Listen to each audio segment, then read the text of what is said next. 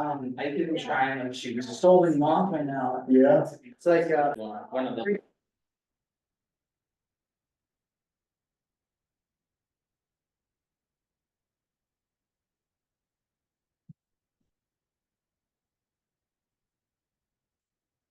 It's June 10th, 2024. This is the Town of Preston Board of Trustees regular meeting being held both in person and via Zoom.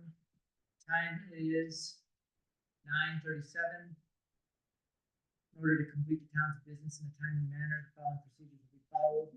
For all town meetings, including those hosted on Zoom, all meeting participants must keep their computer and their videos turned off except during citizens' comments and unless called on to speak by the board.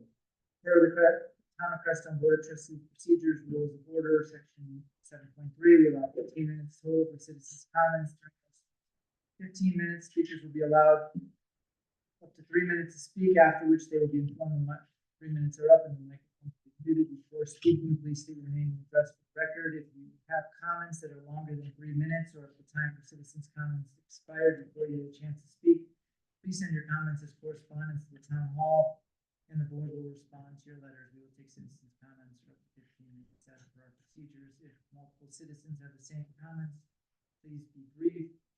Should the time allotted for citizens' comments expire before you have a chance to speak, you may submit your comments to the town hall, including correspondence next regular meeting or special meeting.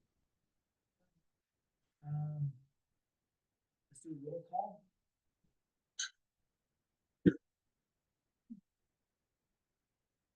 Mayor Byron. Here.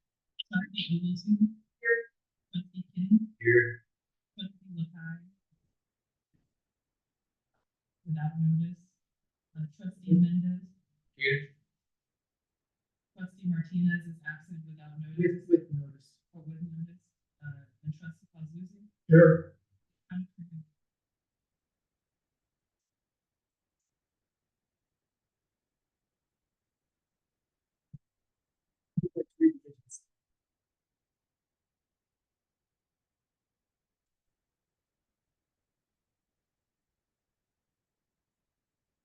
Historic Preston, Colorado exemplifies small mountain town beauty within a community committed to sustainable living practices and spiritual traditions. The town continues to celebrate its pioneering spirit and unique diversity through contemporary self-reliance. Preston's goals are to enhance viability, environmental preservation, renewable energy use, and social responsibility. Next is approval of agenda. We have some updates. I'm going to start with tabling 3A and B because we will be presenting those at our next special meeting, which hopefully will be in the next couple of days. We're going to start putting stuff on a special meeting because of various reasons. Attorney report or tabling the public hearing for Love Enterprise due to not all the materials have been submitted by the applicant. We need to add a public works report. And we're tabling 10B, which is the public hearing.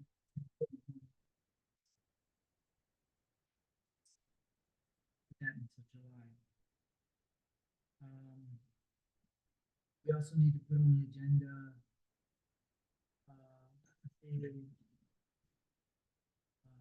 discussion or a action regarding our audit, or find out where we're at with that. That's all I have. Armando. Yes.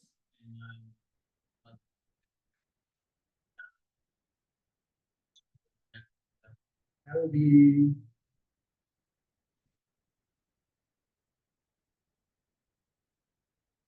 put that on your new business. I guess everything's gonna get moved.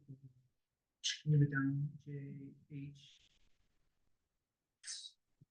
Keep it in order and just say that H is gonna be on my letter.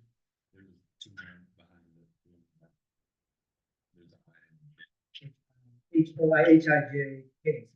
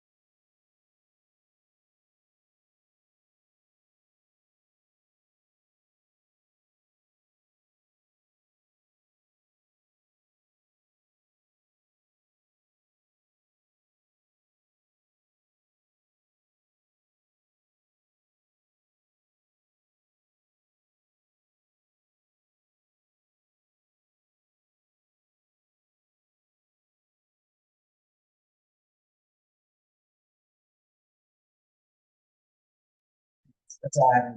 Thank you guys so much. Thank you, thank you.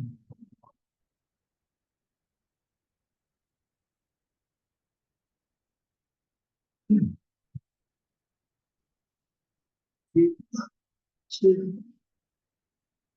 I'd like to start out a little different than I usually do, with a compliment to Harry, Nick, and Goldie.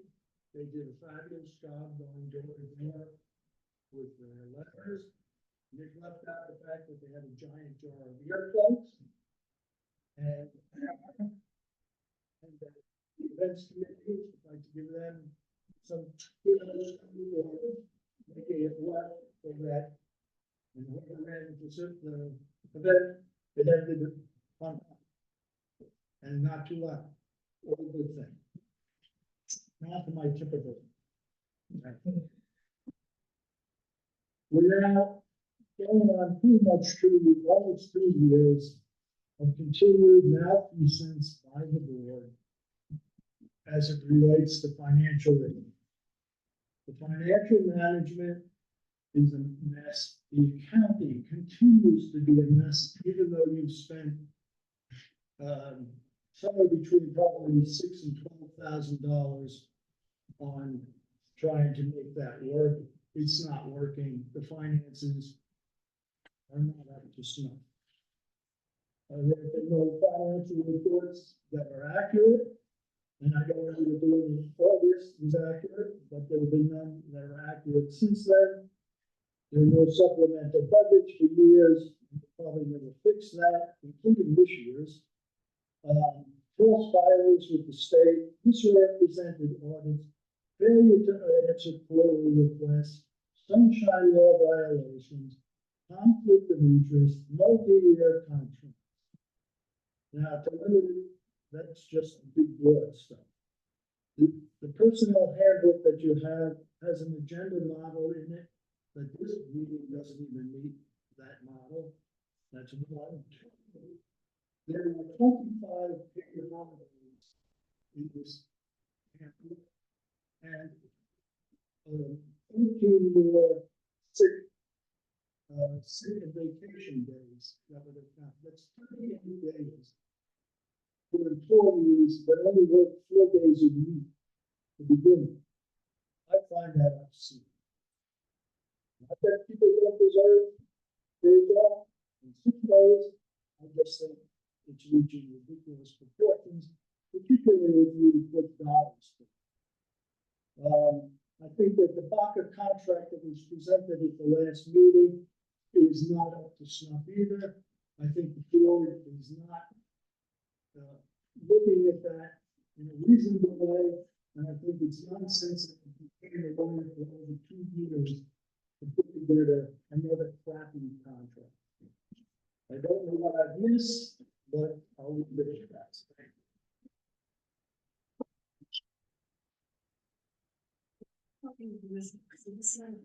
I'll give you both. Both. You're a citizen. If you want, it's a town, that's not good.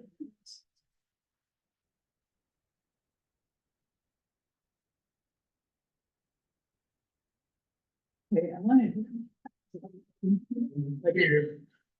to give you a status report since the last board meeting. And this is specifically related to financial matters.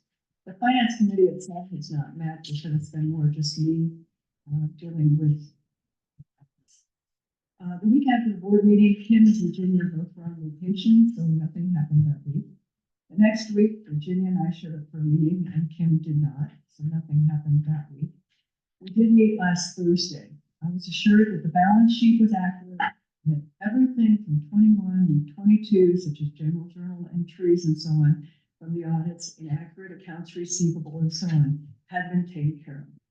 I was assured that the 2024 accounts had been set up consistent with the budget, except that I wouldn't like it that they hadn't been able to alphabetize them. Here's the reality. I was unable to review the documents prepared for the board packet until I received it from Benji over the weekend. This is a notice issue that needs to be addressed. When Benji and I reviewed the balance sheet, there's an omission of net assets. The balance sheet in the amount of $2,574,790.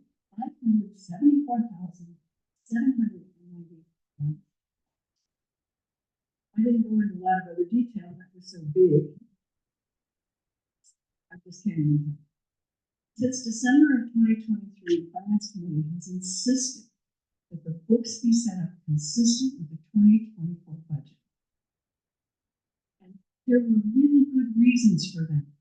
The budget before was endless pages. The board could not possibly look at it and tell what was being spent and where it was being spent, particularly as it related to personnel and professional services.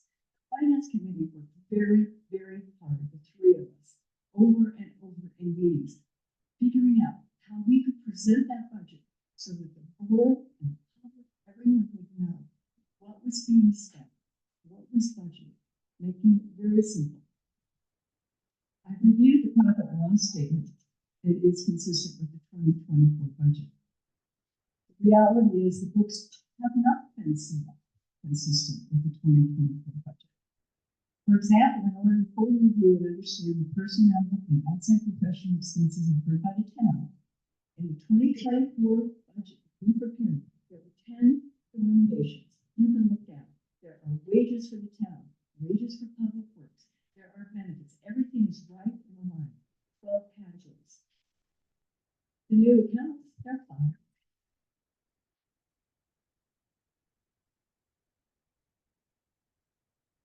The current books, the personnel expenses continue to be scattered. Exactly what we thought we had fixed. They're scattered throughout. Oh, there's some public works here, and there's something else here, and there's a professional service here, and there's another one over here. Exactly the reason why we say set up the books consistent with the balance, or with the budget. The budget was specifically designed to put a halt to the perilous spending that was occurring, in some part due to the inability to see what was being spent. These examples could go on and on and on.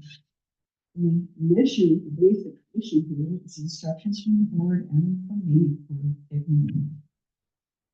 Okay, the profit loss statement we were given has a date of 5/30/24. The date's pretty random, and just the date the paper was printed. For example, the sales tax is only 3 months. There are no breakdowns for the $31,079 paid in professional services. The reason the budget was set up the way it was so that you could quickly look and say, how much have we paid our lawyer this year? How much have we paid our auditor? You can't do that when there is one category and everything is dumped into it. Bottled water and sanitation is in the 13th year. It should be more like 25,000. And I note that there is a bill in the packet for 2 months. We should never be behind with the bottled water and sanitation, particularly when we're in the middle of contract negotiations with them. What is of tremendous concern is taken from a brief review and checklist. Can I want to stop and say, I hadn't seen any of this until this weekend, or I would have followed up with you and tried to fix it before this meeting. I have a lot of concerns, and I'm sorry I didn't have a private discussion with you. What's a tremendous concern is taken from a brief review of the checklist. There's no delineation of deposit sources, and there's still thousands of dollars in uncategorized expenses, deposits and expenses. There can be no such thing. There are things like $616.68 paid in lieu to staff for cell phone reimbursements. Staff is prohibited, except for Brent, which made an exception for last week for this meeting. Staff cannot use personal cell phones in business. I cut you off just so we, because next is the treasurer report, so then we have you come up and we can go through this. Sorry, I didn't mean to. I don't know where it's. Yeah, let's stop there. Cell phones. But let's come back to that. Treasurer's report. And, sorry. You see what I'm saying? Okay, well, So let's, yeah. We're gonna move on, because we're putting the attorney's report after lunch. Here, we're gonna move on to 6, treasurer's report, and if Lane, you would like to stay up here, that would be great. Sorry, I just wanted to make sure citizens comments. Is there any more citizens comments? online, citizens comments there? I don't see any hands. Okay, let's move on. Your I'd like to say, I'd like to say something, please. Okay, go ahead, Daniel.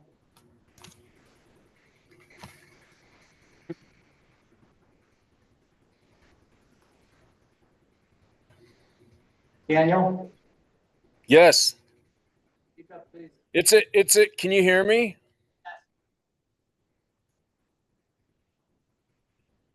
Go ahead, Daniel.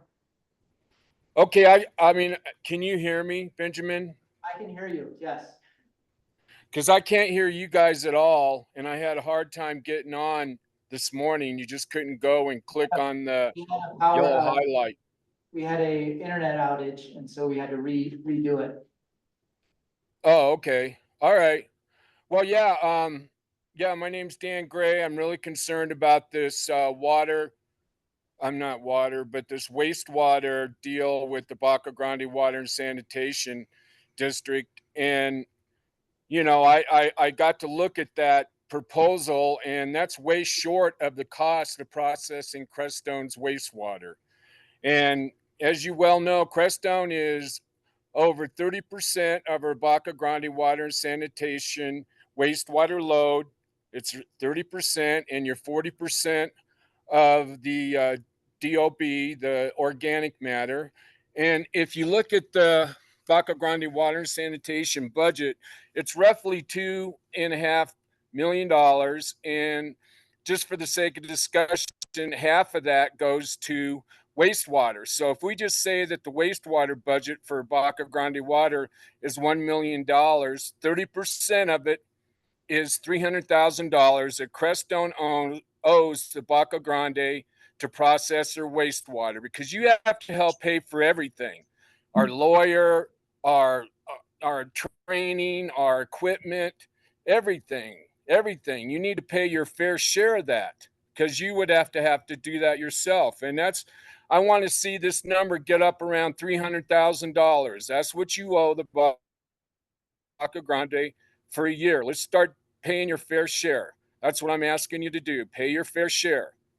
Otherwise, you know, you can truck your wastewater to Center. Maybe you'll be happier with that proposal. But you're ripping off the Baca Grande for like $300,000 a year, and you need to stop that. It's wrong. And you keep dragging out these negotiations, and they're all done behind closed doors. Nobody knows what goes on. The Creststone Eagle doesn't report on what's going on, which is the biggest issue in Creststone. The biggest issue in the Baca Grande is this wastewater negotiation. And for some reason, the Creststone Eagle wants to cover up this story. And that's what you have. When you have the media in bed with government, you have American Marxism. And it's about time you stand on your intellectual hind legs and start paying your fair share of the wastewater expense at the Baca Grande Water and Sanitation District. This needs to come out behind the closed doors and the secret meetings and all the emails, and let the people see and hear exactly what is going on and what's at stake. That's Thank all you, I Daniel. got to say. Thanks, Daniel. Okay, next we are on to the treasurer's report. Good morning. Can you hear me? How's that? Yeah, I mean, if you speak directly into it. Endeavor. First of all, to Elaine's point about the cell phones, most of that rent. He was approved for $100 a month for a cell phone. So I think that most recent entry was a catch up for his March or what have you. I can't remember exactly, but I know what you're talking about. And that also might have included mileage, depending, I think I put it on the same check. So it might not have shown in the register split between mileage and cell phone. But the case is that we are paying $20 stipend per employee cell phone. And I thought that's what we should do. That's what I. There was a mileage entry that was $189, to Brent. And then there was, a bunch of ones that were $100 each to every employee. For mileage. Well, for cell phone, That was a catch up as well. but not everybody was employed for the same amount of time. We can really dig into it. I don't think that's probably the best. It's not it's just, they're small items that, small things count. Yeah. So, Sure. and making sure that they're lined up with our budget, which we're already over budget on that, so, So, yeah, appropriate guidance needs to be given. so we're giving you guidance. The budget is the guidance, right? Yeah. Yep. Okay, so I think there are two different budget lines, one public works, one town employees for cell phones. Cell phone. There's, What it says is 14077, Allison Rance, you have Mateo's 100, Ariel's 100, Kim's 100, and then Brent's 181.94. Yeah, and now Brent's over that because I caught him up on. his cell phone. I mean, it looks like we have $300 budgeted so, for cell phones. as I recall, we were anticipating that perhaps the code enforcer who's out there and maybe would need a phone. Yeah. But it was 300 for the year. Yeah. The cell, if you look in the personal handbook, there's a prohibition that in the new language. Because of the problems we had from prior employees using personal cell phones, that personal cell phones are not to be used. Friends was an exception, and that's gonna have to be figured out, but $184 a month is way too much. For one, Yes, The rest of the did employees. the board approve $184 a month for Brent? we approved it, and that means we would have to supplement, that would be, go into our supplemental budget, which we haven't been updating, but we did approve for Brent to have his cell phone paid. But there was no amount in there, and I would suggest to you that it can be far cheaper for the town to provide a phone than to pay $184 for a glass phone. But yeah, we budgeted $300 for the entire year for cell phone reimbursement, and it sounds like we're at, what, 1,000 right now? We're 316 over it. If you look at page 4 of the check register, you'll see I checked at Gretchen 134.74 for 6 months of cell phone. And there's 100 each to Mateo area, Kimberly, and then 181.94 to Brent. And those And are the stipend was not, has never been determined. The exact amount of the stipend that was to be allocated each month has not been determined. For Brent, it was 100, that we voted on. But not at any meeting I've been playing them. So in the minutes, Okay. so, but that would have to be supplemented in our budget, if, even if. You need to look at that. Part of the reason was because he claims his cell phone is designed specifically so that he can, he gets service. What was it exactly?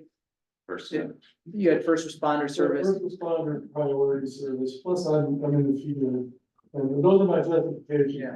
for my cell phone stuff. Which we did control, how we can provide a payment for a business phone now, a personal things and business. Gonna be, because if we own that phone, we pay for that service, we should have access to that phone. I mean, But it's- his personal phone, I should not be together. And we do have a phone. It was Mateo's, it was a code enforcer's phone, but Yeah, I've taken that over as a means to get codes for various important. So then, functions, like the bank, bank codes to get into government sites. Right. And So I then- apologize if it was in the minutes. I think it brings up the big issue. The minutes have got to be posted. You can't have people, they're still not posted, I know, we'll- since October of last year, so you've got to get them on the website. Before Yeah. we leave the cell phone Yeah. issue. Can I? yeah, yeah, You guys- please, please. So no more cell phone stipends, period, Yeah, none. Well, it sounds like the board approved $100 a month for Brent. And that was it. Well, since we're well beyond the 300 that we allocated. In general, then yeah, it sounds like. Who else is getting reimbursed on their cell phone? It was- Like everybody. It was my understanding that it was supposed to be $20 a month. Where did you get that understanding? From Gretchen, from Ariel, it was, Where did you get that? it was common understanding. I was told that it was that it had been approved. I got that from Allison Ransom, that we all had $20 a month as a cell phone stipend. I was told that it was in the personnel handbook. Allison Ramsey told you that? Yeah, we were told. Maybe it not- wasn't, maybe it wasn't. in the past. They passed when In we the had. past, it was true, and Yeah, as of December of 23, when the 24 budget was approved, that benefit, as well as many other benefits to employees, was eliminated because there's no money. yeah, because when I was. A lot of the former employees, like Allison, for example, have not necessarily been kept up to date with a lot of the changes that we went through with finance and personnel. So I would really double check with those that are more in the moment than those folks. Allison's great for a lot of information, but some of it is definitely outdated. Yeah, it needs to be in writing. It can't- is. It's not from, Budget. you know. Is it in our Ask personnel Benji, handbook? but- Isn't it in our personnel? It hasn't been approved. Was it, what about the old one? The old one, I believe, had it. I hope everyone was told that they couldn't rely on that as of January 1st. We were not instructed, so we were asked to sign that. So as of now, we're gonna approve the personnel handbook today with hopes. So you're fine. How about this? We'll let go the previous payments made because we have a misunderstanding. And then as we move forward, we have to discuss if you want. Yeah, With that being said, I have people conducting business with me on my cell phone, so. yeah, To Well, I clarify, understand. and not. well, yeah, I mean, ideally, we would have a separate cell phone for the clerk that would be ideal. and for Brent, Don't we have landlines in here? yeah, that's. It's not me reaching out to people, it's people reaching out to me to tell me that it's the same problem I had before with people reaching out. Just tell them to use Are you, this phone number. are you saying the poor people or what people, okay, so. Don't Citizens, do the it, board, anyone who about has citizens, how they have your number, from here or personally, personally, I guess. the vote. I do think that, that there is a little bit. Like, it's kind of unfair for us to approve so much for Brent to use Yeah. his phone and not be approving something for everybody else when business is being conducted.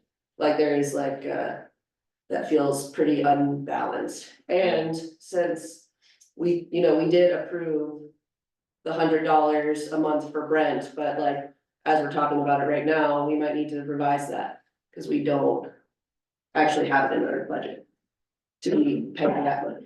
Yeah, And if there's a way that, I totally understand that people need a phone to be able to conduct business, that's the way business works now. But we might need to rethink how we're gonna do that. And not do the $100 a month, and, even if it is like a, badass phone. and the other thing, most of the time, most of these occasions, we don't have on service, so you normally have to be connected to Wi-Fi to do all the business, so. I don't see why we have to pay that much for cell phones. I And we think don't it's a- have it. You have to remember why the personnel committee took cell phones, personal use of cell phones, eliminated it.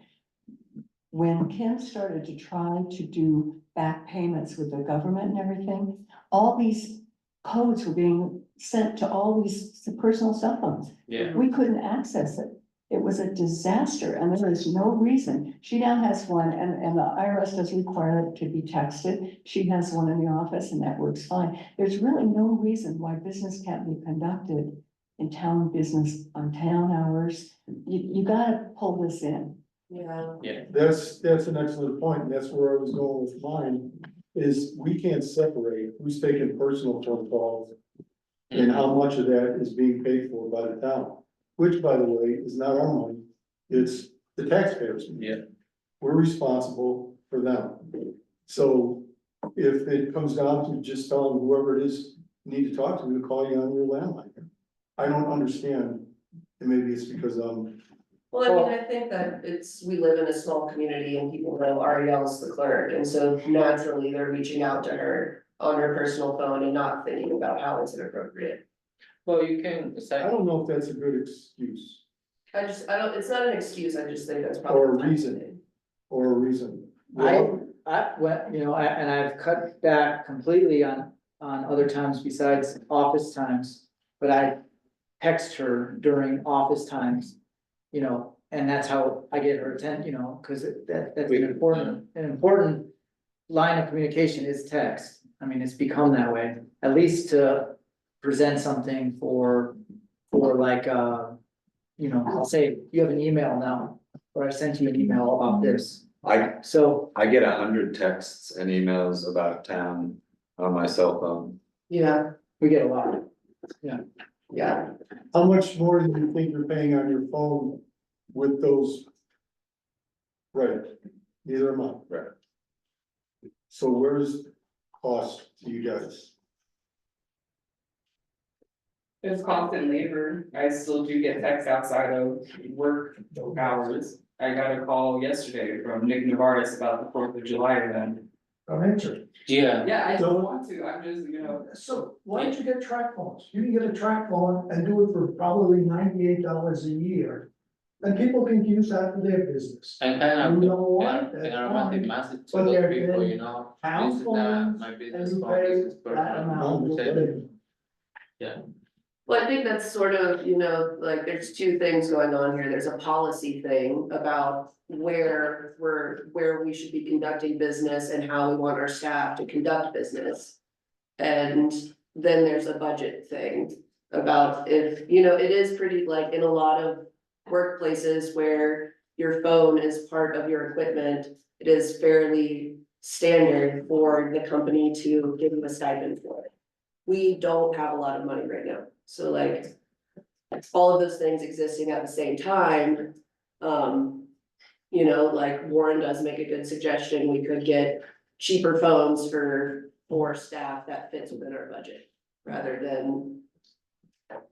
Kim, I What do you don't think that exists anymore. I don't know, maybe you're talking about like flip Still phone, just. No, like they're regular phones that you just buy, that have like I think I have the cheapest phone plan there probably is, and it's like, it's amazing. I mean, How much is it? it's only like $40. my phone plan's $25 a month. Right.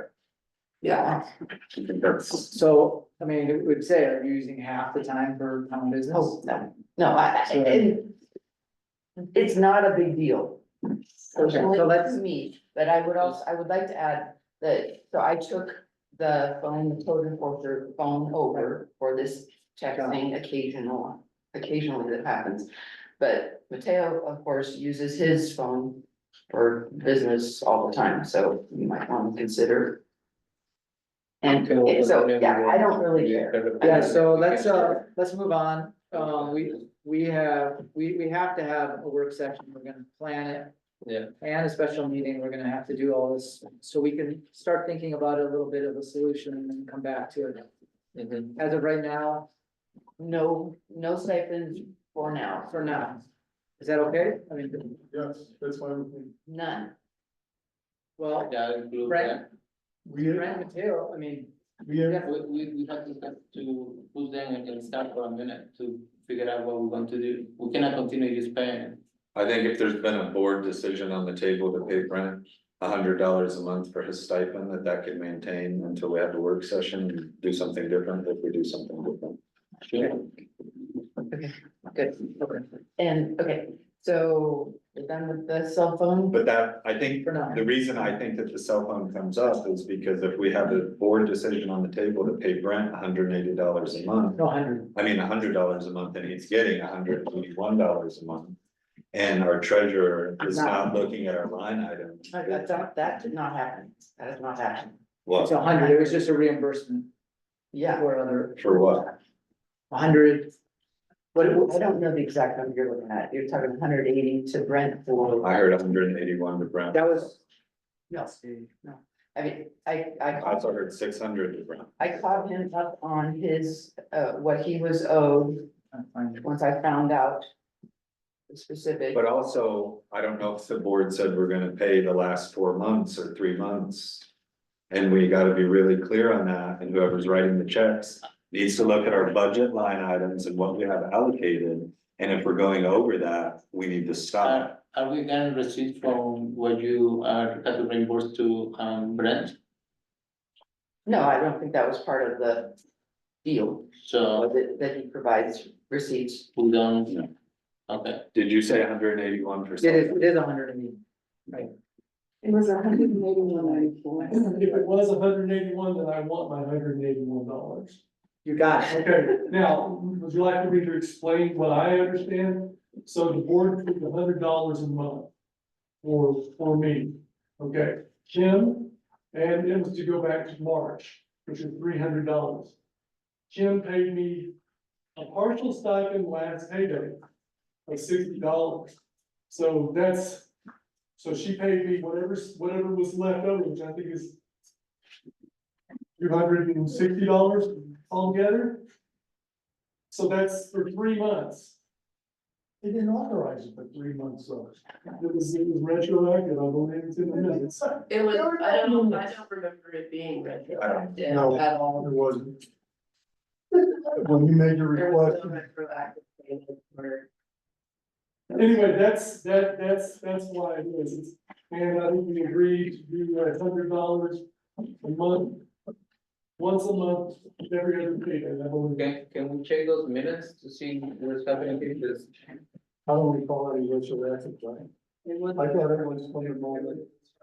And that- Okay, so again, I just want to reiterate, the reason I think the cell phone conversation is important is because it's indicating that payments are being made that don't align with board decisions, and that payments are being made that surpass what we've allocated for those funds.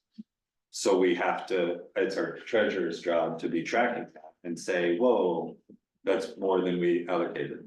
And bring it to the attention of whoever's signing the checks. And I got something to add here. Staff, you need to communicate more directly with the board instead of yourselves on some of these issues that are not clear.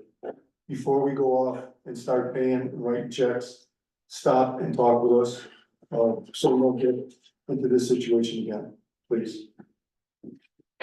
Talk with Benjamin. Well, it could be with me, but it also could be, if you have questions that would be the perfect time to put on your report, what's your question about before you start just writing checks? Are we retroactive with Brent? That would have been your question, right? Okay, but I was relying on Brent. Yeah, but you can't because you're relying, that's what we're trying to say, is the minutes are so the staff have their own interpretations. The board, that's why we're creating minutes. I mean, it doesn't make sense to have you guys making up your own decisions when the board is really the decision-making entity that does the decisions. So if you're making your own decisions, you're kind of, it's kind of a not going against, you're kind of going against the rules. Okay, well, I was not intending that, of course. And same goes for the mayor, is that the mayor can't make those decisions either. In most cases, I cannot. In some cases, under certain circumstances, I can, but it's really, it needs to be brought to the board. And we're I gonna, don't think we're gonna have, I don't think he can approve overtime, I don't think he can approve. If it's retroactive or just from date, those are all board decisions. But the could asking him and, back in checking the minutes, is something got approved or is in the minutes, we don't need to clarify that one, but I think definitely, yes, you guys should ask questions before. You were acting in good faith. That was something you were. Not your intention, it's No. just that from now on, that help, let's bring it to the board, let's make motions, let's have decisions made and put in the minutes, and then you can go back and you can say, the minutes say this, and that's what I have to go by. Okay, Does that make sense? Yep. Yep. If you need actions, present them to us so we can make actions for you. got it. Okay, so moving on, Elaine, I totally agree with you about this, John, water and sanitation bill. I saw that, in the notes for the meeting that I got emailed. I just saw it yesterday. Actually, this bill, the hard copy, the original copy, yeah, is somewhere, yes. So I didn't have it last week, and the fact is, I'm looking at this and you are correct. I don't know what happened to that previous month's bill. And so I totally agree with you, and I wrote a check. I think we should sign it and send it immediately. I was really surprised to see it. Then it begs another issue, and that is there has got to be a very set plan for it. If something comes to the office, it's got to be directed to the, it can't be lost somewhere. You guys have got a mechanism where things are going where they need to be. There's only 2 of you, 3 of you. There's now 3, yeah, and that, You can't have a bill sit somewhere and then we're in the middle of contract negotiations and they're like, you're not even paying your bill. The ramifications can be extremely significant. And that is a procedural thing. You guys have been in the office 6 months. We shouldn't be having procedural issues at this point.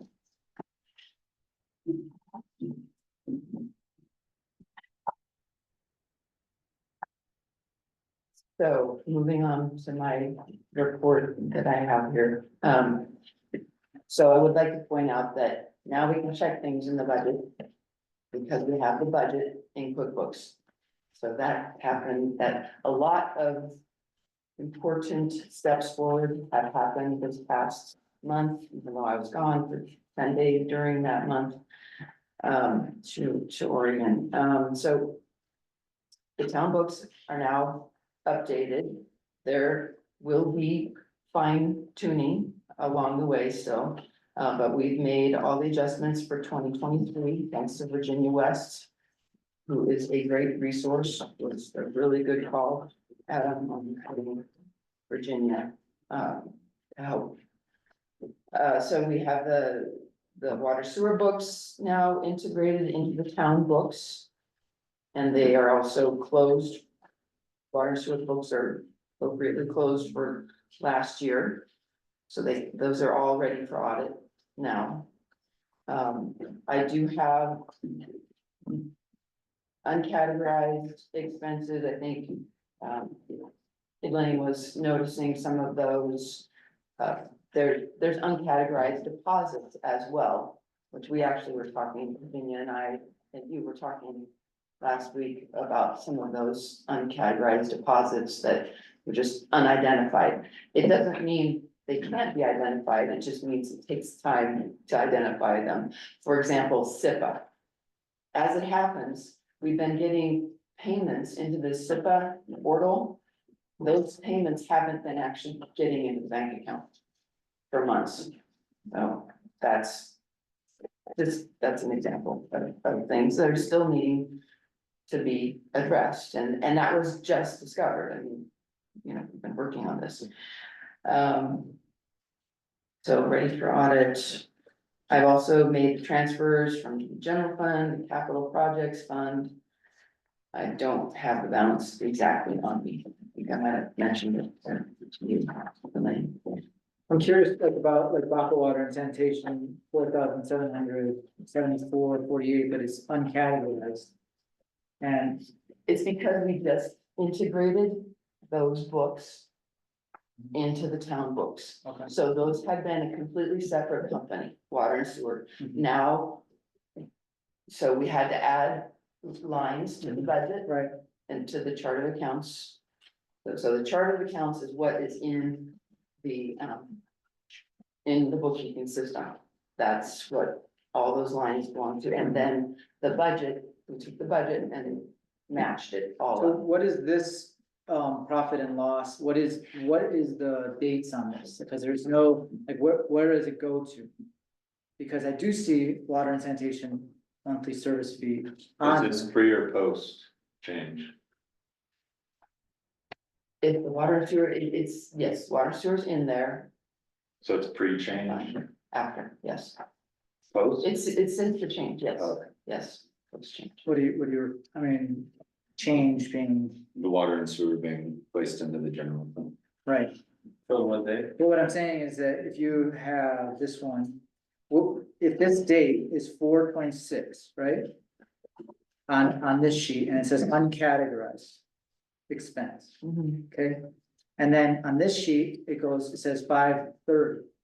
So is this expense that's uncategorized in this profit and loss, or is it not in this profit and loss? I'm going to ask for your patience and ask for some of these questions to be tabled until the finance committee Okay, can meet, wherein I will provide, with Elaine's help, exactly what you would like to see in terms of reports. I needed to get to the clerk my reports on Tuesday. And that was a change from how it had been before, and that's how we're gonna do it going forward, but I only knew that as of Monday before Tuesday, so the day before. So that, all of this is from last week. so can we ask then that when we get these reports, that at our next, hopefully our next meeting, that it'll be up to date, Yes, and they will be with the proper dates, so we know where we're I at. promise. Okay, good. That's all I ask, is that I'm seeing so many, I know, understand. discrepancies that we need to fix the discrepancies, and I would really, really hope that you use Elaine's recommendations and really consider them highly, because she has the best handle on our budget out of anybody. And she's volunteered her time, and then we also had a CPA volunteer because they read the article in the paper. And they came and said, I'm a CPA, I will volunteer my time to help you guys, so I'm gonna bring it up in my report as well, but I just want, we're halfway through the year. And I know you've been doing a lot of work, and I know you've been really focused on this and getting it right, but we gotta get it to a point where we feel that the board, staff, everybody feels comfortable with. We're getting there, Okay, And again, and I can't control the timing of all of that. I have not been in control of all that timing. you have more control than most. it's nice to say that you hope that they'll listen to Elaine, but also, again, the board passed a motion that instructed Kim to work with Elaine Yeah, and listen to Elaine, so it's beyond a hope. it's beyond hope, but there's definitely still some resistance. Not for me. The board is known for 2 years. They have financial problems. They need an accountant. If you've got an accountant willing to delegate their time, great. If not, go hire an accountant. I'm not an accountant, but I can read a line that says lawyer, paid nothing, and knowing they've been paid over $25,000. There's no huff money coming in. But there are huff expenses. I mean, I've got 17 issues on this thing, having no access to any of this stuff. You just keep getting deeper. It gets worse every month. They're gonna refer, That's just not true. That's That true. is not accurate. In the intention, when we went into committee and we came out of committee, the intention that we had set is that this budget that was approved in December would be followed, and each month each month, not quarterly or half year, we would be able to go through, and employees as well, staff members as well, and see the specific line items, what was budgeted and where we are today. And we have not gotten that at all. I don't know if that's been ever explained to you, but that was the intention. That was also what Elaine had said, on the line items that we established and all agreed upon in that December meeting. And I don't think you were here then. I think you didn't come out until January. Everyone agreed to that. So I myself would like to follow that original intention, be able to pick this up and be able to read it. Anyone else be able to read it and understand it instead of all this other paperwork. So that's what I want us to achieve. And I don't know if this is the right time, you wanna talk about when we're gonna have that meeting, or if you wanna set the meeting up. I'll email the finance committee after this meeting today and we'll set something up. Okay. What's did we get was the last sales tax we had deposited was April or May? May, you had last month, the current, and I think today, the June payment is coming, I believe last month. I thought I saw the last deposit was April 8th. Did anybody see one after that? I haven't looked at that. I Anybody? didn't see one. That is the last one, and that's for March. Sales tax. So, There's an April, I think March. there's an April. right, so we received one in April 8th, For March. So For March. that's- Right, but we did not receive one on May 8th. We did, but it's not, it's kind of, these are a mix. Some things are through April, some are into May. And it's a mix. You can't remember the dates. So that May one that doesn't show up here was 41,000. That was for April. For April. The April payment is for March. You get it the beginning of the next month. So And then, so we haven't received our June payment yet. I think it's coming today, probably today. And so, yeah, and that also just brings up like the sales tax line item at 129,000. Which it should be 240. 240, something wrong. No, not quite. They backed out, when they did this, they backed out the December payment, which was received in January. Normally, when you're looking at these every year, you see 12, which you do, but when Virginia was adjusting the 2022 book, she backed out the December sales tax received in January. Which was So probably this- 40 or 50. 50 some, yeah. Yeah. This one is off by 1 month at least. And then at the year end, you'll be able to bring in the January payment that's for December. But also what was done after this was printed was there was about 38,000 that was put into the capital fund. And we had that continuing problem with the capital. Well, you have a continuing problem that your capital fund statement isn't in here and you don't know anything about it. But also our other accounts have not yet been established. Like the For the savings. cemetery fund, the savings account, what else is there? The court escrow account and the rental, security deposits. Those accounts have not been created. And it's 6 months. We can't just keep saying another month. So, yeah, I would be happy to work with you, Elaine, at any time to get those things established. And I do have more comments when you're done, Kim. Okay, so budget, yes. Now with books as of like last week. Update on the bank accounts. I took the documents on Wednesday with the minutes to the bank in Swatch, and we now have no progress on that. I think we all signed. So the three mayor, clerk, treasurer are on the main account. I do have an action item that I would like vote on for the minutes. To appear in the minutes so that we can get this done. That is, I heard from the bank, they called on Friday or Thursday. and mentioned that there are CDs. There are 3 people on there that we should not have on there: Diane Bairstow, Catherine Danforth, Gwen Busby. Those 3 individuals their names appear on those CDs, and we need to have a motion that they are off. I make a motion, we approve our treasurer to work with the bank to remove those 3 signers from the CDs. And replaced with, Let's do that in a separate motion. I second. you read it back. I would suggest only trustees be on the CDs because those are long term. And they're kind of different, they're like reserves, so I would suggest only trustees be on that. I don't know that you need 3.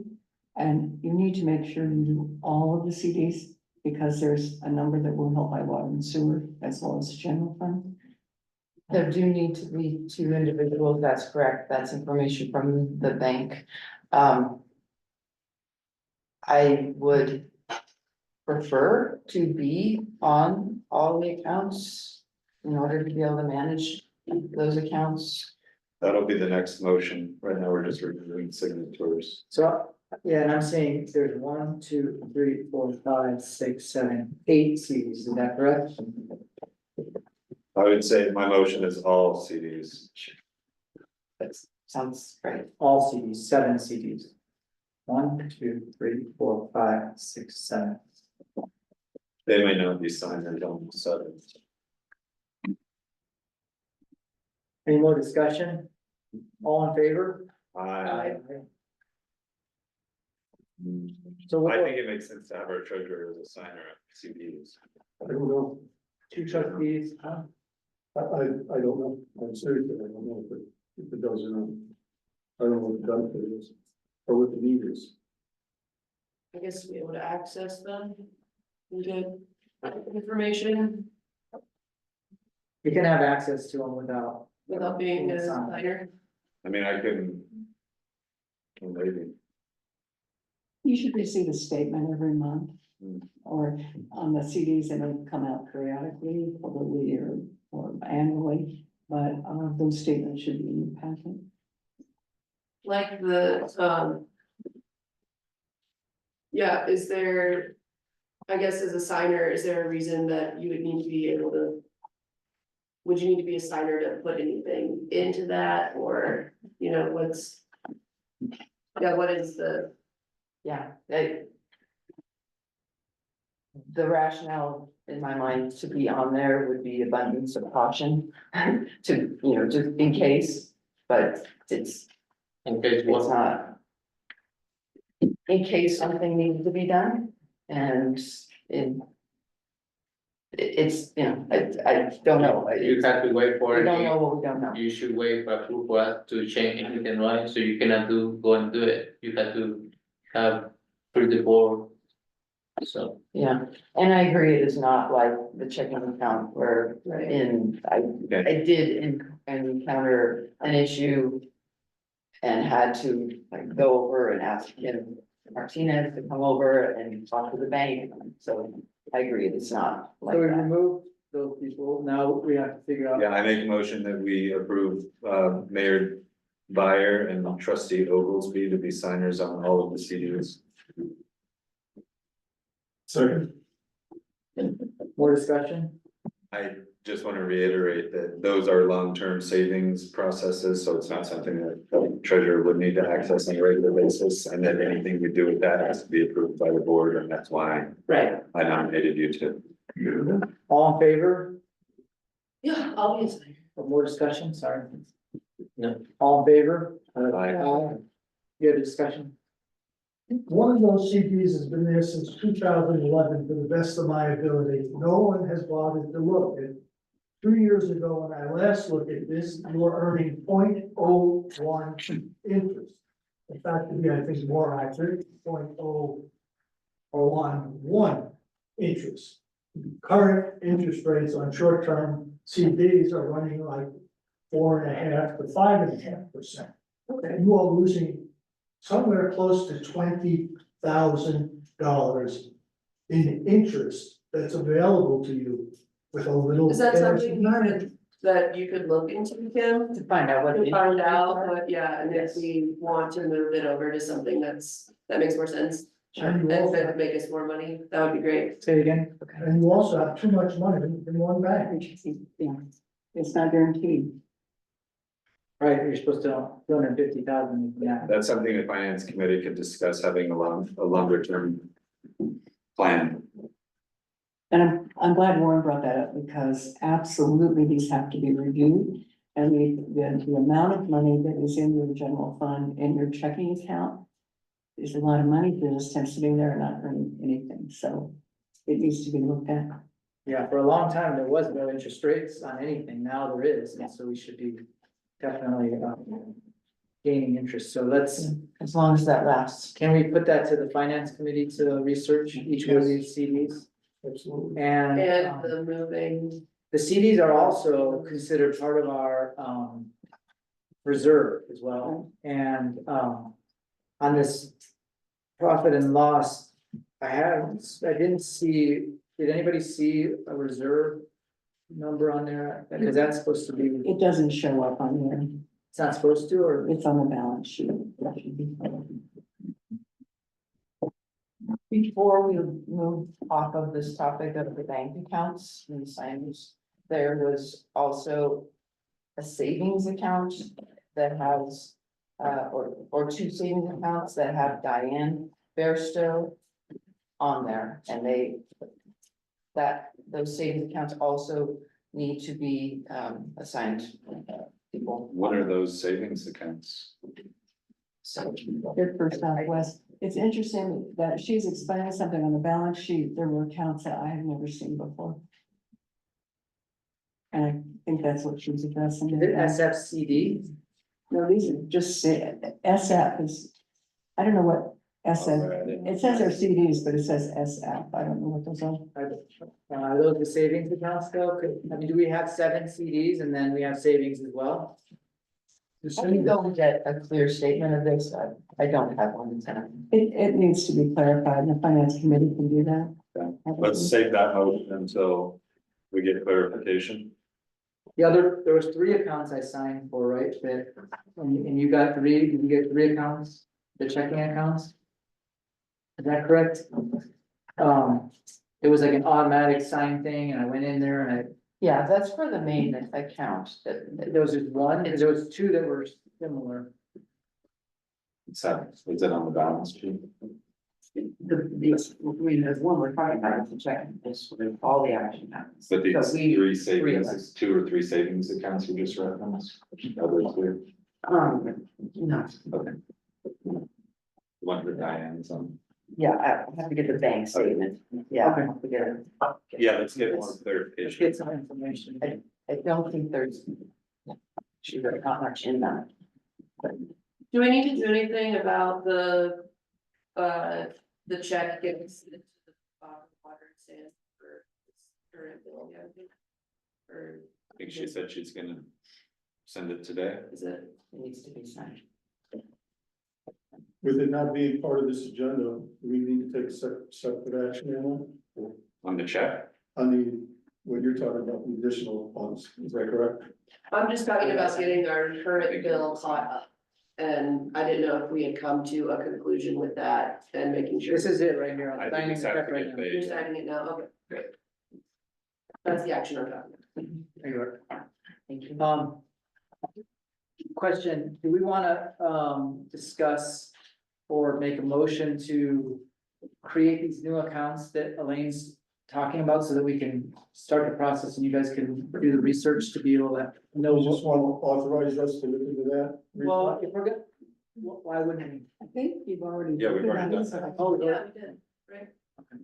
I mean, that's the budget. That we. no, there was.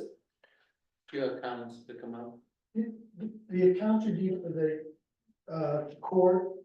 Yeah, those are all things that we approved when we approved the budget. Right. But you don't have minutes, Well, we know we approved the budget. we don't have minutes, you need the minutes to go to the bank. Understood. But I think they may be in that February minutes to set up the new accounts, you know, might be better for the bank if you were specific. I don't I know. don't have those, Then, yes, I will make a motion right now that we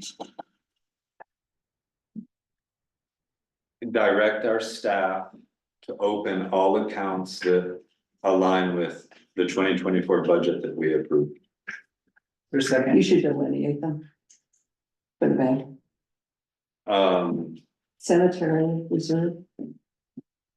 Court escrow Cemetery reserve, court escrow, excess sales tax savings, and the rental, deposit. Escrow. rental deposits. deposit. Sound good? Is that good, Ariel? Can you go back, the cemetery reserve, the court escrow, and what was? It's just cemetery fund, court escrow, Security, rental, security. rental deposits. And then I would say excess sales tax savings. Yes.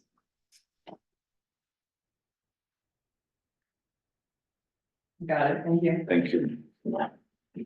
Second, Okay, discussion, before we set that up, do we wanna have the finance committee approve it, because we might be switching over to another bank, so that we have. I'm just wondering, are we gonna do it at Southwest Bank, or are we going to create an account somewhere else? For ease of transfer, it'd be better to have these little escrow accounts and savings accounts tied to the general Southwest. fund mainland. What you might want to look at are these CDs that are, I'm sure matured, many of them, and putting them somewhere else. And just kind of have your reserve somewhere else and make the other accounts where you can easily transfer. So this is at Southwest Bank, and we're directing them to do that, four new accounts. Just want a second. Yeah, second, any more discussion, all in favor? One last thing. Yeah, keep going. On the credit card, I am now in control of that account and can access it and all of that, but none of the transactions are on the books, and this gets into the issue of transitioning the books to QuickBooks Online, and the efficiencies created by such change to QuickBooks Online. So instead of manually entering transactions, they flow down in, and it's just a very different system. So I don't know if we'll talk about that more. So you're saying that the credit cards are uncategorized, or they're uncategorized? Yeah. They're having a hard time knowing what they're spent on and how to. So all the work, you know, that I've done, that Virginia has helped do on the books, all of the backlog of transactions and such that we caught up and now have finalized, everything's good for 2023. None of that has been done for the credit card.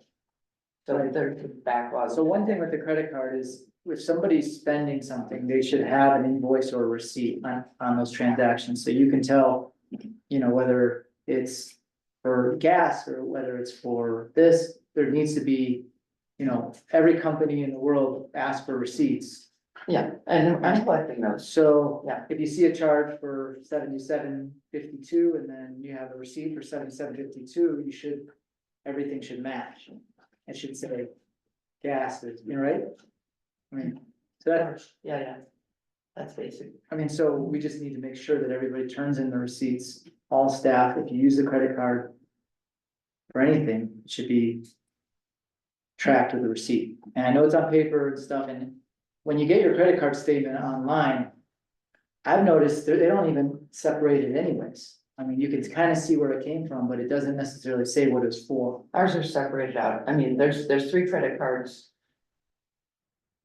The town has 3 credit cards operating right now, and yes, they.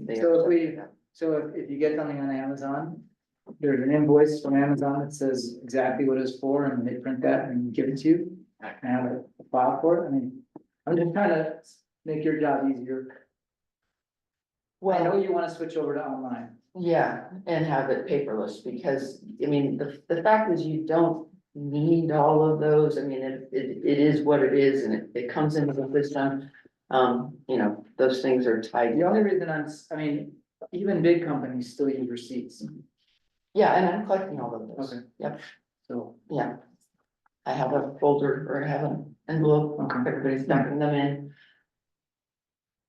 I think Is that was any more it. on your report? Pardon? No, that one, that's it in your report. I think so. So, Sorry. can I have a question? Yeah. So, we've been, everyone here, you know, we are aware of the situation where towns, when you started working, and I'm not really familiar with worker numbers, but it sounds like every meeting that we come up, you don't have anything for us, the questions, the answer for our questions and the thing that we need to do. How long more time you need to bring everything out there, because we can no longer continue with this, like, oh, I don't have this, I don't know this. I apologize, again, I don't familiar with the work, so how many hours, how many days or months you going to need to be doing this at the day, because really it's a little frustrating to be here and not be able to have, you know, from you the answers of the hard questions, so. Right. I tried to explain that I had to have the reports done last Tuesday. And that was too soon. My last meeting with Virginia West was on Thursday Okay, and we capped a lot of things off. okay, are And those and made a meetings, lot of, but no, those are not all reflected in the reports, because those had to be in on Yeah. Tuesday. So the Correct. work that we did was on Thursday. no, So I think we are there. But the reports don't necessarily reflect that. But there are some things, for example, in uncategorized expenses. In that, on that line, you'll see, you know, a pretty high number. Most of that is credit card, half. Something like that. A lot of those need to be categorized. okay. So that's just, it's just a matter of time. Let me refresh my question for now, for And this meeting, how much time I have? so, I mean, that's going to take, depending. Yeah, depending on the system that we have in effect, the credit card is gonna take a while. It's For the next meeting, you think? no way, absolutely not. Cause, yeah, it's just not possible to get all of those transactions in and divided out. I'm talking about last year. I mean, Oh, last year, which I understand, I just trying to figure out how we can come up on this situation we are, because it just taking forever, and they say they have everything put in writing, they didn't allow work, so I'm not sure where the problem, you know, so. well, there was a big backlog, so that was on the board. So, I think that was clearly on the board, As a that board, people we were have not to in do place timing, last then year. can we, So we, do at this, something to help her to bring Well, this at the well- day? Or what we going to do? I think that if the finance committee meets in the next 2 weeks, that we could have a bigger picture conversation, including if we're gonna move CDs, and that we ought to consider setting timeline goals of specific needs and being very clear on them. And then I think that if Elaine and I can work together in the next 10 days or so, depending on when the finance committee meets, I think we can have it in good condition, and by good condition, I mean meeting Elaine's approval. that's pretty good conditions. I thought when we talked with Virginia on Thursday, we had a kind of a consensus that it was looking. I Right. thought on Thursday, based on representations that were made to me by Virginia and by you, that it was in much better shape. It is in terrible shape. It can't. I like you as a person, and I'm sorry to say this, but it is a mess. It was not, the chart of accounts were not set up like we said at all. The things that are, and this is current postings, are not in there. They're not done right. I'm kind of beside myself. I'd like to finish with what I started with earlier when Kim is finished. And I apologize to you that I didn't have a personal conversation with you about this, but I didn't see them until the weekend. I wish that we could sit down with the computer, you and I, and kind of make sure we're on the same page. Make sure that the entries that I have made subsequently are there and apparent to you. I mean, I think that would be helpful, but I also would like, some deference to Virginia West, who is a fully qualified, very experienced accountant and auditor. And so, I mean, I'm kind of, I'm gonna fall back on that because as I said before, I'm not an accountant. For her expertise in setting up the budget, aligning it with charter accounts. It wasn't. It wasn't. You took the budget that was a disaster from before, the reason we had to change it, and put those numbers in. You look at this personnel numbers under public works, that is not the way the budget's set up. None of that was, I don't know who did it. I don't know who didn't do it, but between you and Virginia, the chart of accounts is a mess. There are categories not even there. It was not set up properly. Well, like I said, it is a work in progress. We don't have time. We're not making any progress. And, That's not and true. again, I apologize for not That's having a not- better conversation with you, but I didn't see this stuff until I got the packet from Benji. And I was shocked. So I think Virginia would be shocked to hear you say that as well. Well, Virginia has some explaining too. I think you paid her most, you were here at the beginning when I started talking. There's $2.5 million missing on the balance sheet. There are no assets, fixed assets for this building, for the parks, for all the land that was just purchased. It's in the 22 audit. And it nets 2.5, it's 3.4 before depreciation. That's not there.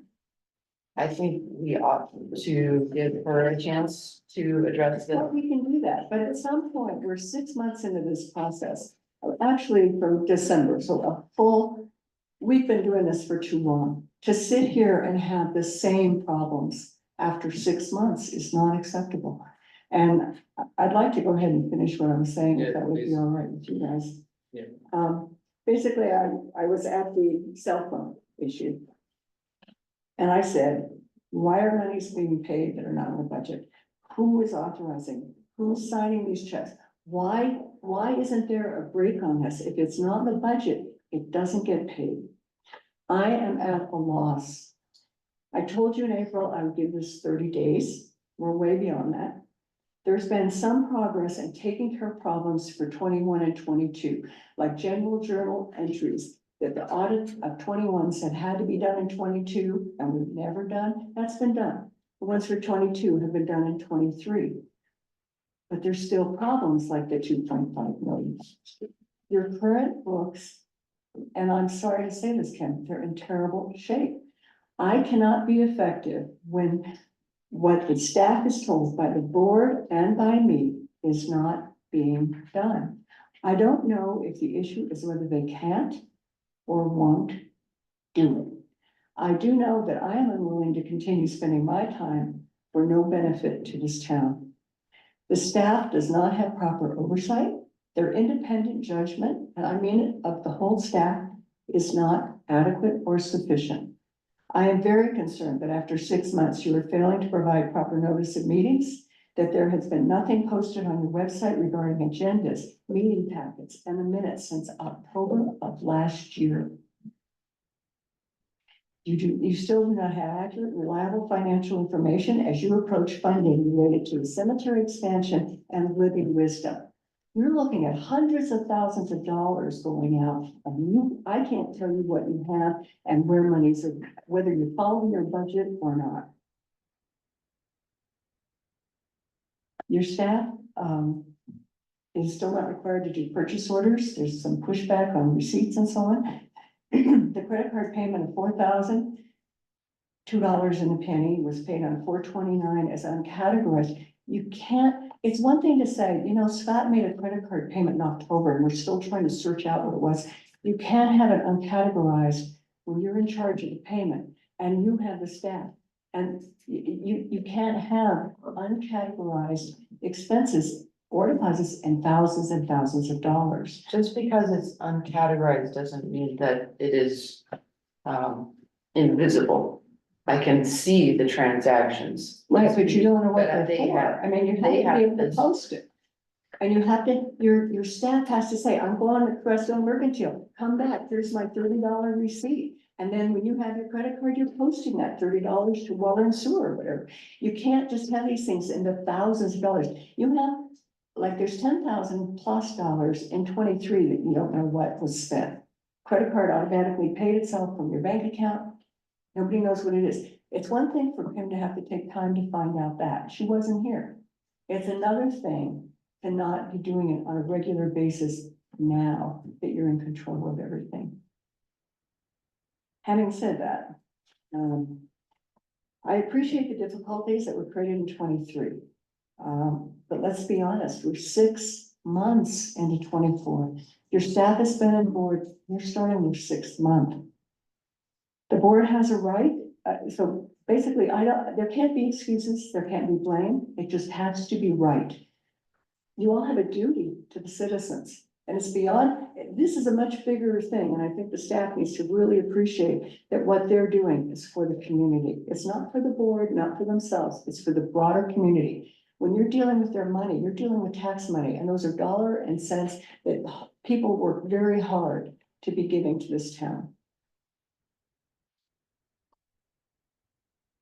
I have lost my little thought here.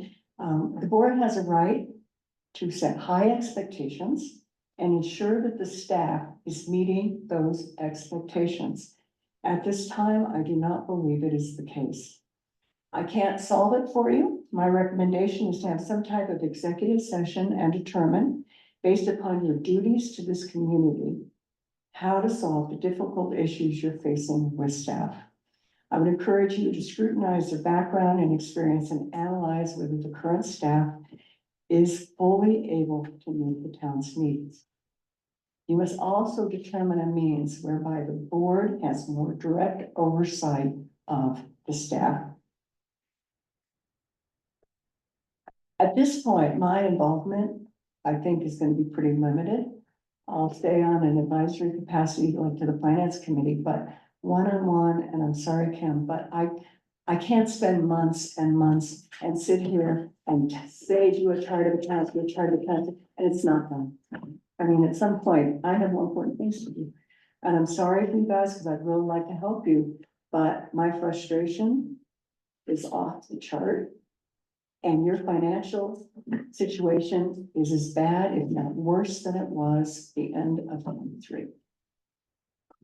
That's what I have to say. Thank you, Lynn, for a good time. Thanks, Elaine. Talking about the local budget calendar, we have a deadline for auditor to submit audit report to local governing body by June 30th. June 31st is the deadline for submitting annual audit report to the Office of the State Auditor. Deadline for request for extension of audit. An audit is required but has not been filed. The county treasurer may be authorized to withhold the local government taxes revenue.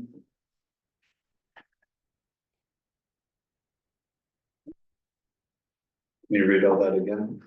So the deadline for auditor to submit audit report to local governing body as our CRS 29-1-606A1 is June 30th, July 31st, deadline for submitting annual audit report to the Office of the State Auditor, CRS 29-1-606-3 or parentheses 3, deadline for request for extension of audit. That's parentheses 4. If an audit is required but has not been filed, the county treasurer may be authorized to withhold the local government's tax revenue. So we're, My understanding is that that is fairly standard to ask for an extension. And our RFP went out about 3 weeks ago, something like that, to get an auditor hired, so. Well, if we don't file, we need to file the extension, post that to the village first, but you have, but to the normal time. Right. The auditor needs to file the extension. we need to have an auditor. Yeah, No, we haven't. which this has come up and like that timeline has come up and part of the we're like, well, hopefully we'll have some actual numbers, cause I think. At one point, it was gonna be really hard for an auditor to do anything with our, So it's talking about last year's books, and yes, now they are all ready to go. so now we need an auditor. And have we gotten any, No, requests besides the one? I've reached out, I sent the company that you had mentioned, something. Which one, to the same as last year? Nursing, Forget right, and to Lenny. Lenny Miriam was the auditor last year.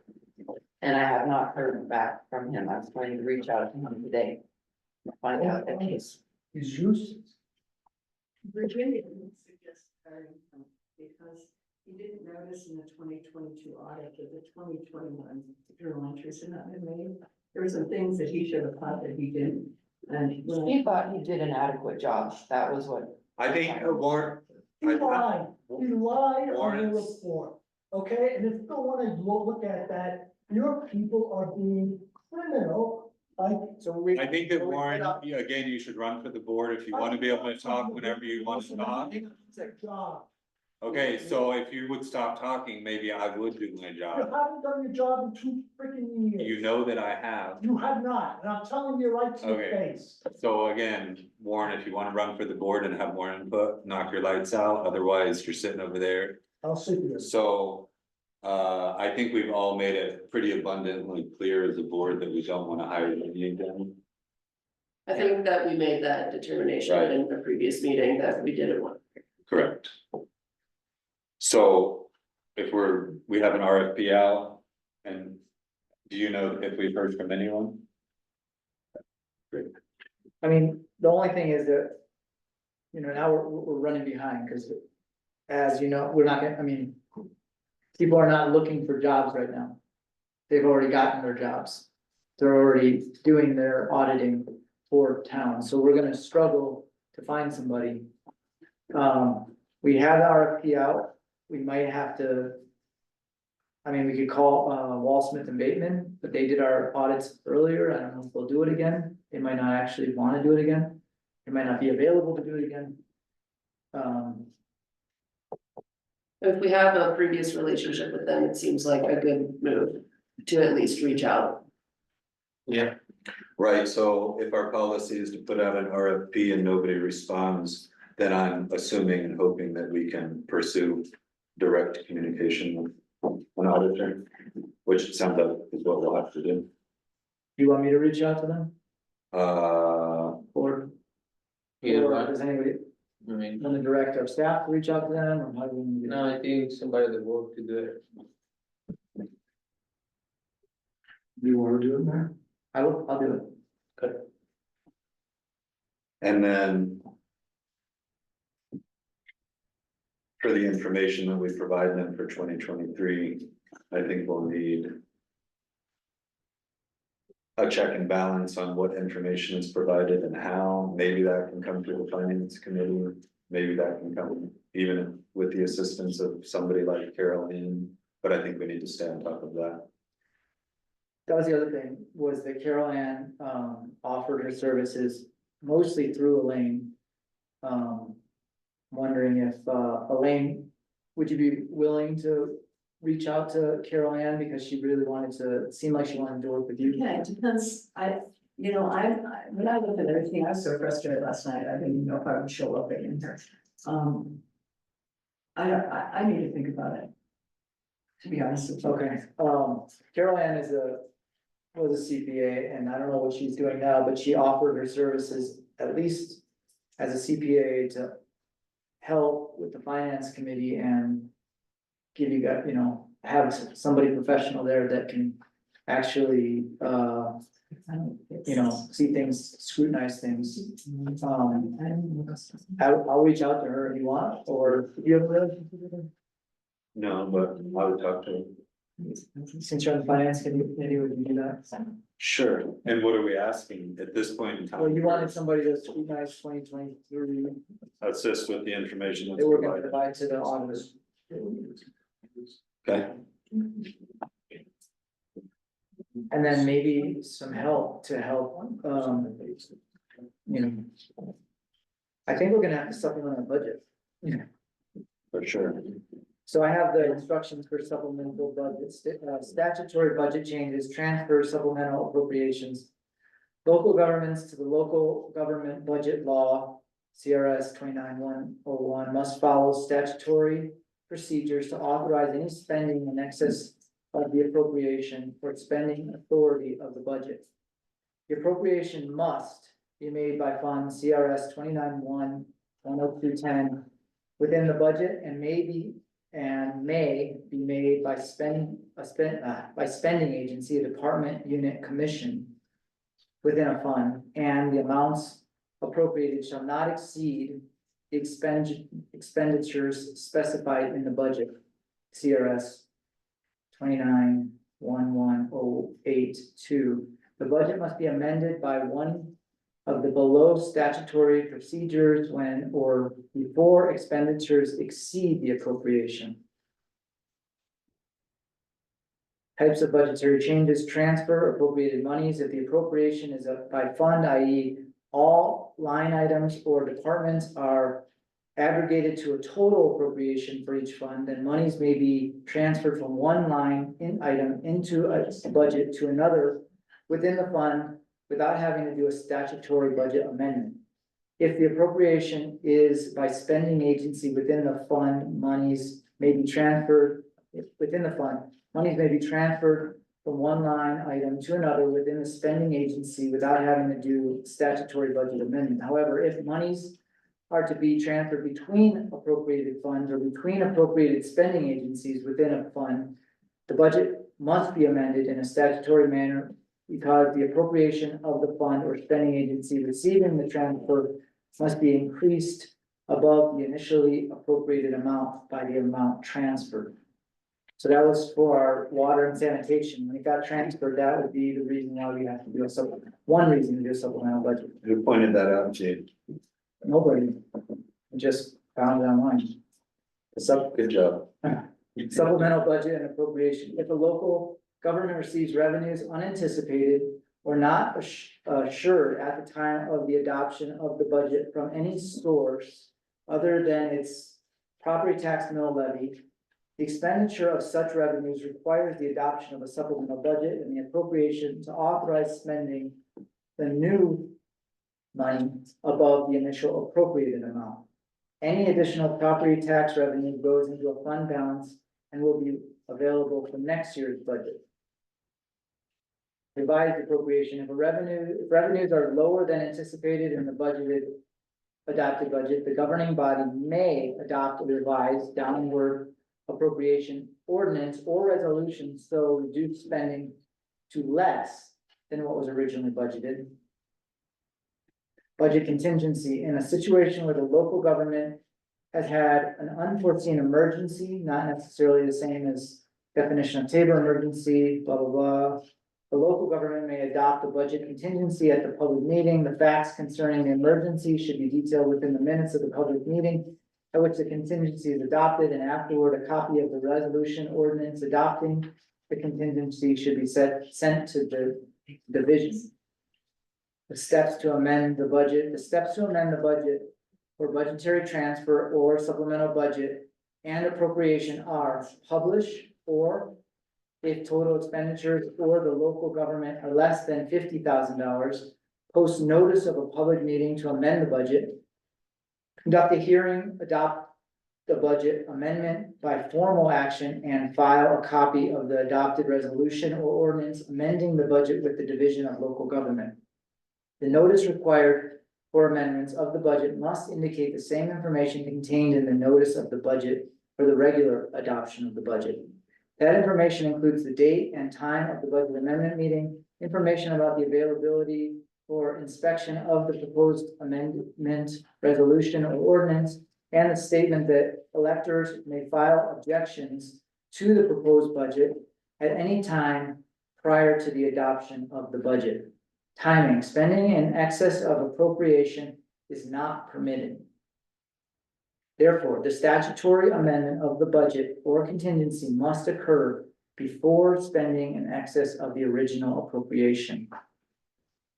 Local governments may wish to consult with legal counsel and auditor in this matter.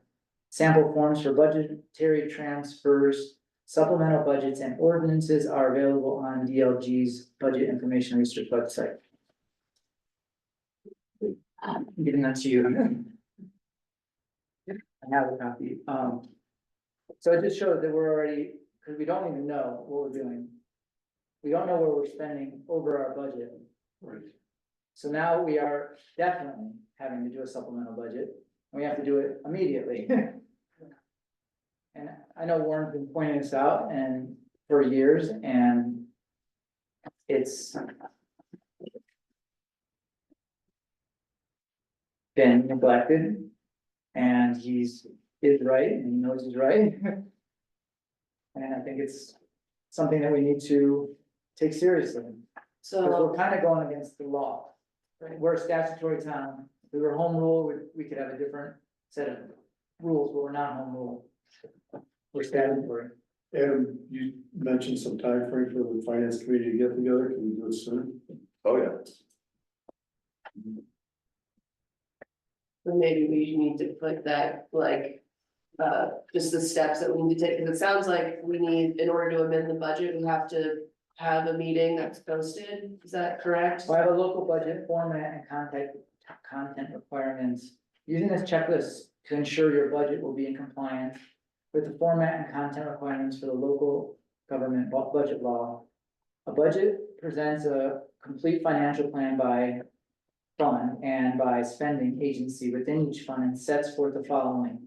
A written budget message must describe the important features of the budget, include a statement of the budgetary basis of accounting used in the budget, cash, modified accrual, or encumbrance, include a description of the services to be delivered during the budget.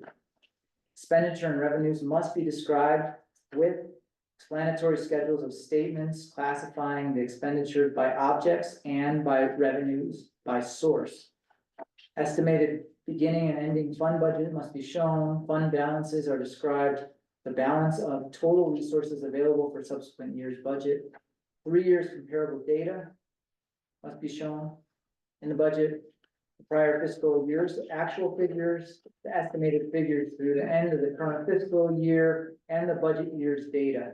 2011 actuals, 2012 year-end estimates, and 2013 adopted numbers for the 2013 budget. No deficit spending. No budget shall provide for expenditures in excess of available revenues and for beginning fund balances. And so on. So there is a list. Can you summarize the I'm gonna give this to the you. timeline that you read earlier? I think what July 30 for the audit.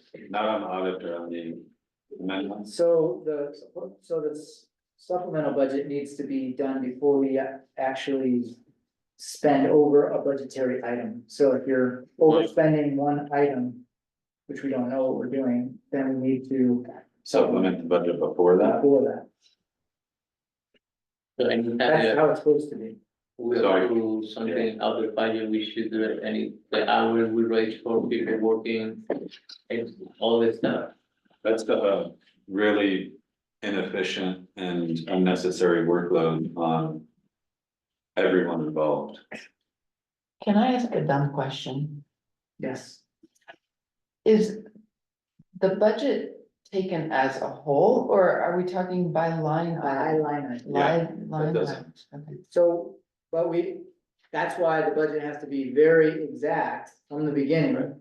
So that, I mean, you know, I mean, if we want to put our staff on nothing but budget amendments for the next 6 months, that's what that looks like. Yeah. And we won't be. well, supplementing a budget. So in other words, if we get actual numbers on every line item where we are, including the line items that are for every credit card, and understand from working forward or from present backward and get that in, we would have an idea of where we're at compared to the budget. And then we can say we are overspending in these areas and we have to supplement this. Well, we won't just say that, we'll have to, You have to go through the. we'll have to instruct our staff to spend the time to create a new budget draft. All of the notices, all of the publications, the public Right. hearings, the attorney and so on. But that's what we have to do for a budget anyways. So it's not much different. Yes, So, Your chart of accounts is set up correctly. And then profit loss has your budget here, it has the numbers all exactly. It's very easy to see. Right, where you're having problems. To and see, Whether or not yes. you need to do a supplemental budget. Right. But a lot of things can be moved. You wanna pay cell phone? Okay, well then, if that's in this category of personnel, okay, then that means you're gonna have to take it out of something else. You don't have to file a supplemental budget if you move it around right in there. But if you keep it up with the spending, I mean, you will absolutely have to do something. Of course. And it's revenue also. revenues also, yeah. They said Decrease. except for the tax, except for property taxes, which if it's beyond the amount, then you're supposed to put it into next year. Do you have to supplement for a decrease in revenue? The increase, Increases. increases in revenue. Before you can spend it, you don't have to, I think you don't have to supplement it. If you just get 200,000 out of somewhere and you keep it, you don't have to supplement it. And then if you budget the next year for it, you're okay. If you get it and you wanna spend it, then you have to supplement. I don't mean to be too esoteric. And Elaine, you said something earlier about staff needing to recognize that it's not us as an employer, it's community tax dollars. yeah, I would venture to say the same for Warren. It's not us as corrupt politicians. It's community tax dollars and trying to manage and assist the staff to be responsible for that. So there's this break. No, I'm not timing out. I'm not timing out. There's a break in communication and collaboration. So you have a ton of answers and understanding that we can't access because of the break in communication. So we've offered paid positions, we've offered elected positions for you to apply I for. wanna be part of it. Right, I want you to do your job. okay, so my job is listening to solutions 29. and trying to facilitate a staff to manage those solutions. So, you know, if Warren has plans for how to invest our CDs, I think Warren could sit down in 3 hours and rewrite, you know, most of our problems here. But we can't get him in front of our staff to make that work. That's not true. You can do this, okay? Your lawyer should have told you to do this. Okay. So then again, so do we, according to Warren, get a new lawyer, get a new treasurer, get a new clerk?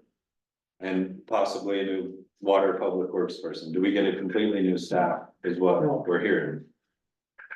No, Rent's not tenable. right, I don't think he's saying that. I think you just said that. I didn't say that. Oh, I thought you said yes.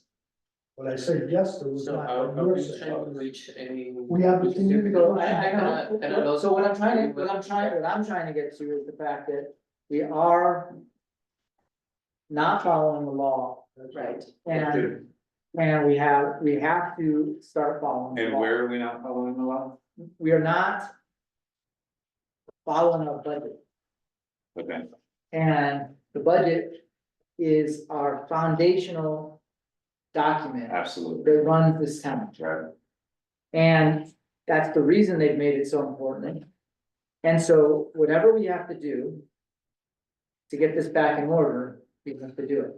And I'm not saying I have the answer to it. I'm trying to bring in more information and show But, that our budget officer, we don't even have a budget officer. but We're supposed to be the treasurer, but we haven't made her budget officer.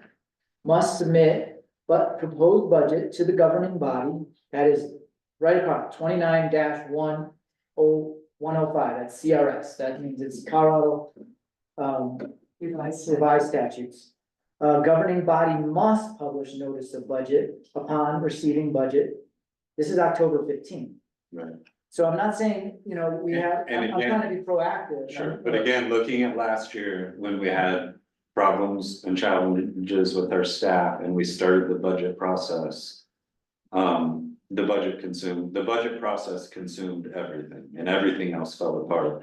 So I think we should be careful about turning around and making our treasurer our budget officer and putting her on that because everything else is, all the catch up is gonna fall apart, everything is gonna fall apart. So we do need to be really strategic and thoughtful about that and probably get somebody else to be a budget officer and probably put somebody else on that task. But even in so doing, we may be overspending. Exactly. I agree with that one too, and so are we looking to have a resolution here, or we should just open discussion, because I don't know where we're in. It's a little bit of both.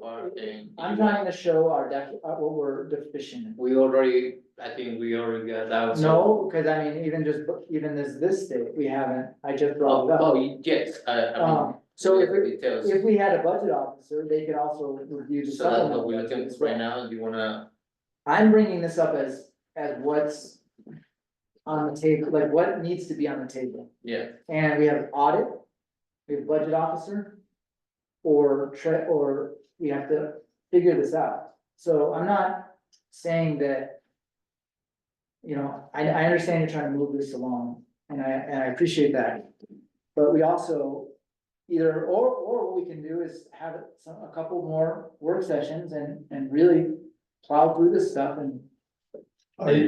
I think we should just take them, have that meeting, have it as soon as we can. Finance committee meeting. Yes, get out of this format, get into what we had done before. I think we lost our intensity, we need to get it back. And, Set a timeline within that committee, Do that. including expectations of our staff and these deadlines and ourselves, but So and ourselves, correct? we don't want that on us. It's, It gives you the dates. I have, Does anyone else? I have copies of these. What is that? Okay, yeah. Supplement- These are the government budget calendar. I have that. Okay. Wow. So we also now have 3 bills on the table that were presented to us. Obviously, Kohler Water Consulting, we need to pay.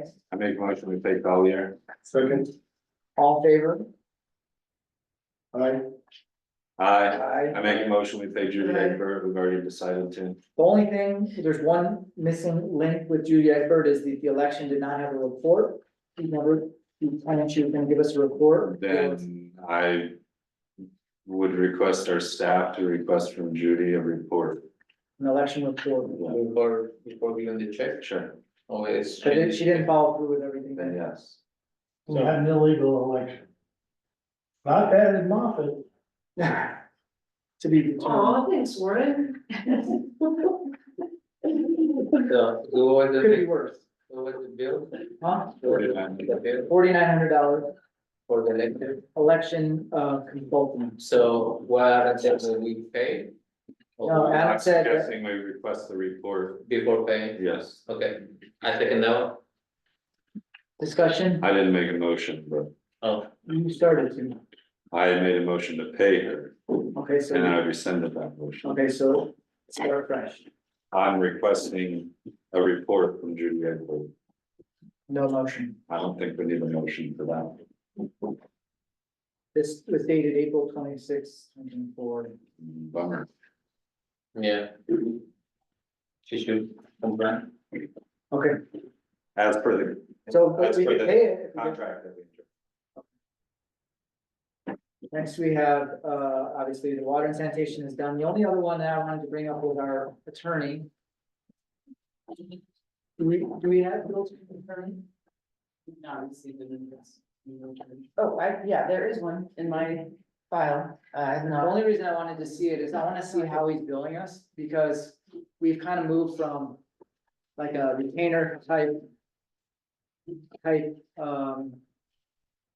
paying by the hour, and most lawyers, if they're by the hour, will actually add up by the minute, and it's about $10 per minute to use our lawyer. I think he's charging by the month, I mean, his contract is.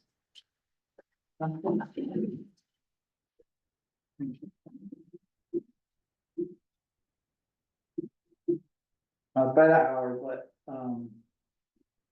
so I mean, at some level, we're just trusting that he is putting in 10 hours and we're paying it that way. He's indicated that he's putting in more than 10. That was before, this month, I don't know.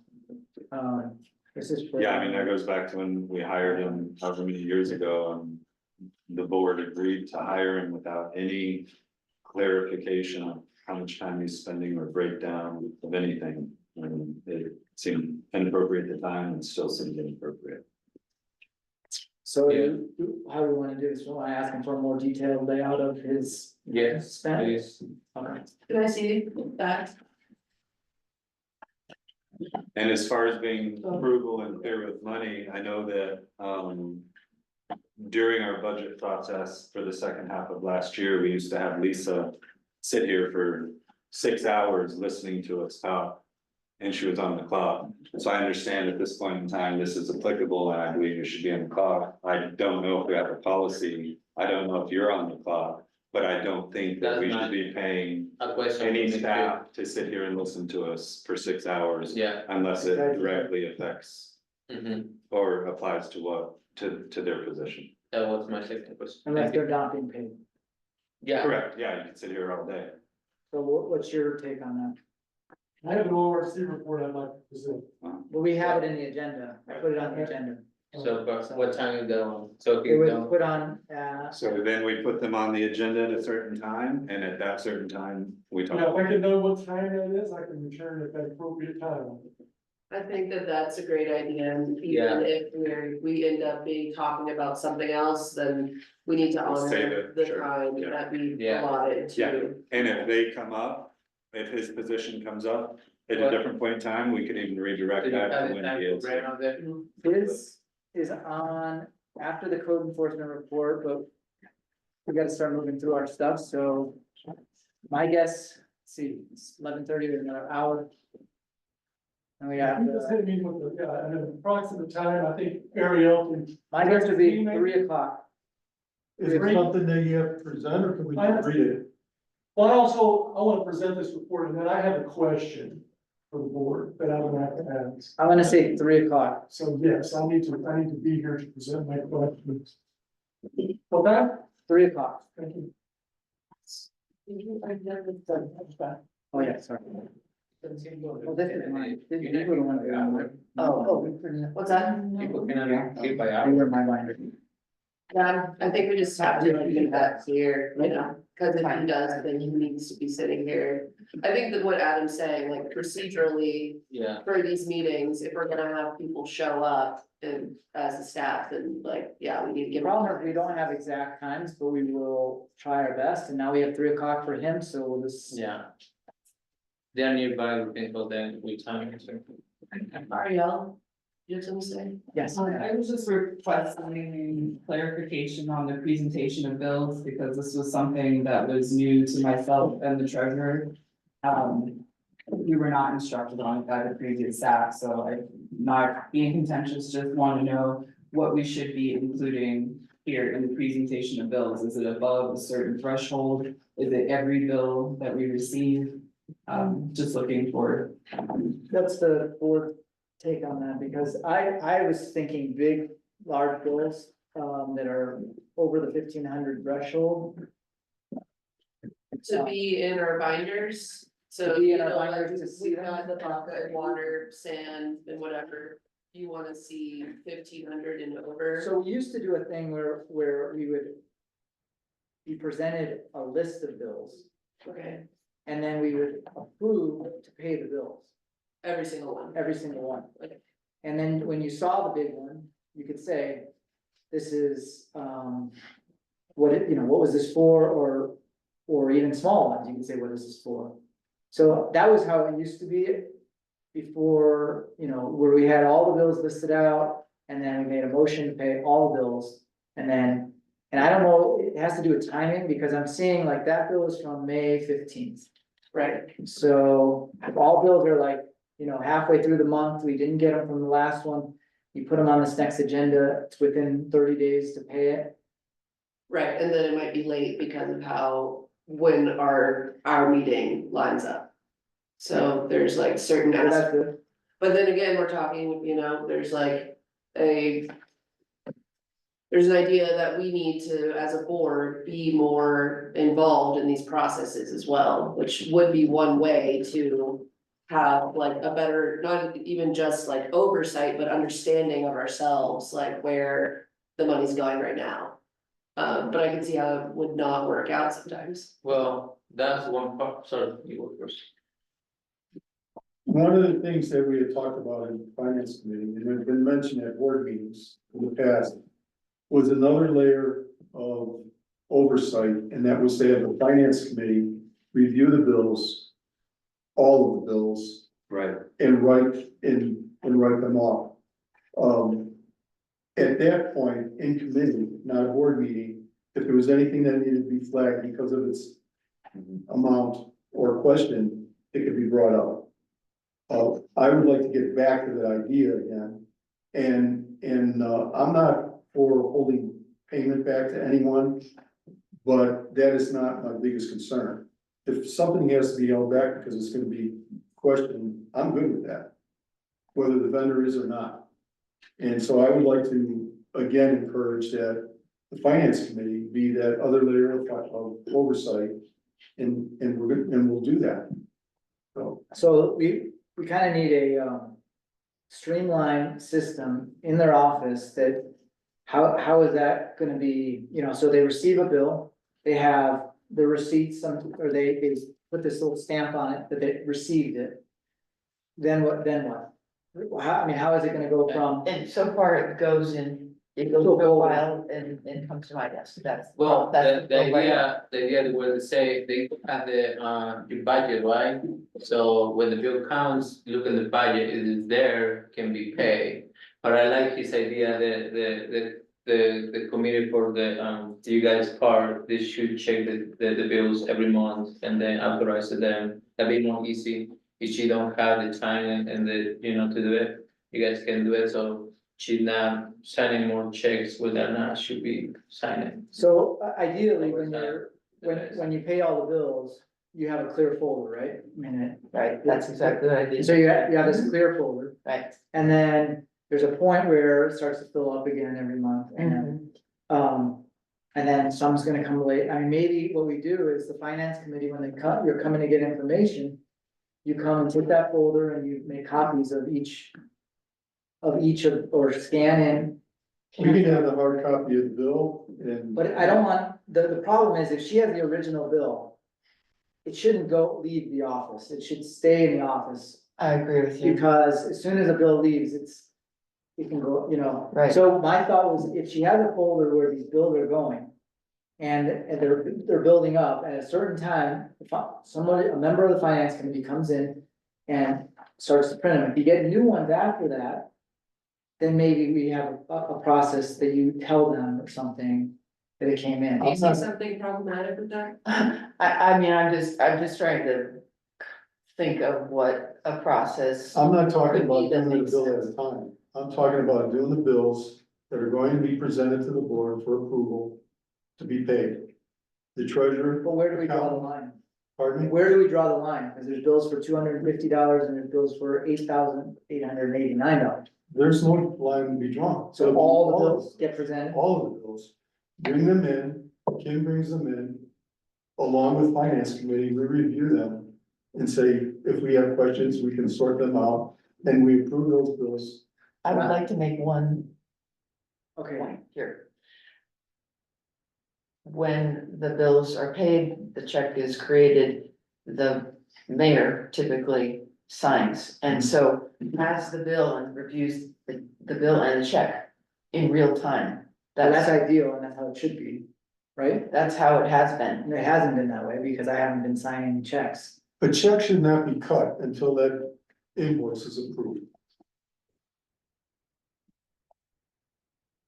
Well, And if- okay, that's fine, but I stepped into a situation where there was a stack of bills that needed to be paid, and that's how I've been operating. No, I'm talking about now. Yeah.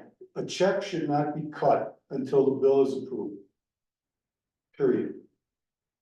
By because do you understand, you do understand what I'm saying, the approval process had included the mayor previously.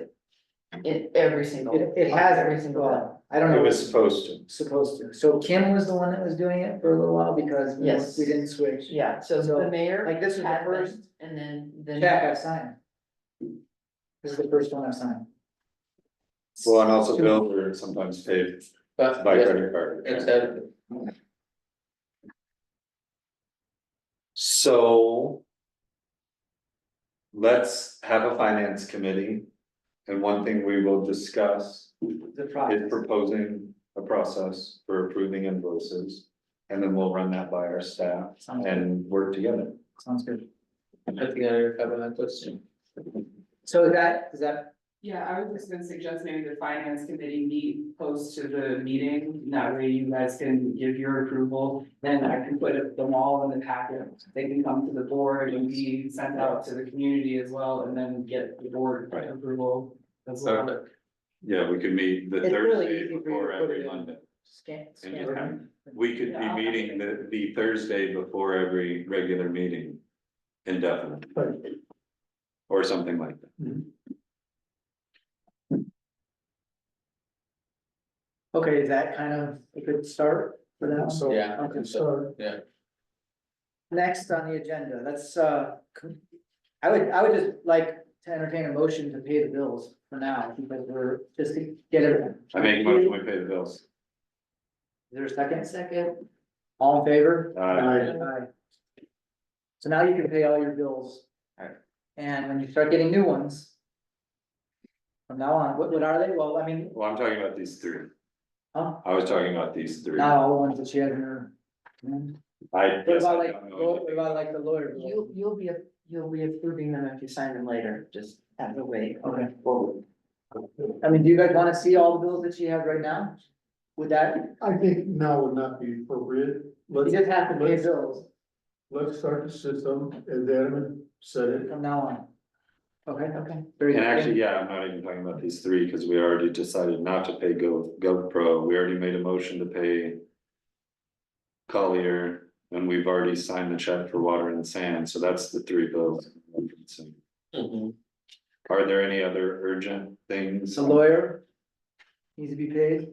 I mean, do you have your stack of bills? Yes, I do. I have the bills and all the checks. Let's take a quick peek at it, so you have an idea.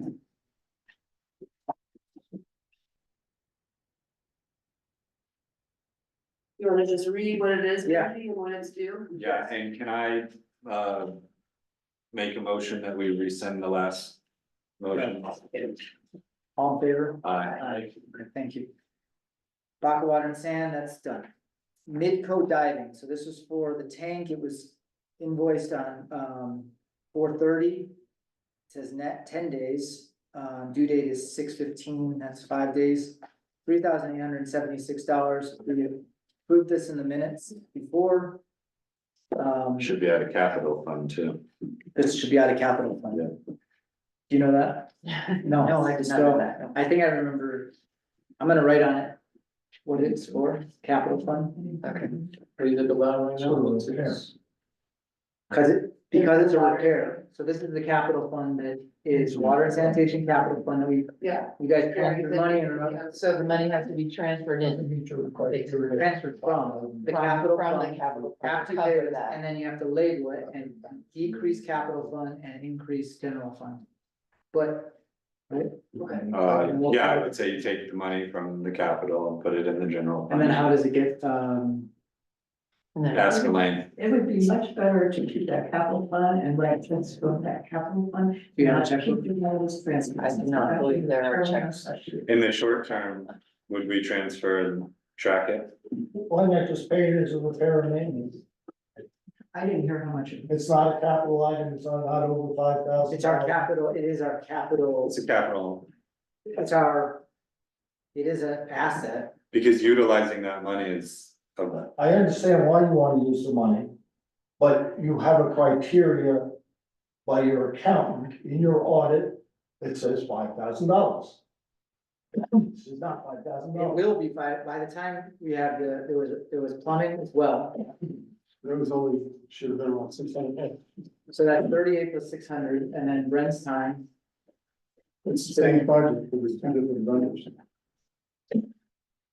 Okay, so this is why we're going through it. What do you guys wanna do? We said it was gonna be from. the are you capital. saying that we're not allowed to spend out of the capital if it's less than 5,000? No, You're not saying that? I'm not saying that. Okay, then I would like to pay it out of the capital because I think we're gonna. I think that was do the everything we can. intention. for the meeting.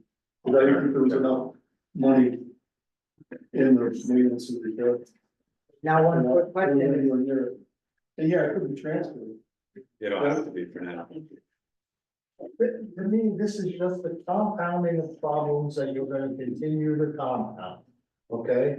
So next thing you're gonna find out is you're gonna get the order, and the order is gonna have a journal entry thing that this should have been a capital, not, repair and maintenance is not capital because it doesn't equal $5,000. It doesn't end until you start with a dead stop fixed, and until you get that dead stop fixed, everything gets worse. That's all I'm saying. Spend it from wherever you want. Can you reiterate the criteria that you're referencing?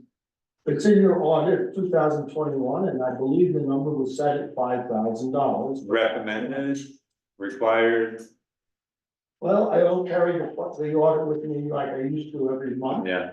but it's there. In fact, it's online. You can go online and look in this town's website and find the audit. 21 audit. 22 audits of considered audit. you wanna pay it out of the. So it takes an hour. maintenance? You wanna pay it out of the maintenance right now, and then research it, and then do the capital. And we just have to transfer money into that account, that line item. What do we have allocated for maintenance? I don't recall.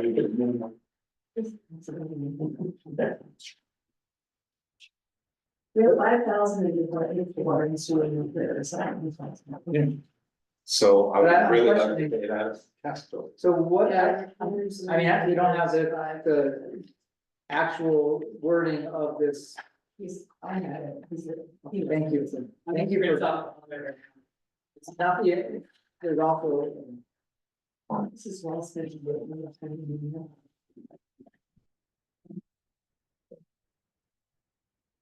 They're pretty good. They're actually, I had to open the box. I think it's coming from the fact that we're just trying to get down to every dollar. We really are. I know that I mean, one of the issues that we have is you walked into a mess. Still fixing the mess, but now that we're getting to a point where you're saying it's fixed, so now it's more like what's the nuts and bolts of each individual transaction? How does it compare to the budget? And this is what we've been talking about when I said originally, you said, you know, you were like, you know, I didn't really know about the budget. Now you know. I didn't have it in hand until two months ago, something like that. So I didn't understand it. So, And now it's in, well, and there are I'm just some. trying to stress the importance of, yeah, trying to stress the importance of this budget. I get it. And stress the importance of, you know, why it got out of hand, really. Yeah. I mean, over the past couple of years, it's not that we didn't stress the budget, we had a budget that was completely messed up, and we were running on this thing. Yeah. Not knowing where we were exactly, and now we actually have a good budget. Yet we are, we don't know where we're at. So that's what we're getting to, and each item has its own category. We're thinking in terms of it. So, and every dollar counts, Yeah, it really does. yeah, and I understand, and there's also this, well, there's a nuts and bolts, you know, I'm looking at the system and used to interacting with it and have an understanding of it, which you don't have naturally. We rely on you for that. Right, and there's actually obviously some difference, well, from like the, you know, person feeling on what's happening and what's what's appropriate and what is right. And at some point, we have to go with, I think, the professionals on that. Well, it's simple, they give you directions how to do the things and you guys do whatever you want, so it's not good because you're not following what Elaine say. We all pay money, it's just too much excuse, too many excuses. Going back to our agenda. Yes. All right, so we're going through all these bills, we got that met. Marine diving, CPC, They're looking into that over there, actually. what, I'm gonna let them look. I think they're I'm gonna, looking at the. I'm gonna keep going here though. Central Pump Company, 297.95. Given to us February 2024. Said that this is the same bill submitted twice. For what? Pumps, drop Pressure pump pump here. wells. Capital.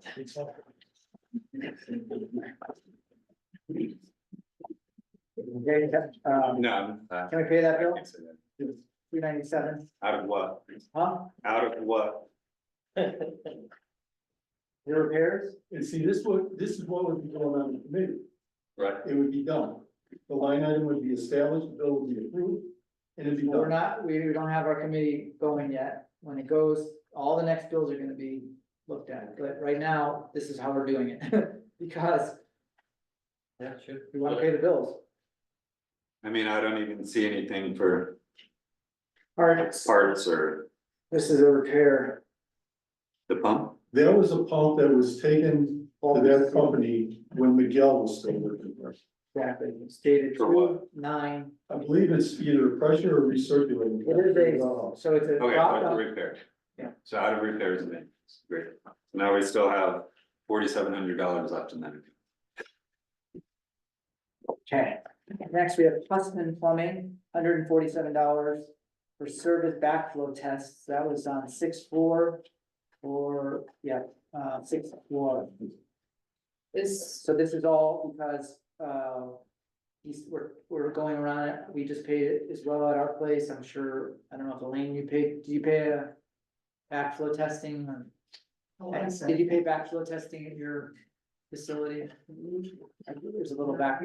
We just pulled what we needed off the shelf and we bought it.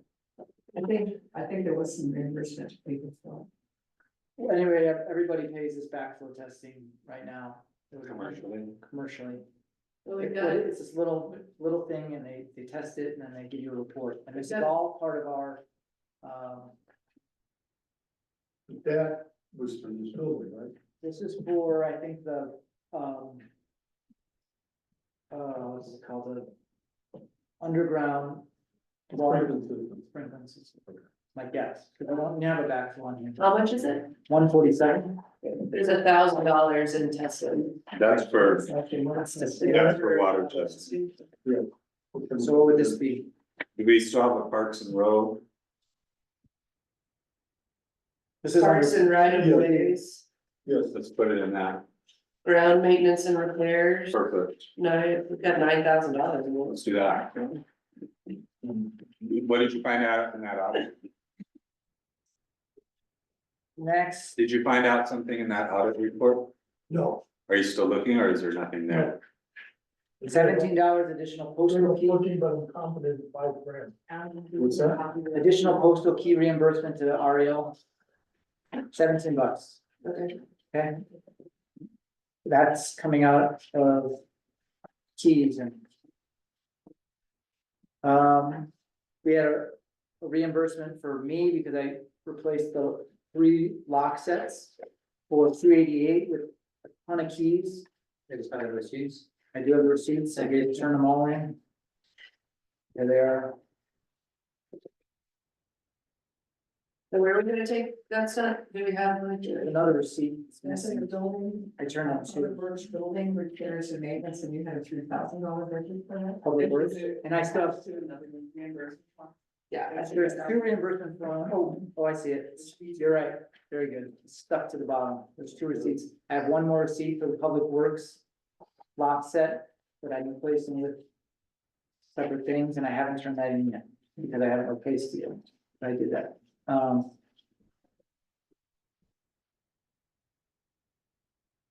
$288.83 with receipts. Where would that come out of? What was it? It's lock sets, this one, that one, or not that one, Public Works in the office, I think it should still keys. keep coming out of building repairs and maintenance.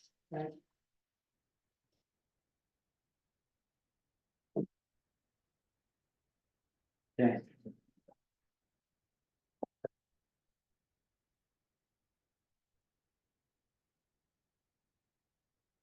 Next is Logan's 142 for our standard payment for the copier. Date 6/21 to 6/15, due date, sorry, 5/21. Invoice print date 6/15. Is the due date. $142. I'm sorry, did you say, what was it for? It's for the printer, so every month. We pay a printer fee. There's category printing and copying, with other operations. Or it could be, I'm not sure. It is Yeah, 3,800.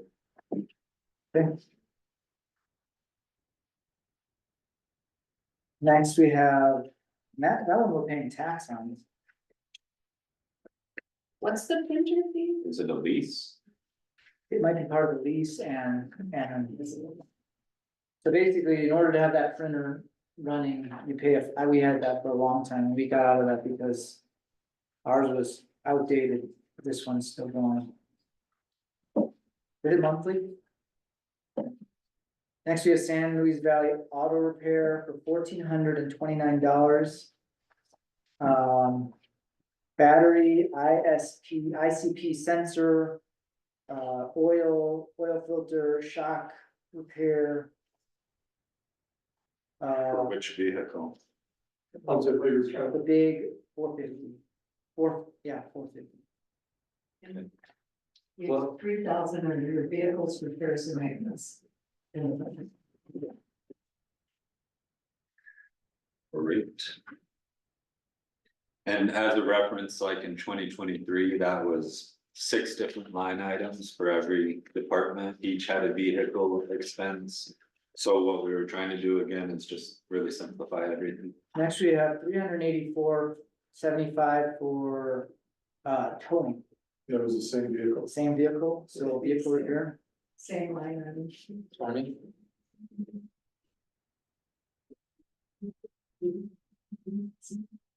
Okay, next we have Swatch County Sheriff's Office. 600 from Probably traffic stops, professional services. we got a DUI.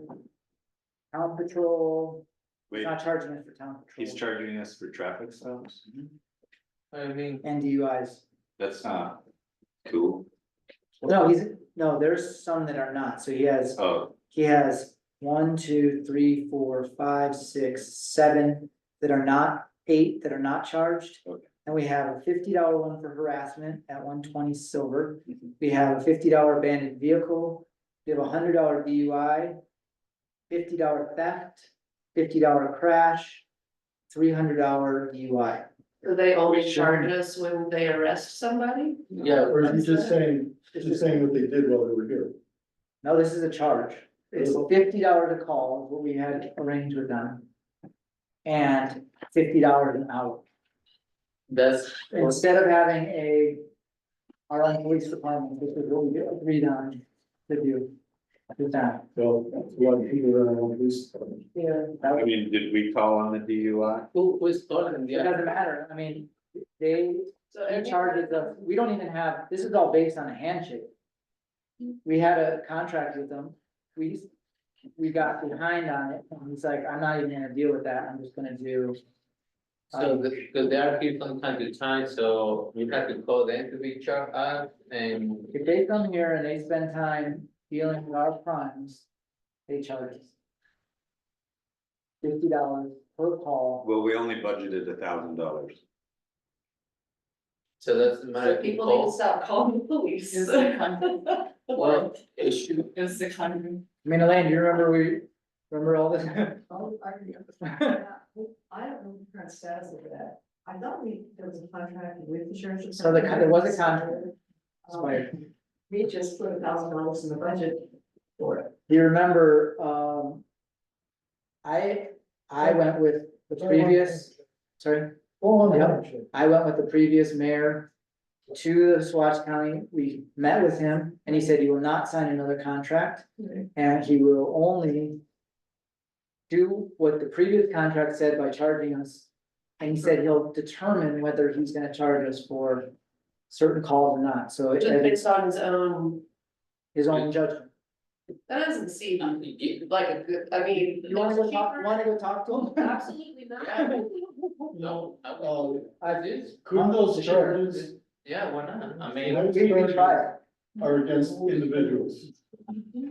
And they go through our judge, is that correct? No, No, those are all They- county court county court. infractions. And couldn't we bill them? No. You sure? So You're barking up the wrong tree. so what is the situation here? Are you familiar with this thing? Is it a better way to do it? Please don't put it in the bill. It's a lot cheaper than having our own police department, that's what Doug wants. Yeah, that's true. I just, I guess I'm just ignorant on how it works. Like there's Saguache County Sheriff, right? Yeah. And we're part of Saguache County. ideally, we have what's called an intergovernmental agreement. That's ideal. Yeah, It's a contract, we don't have a contract. And you have it directly with the sheriff's office. I think We Saguache had one. Town has like a $50,000 contract or something. Yeah. That's how much it was originally. I think Oh, that's oh, what. right. The town is But- responsible for the loan. For unincorporated Swatch County, the sheriff is responsible for it. But anything the town has a duty to do their own. Yeah, Okay, well, that's what I- then we should pay the bill out of law That's what I'm enforcement. wondering about. They don't have a duty They have no to come. to Okay, anything that is. If so, we're gonna ultimately end up needing to take, when we spend more than $1,000, it's probably gonna have to come out of the excess sales tax so savings account. this is something really new for me and I really, everything, to have a chair is coming here, so. The police patrol operates in town too. And they are getting grants for somewhere, I think there are grants for a lot of stuff, but, so everyone's. I don't know how we can with this action that we pay to them, can we get these grants instead the police patrol, because police patrol is. An entity that I should recognize for the sheriffs, how much they can do, getting money, and we need money to pay these bills too, because everyone calls 911 like, I mean, we need to. It's They not- get the grants from the county. So, and, I mean, I know they do a lot of good stuff. So here's the real, so the county does not have to come to us at all. Unless it's life or limb, those are the only reasons they would have to come here. So if you call them, they can say, no, I'm not coming. The only reason they're coming is because we have this handshake agreement with So them. you call 911, they shouldn't show up. They won't show up unless it's life or limb, that's it. but they don't, like, that's just a handshake. They don't, and he said explicitly, I'm just gonna do this handshake deal. I will not sign a contract with you guys. And what's that about? We Because had a contract and we failed. Like, we didn't pay him? Oh, okay, well. We never pay, like, we pay late, or we never really It pay. was, This would- we ended up paying it eventually, but it was like, Okay, he it was like cannot, thousands of dollars. he cannot really. And that was on our IGA. It's like whatever the sheriff before done, he's got to be responsible. No, it was with Dan, Well, yeah, I know, but I mean, it's kinda. Well, we can create it, we can try to create a new agreement, it's gonna be, we're gonna have Leave it alone. to yeah, work let's with just lawyer. pay it and supplement, because usually It it's might come back $50 a and bite us. month. I do think we need to move on. Yeah. Okay, And like, if we want to if we wanna talk about a new contract with the sheriff, then we can put that on the agenda. That'll be. But, Yeah, I'd leave it alone. they want $400, is that right? it's Six. we need them. It's summertime and then It's being great. here is valuable. Okay. Yeah, trust me, it's better to have them catch people. Yeah. oh, no, yeah, no, I totally agree with that one. I mean, even people getting. We just need to, we're gonna need to supplement our budget, I'm sorry, guys. Yeah. This one is, for Gobin's, the actual printing was $108.87. It's, let's see, 3,000 covered black and white with the contract base rate, Yeah, okay. we'll pay it out of printing. And that So, lease is gonna end up being the lease was $100, $1,500 throughout the year. right, so we need to adjust that too. Okay. Next, we have Zoller, the judge costs $850 per month, every month, whether we use her or not, That was like every other It's the one. odd Every number other- of months. every other month. It's the odd. number. Oh, okay, I thought you said every other month, okay. Every other month, so. Not bi-monthly, yeah, bi-monthly, But we only have, oh, right, 850 times 3,600. 6. Is that right? No, that would be like $5,400 or something. It's about 600 by energy month. 5,000, so what do we have? We have 3,600. So we're already shortfalling on that one, supplement. We're gonna have to supplement. Or get a different job. Seth Walker, we agreed on that one, it's 2,500 for 10 hours. And with the note that says we want more itemized. I will talk to him about that. Next we have Crestone Eagle. We had 1, 2, 3, 4 ads at $110 each, Okay, 440. And this is dated 5/23. I don't even know if we made a line item for that. It was under legal notices and advertising, it's 1,080 for the year. We're gonna have to supplement that if we keep doing all these ads. So this is the kind of stuff, yeah, I would agree that it goes to financial committee and then we figure out where we're gonna supplement. And if each line item had a phone number to it, you just plug it in and we don't. Hey, dude. Each line item had a phone number to it, you just plug it in and That's it's. supposed to. Okay. That'd be great. Next, we have RMS Utilities. This is for Roto-Rooter 2 times, first time Roto-Root. Well, this is from, we had a backup on Granite Street. 2 hours. Time over 2 hours. Total is $447. Invoice was $515. so that's repairs and maintenance. Underwater and sewer. Okay. Pay it. Yes.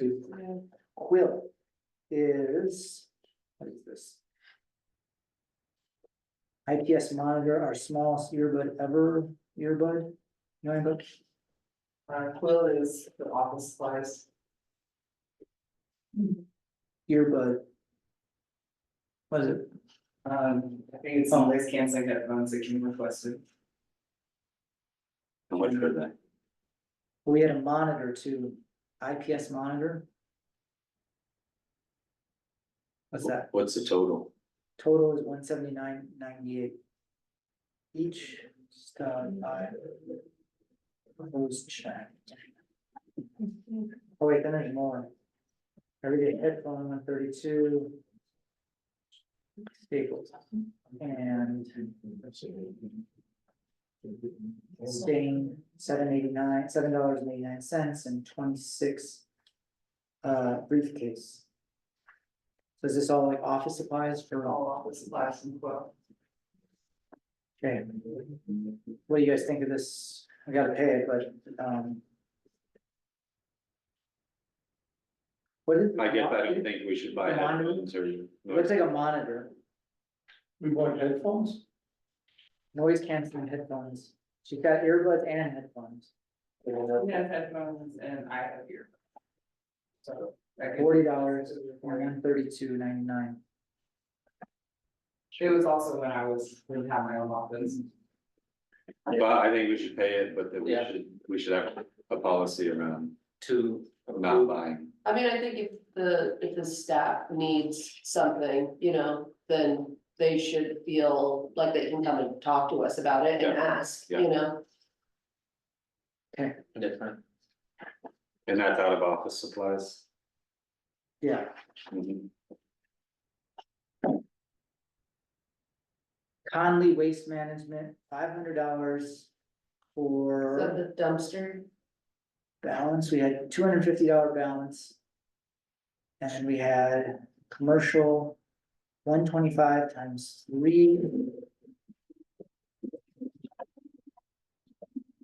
One of those months for the fund, they go through the free box, and if the free box is closed, you're not really able to figure out whether you want to keep paying for that. Yeah, that's true.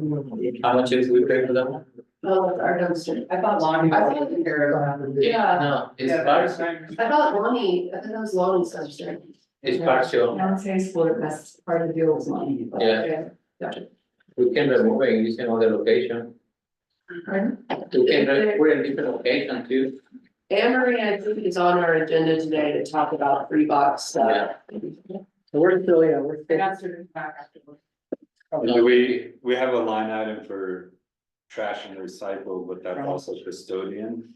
It's only 2,400 a year. Could we take that out of something in parks or, like ground maintenance and repairs, when we have 9,000? I'm a little mixed up about this bill, it says. 5/1/24, balance 250. Then it says. 6/1/24, commercial 6/1 is 630, 375. And it says amount 125, then 375, then 6/1/24, 125, then 500. Then statement balance is 500. It's not adding up. Do you see how that adds up?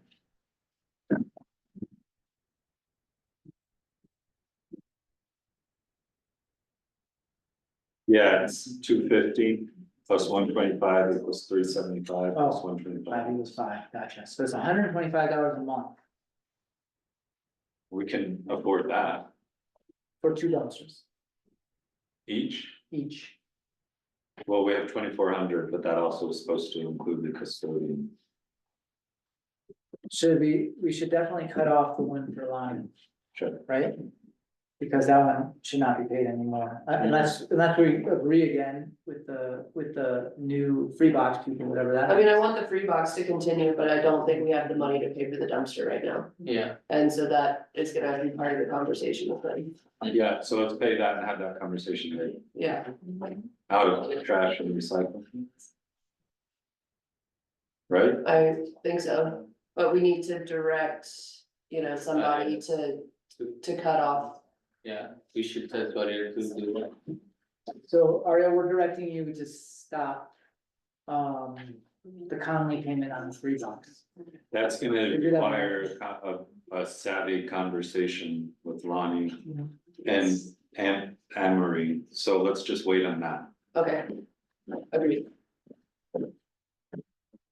Okay, here's your bills, thank you. See, that took no time at all. No time. No time at all. Well, we should, I feel a Oh. lot better doing that. We gotta- Like I understand. We need to clarify Way more, the tank repair. yeah, What is the need clarification? if it's coming out of the general fund or the capital fund, or if we're gonna take it out of here somewhere. And we have $96,000 in the capital fund, and we have $4,300 in our repair and maintenance fund, and this is a $3,600 bill. So I'm suggesting to pay it out of capital. But it fits. I mean, it fits the line item. Capital or, Maintenance repair and and repair. maintenance. We have to do a supplemental budget anyway, so we're gonna put one more line item in it. Whatever we then. can't- What are we gonna use? Okay, sure. So just Okay. pay it out of repairs and maintenance right now. Yeah. That was easy. Was it? I think it was. Next is my report, I'm gonna give it quickly. If I can find it. What time did you tell Brent to come back? 3 o'clock. I'd like to say thank you to the board, our staff, and our super helpful residents. Thank you very much. Thank you, seriously. Getting this town back in shape continues to be a lot of work. It's definitely a team effort and there's progress, but we have much more to do. Maybe it's hopeful thinking, but I'm looking forward to the day when we can all feel comfortable in our roles and just keeping up with our daily process. I'd like to welcome Sarah De Leon to our staff as a new office aide. She's already doing a fantastic job in her position, meeting and greeting, answering calls, emails, organizing the office, taking notes, and much more. Really happy we have her on our team. I'm glad that we are having this opportunity to meet as a quorum. These regular and special meetings are the ultimate pinnacle of our Crestone Board of Trustees, ultimate pinnacle of our work as Crestone's Board of Trustees. They are literally where the rubber meets the road. All of the time leading up to our meetings is basically preparation for the meeting itself. All staff actions that take place after our meetings are actions because of our meetings together. I'm bringing it up to show the importance of our quorum. I'm also bringing up the imperative necessity that we make every effort to show up for our meetings. I want to thank everyone that showed up for our work session that had to end early and abruptly. I'm sorry that happened and hope it doesn't happen again. I know our meetings can run long, but this is our day and this is our chance to do the work. I'm asking everyone to please make an effort to schedule yourself to attend our meetings. We need to expect that it might take an entire day in order to complete our agenda, so please plan for that. As we know, the more prepared in our packet study, the quicker we get through the items. This is our commitment to the town and each other. This brings up my next point about noticing and minutes. I would like to direct our clerk and her aide prioritize noticing and minutes as the absolute priority before everything. We are public servants and public representatives. Our constituents need to be noticed early and thoroughly. If we want our actions, our decisions, and our meetings to hold substantial importance, our minutes hold our records, our evidence, and our direction. I'm going to continue to stress the importance of these fundamental elements of our meeting. I'm asking the board to consider buying a larger lockable bulletin board, 2 bulletin boards for the town hall and out here, and we will ask the post office to have our own Crestone board at the post office with our own key, because that was a problem. I want all notices and minutes to be put on our website as soon as they are scheduled and approved respectfully. Our clerk is asking for all agenda items to be formalized by filling out a form and to be given to her the Tuesday prior to our meetings. Next, I'd like to discuss financials. Seems like we are making progress by attaching our balance sheet, profit and loss and check registers. However, even with my limited accounting knowledge, I can see that we have a lot more work to go. My question to the board is, what is the solution to this ongoing issue of not receiving accurate financials? Do we set up weekly work sessions until it's finalized? Does the financial committee meet weekly? Do we hire a governmental CPA?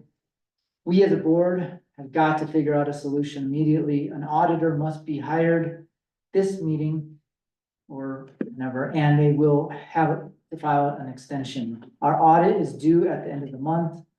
We need to discuss details pertaining to timesheets, overtime and reimbursements. We need to stress the importance of sticking to each budgetary item and having a monthly report that shows these details. Our whole organization must continually remember that we are custodians of public funds and we are held accountable to the public for how they are appropriated. Efficiencies in staff work must be invoked now that we have more understanding of their roles. To sum up my report, in these times, I can't stress enough the significance of showing up to our meetings and work sessions. I realize this might be more work than you expected, but until we've maintained full checks and balances in all departments of our government, we must continue to meet and move forward. So to progress further and faster, I'm asking the board to please find places where you can take initiative. We need our committees to be active and alive. Please call meetings, attend, invite members, and share these committees. If 3 or more board members are on a committee, it's essential to work with our clerk to notify the public. But please don't let this hold you back from contributing. I'd like our clerk to make this noticing process streamlined in order to have meetings with 3 or more board members. Our committees include Public Works, Event, finance, personnel, hiring, firewise, and tree board. Thanks again, everybody, for your contribution and success to our unique town. Thank you. Next on the agenda is clerk report. I would ask, could we do that after lunch? Cause Yes. it's longer than 8 minutes. Okay. Can we quickly reschedule our work session that we got canceled and Yes, Did we still, the one where we needed Seth to be here? yes, Do we have, availability for him? Let's reschedule that with. I'm gonna call him at lunch, so I will ask him about times. So if you want us to pick a couple of dates right now that you can pitch to him, or just, and if we do Tuesday and Tuesday, be able to do so, middle of the week.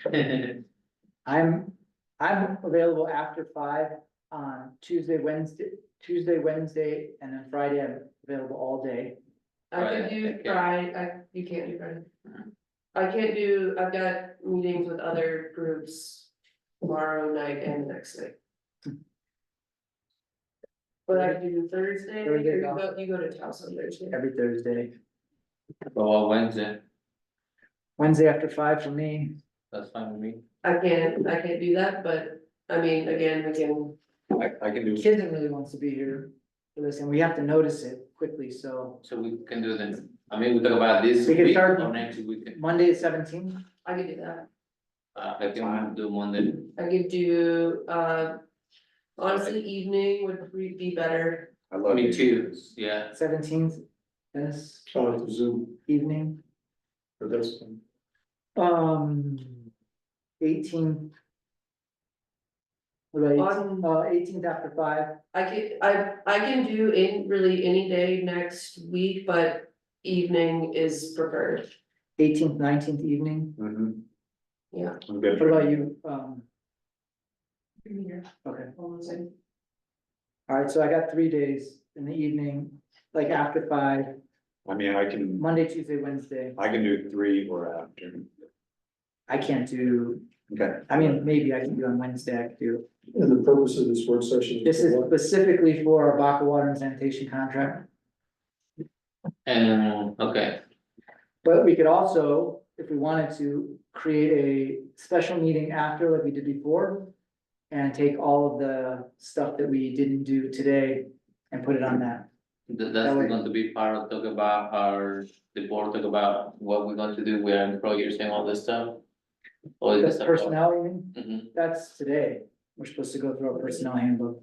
The work. Oh, are no, you no, talking no, about the no, work that's- session? Yeah, It's to for the- regulate all about the phones and all this stuff, No, and it's for the, so we for didn't. the contract with. We didn't Aqua do Watson. this one, I don't okay, think that's you fine. can come up with something, there's one work session.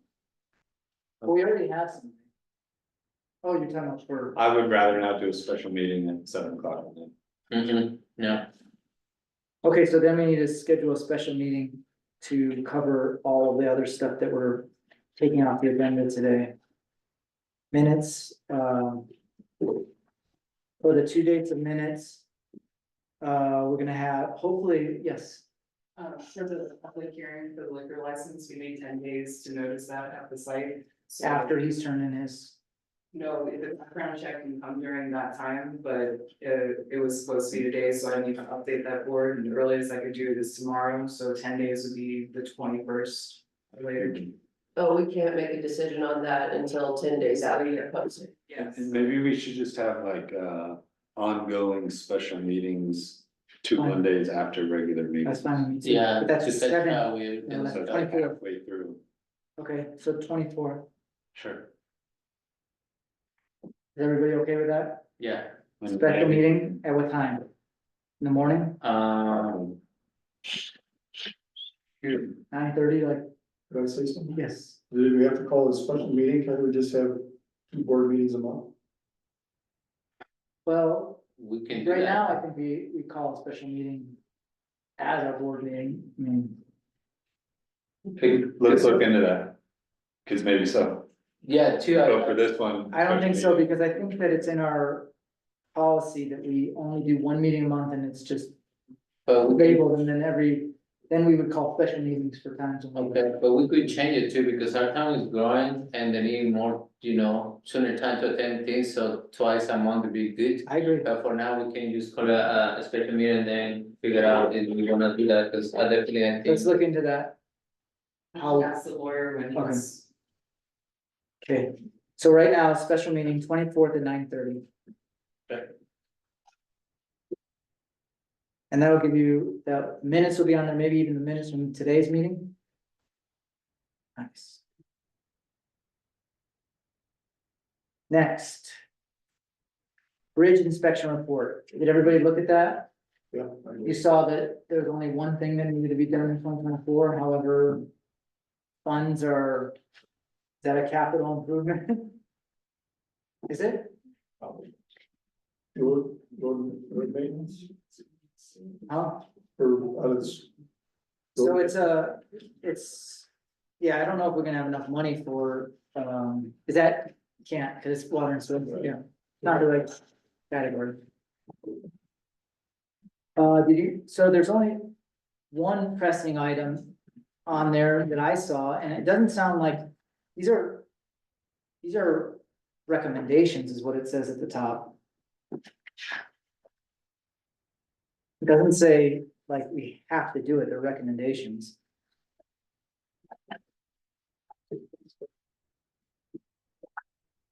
Is this old business? No, this is new business because we put it from last month, we put it on the agenda. I have to sign this thing, is that correct? Does this need to be signed immediately, like today, because it's said 3 months for, let's see. Yeah, 3 months, is it?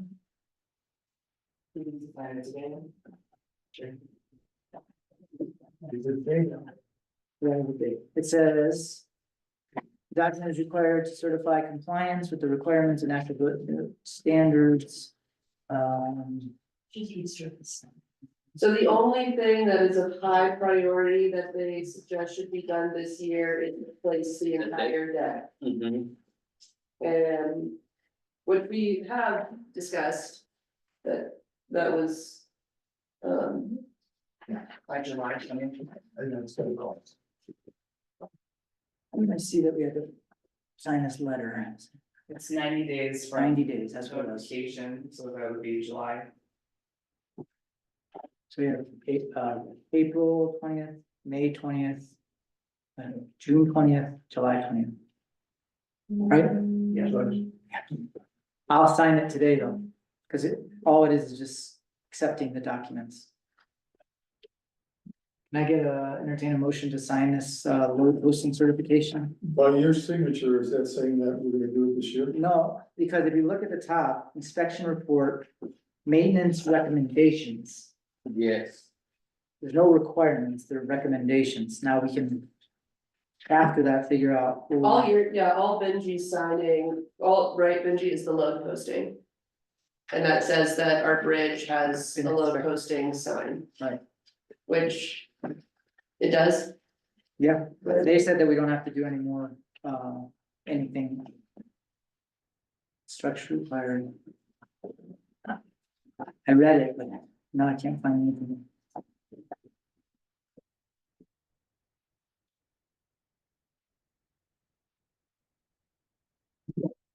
Basically, I certify that any structure listed in the required posting table have been load posted correctly per load ratings.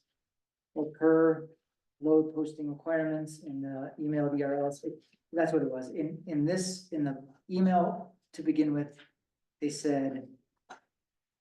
The town. One structure was load posted correctly at the time of our inspection, so no further action outside of signing and returning the certificate is necessary at this time. I make a motion, we approve our mayor to sign this. Is there a second? Second. Discussion? All in favor? Aye. I'll sign that after. And then. Now, as far as doing the replacing of the entire deck,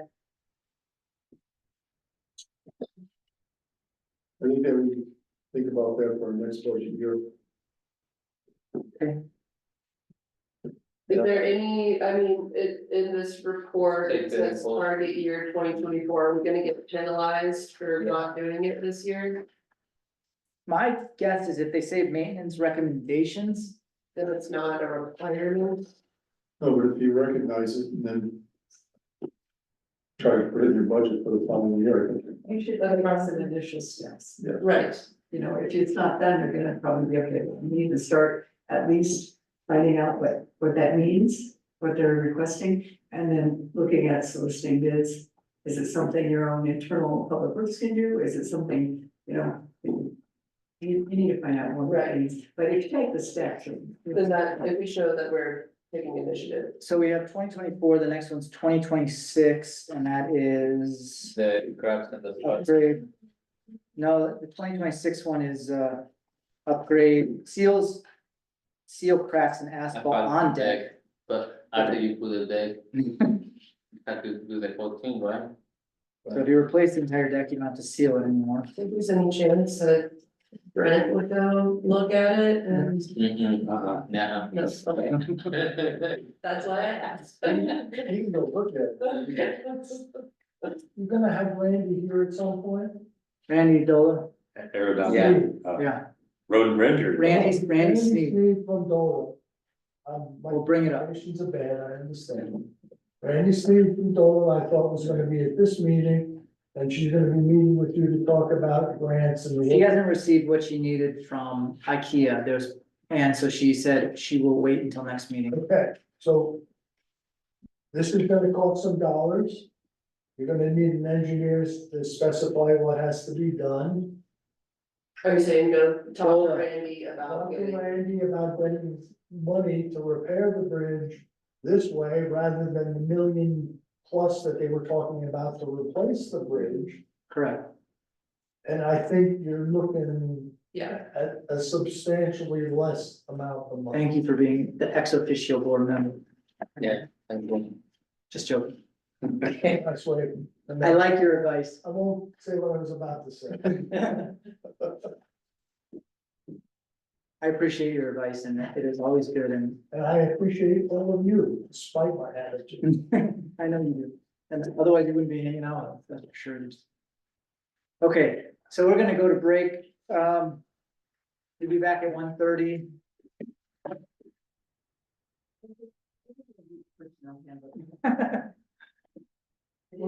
That's not, I mean, huh?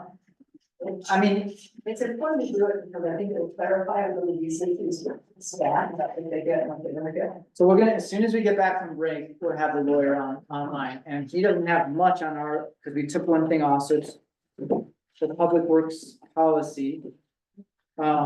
Just tell me what time. if we got, What about the- Sing set it to at 1:30, right? And then we got Brent at 3. Do we think 2:30? Seth's gonna, Well, how much time do you need, Elaine? I need less than 5 minutes, because I'm changed. she's done so much. Changed what everyone wanted to change, I added a paragraph, and I want to tell you about it in law. How about 2:30? Yeah, 2:30. Okay, thank you, Linda. That's awesome.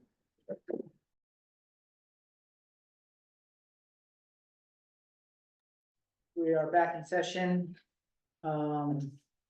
Seth is on yet? Is he asking to get on? Yes.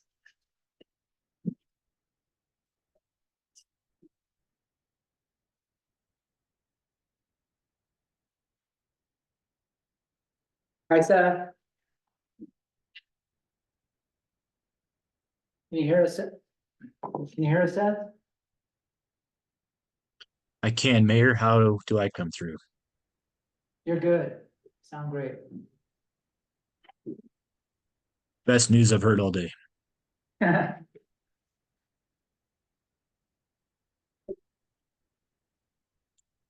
Okay, so I guess, the only thing on our agenda that we're gonna be talking about is a policy regarding the water and sewer schematic. This came up because a customer asked if they could have the schematic. And Brent thought it was no problem, but then, our clerk checked with, checked in on it and found out that it wasn't a good idea for security reasons. So we ended up giving it to, we ended up finding the location and figuring out exactly where the, whether the water and sewer went up to her place, and we found out it doesn't. So as far as the customer's concerned, we're good on that. We just wanted some clarity on water and sewer schematics and whether they can be distributed to the public. Okay, I was able to speak with our clerk briefly about this matter and trying to figure out both sides of the issue for the town. As you stated, there may be some sort of a security concern, just Yeah. having this information in public. I have that noted. I also have a phone call into 2 other municipalities to see if that information is provided in those municipalities.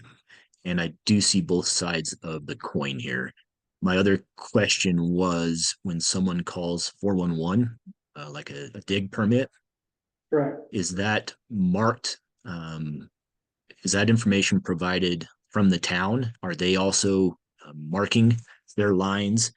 And if that's the case, how do we get that information to 411, or does the town do that on their own? So we would have to provide that information to the 411 organization, or also possibly do that marking on the town's own. And I don't know if we are set up to do that. So I do see both sides of the coin. I do not know of any legal right or denial to secure or retain that information, but I will be looking into that also. Okay. Yeah, I don't think it's a huge deal, as long as the clerk knows whether she can do it or not. Yes. And the clerk, to my understanding, stated that we do not have a written policy on that. She's looking for clarification on that also. Yeah, she was trying to protect the town by denying it, and I think that was a good move. However, I think that people should know whether they have water and sewage to their house, but not necessarily have the whole schematic. And I do see that statement also. What is the need specifically for a schematic, other than just information related to if they have access to water or sewer, or how far away that may be from their home or their lot line? Trustee Paulson. And if that information can come from our public works director or the clerk after reviewing that schematic, that may be one way to help appease them and get them the information they need. I don't see both sides of that argument. I'd have to ask what the possible security risk is. I was advised by both former clerks, by Kia Tanara and Allison Ransom, that that was supposed to be under lock and key, and that we did not share that as far back as the water sewer being put into place in 2002. So it's not me personally that has any vested interest in it, it's just me trying to follow policies that have been given to me. Did they say anything about what the security risk might be? The reason why I'm saying that is because we have manholes that identify where the sewer's at, we have valve vaults, we've got wellheads and electrical thing, and I'm familiar with going to a public works department office and actually asking for those documents and having to pay for them, of course, they're not given out for free, for ease of my own, as Seth started into, knowing where the utilities are and to be able to locate them without bothering the 411 call or public works and anything.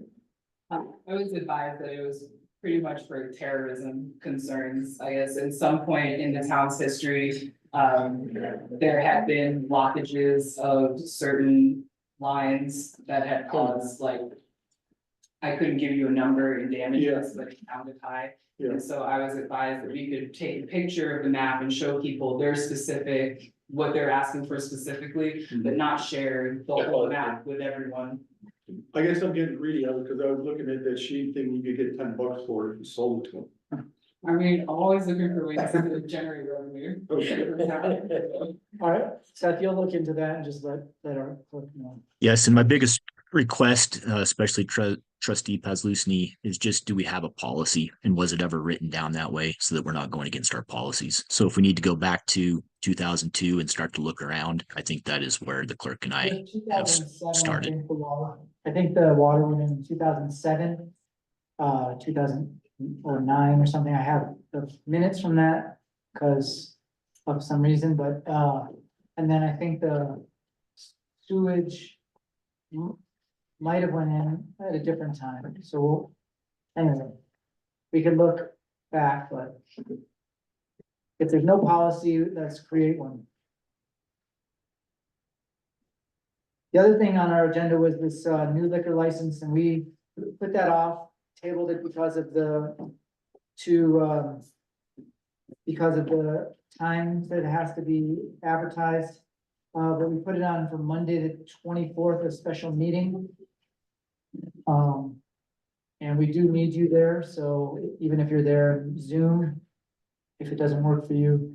What we're gonna start doing is, maybe do two regular meetings a month, but as of right now, we're calling it a special meeting, and it's halfway between the two. Halfway between the two, but that doesn't mean that you'll have anything on the report for both meetings. It just means that we have more stuff to do to catch up. Okay, if I may, I had a conversation with our clerk. I just want to make sure that our notice and publication is complete for that special meeting. If that's on the 24th, there is a posting requirement 10 days. of 10 days for the sign to be posted on the property. And then notice of that meeting also has to be published in a newspaper. The site currently has June 10th as the date for the hearing, so I will go over to the site and update that to the 24th tomorrow and make sure it's noticed. As well as all the other notice. Yeah. Correct. And I would ask that that be noticed in a newspaper that would be published prior to 10 days before that hearing also.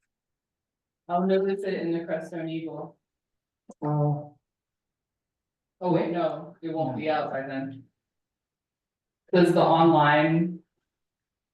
I have a question. Yeah, would the online version of that work, Seth? If we published it on the online newspaper and pushed that out to social media?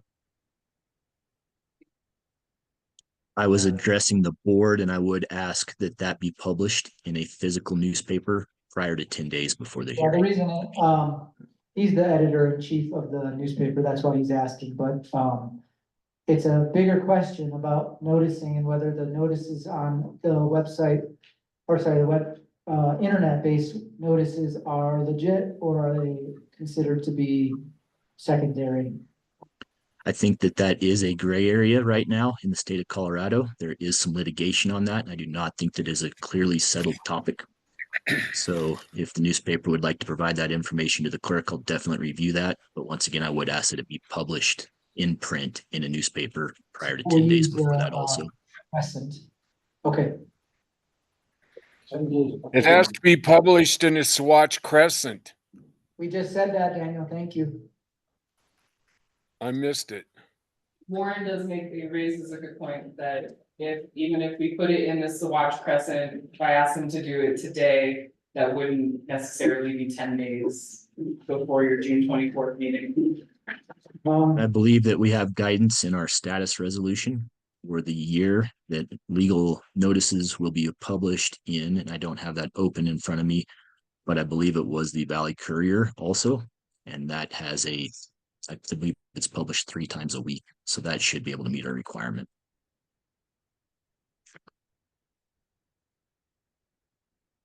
So that will have to be done ASAP. Okay. We need to start building a relationship with those papers anyways, just because it seems like because of the monthly thing, we're struggling with those. And we'll talk about that during our other agenda items. Okay, so that's taken care of. Do you have anything, Seth, that you want to bring up? But we were talking a little bit about the aqua water and sanitation. Yes, Mayor, 1 second here while I just take some more notes.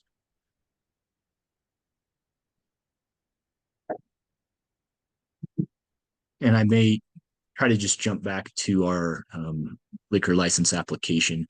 I will assist the clerk if she requests that, but I just would like clarification if the clerk is going to be the individual that states that application is complete, or if she's seeking assistance on that. I would prefer assistance since it's my first public hearing.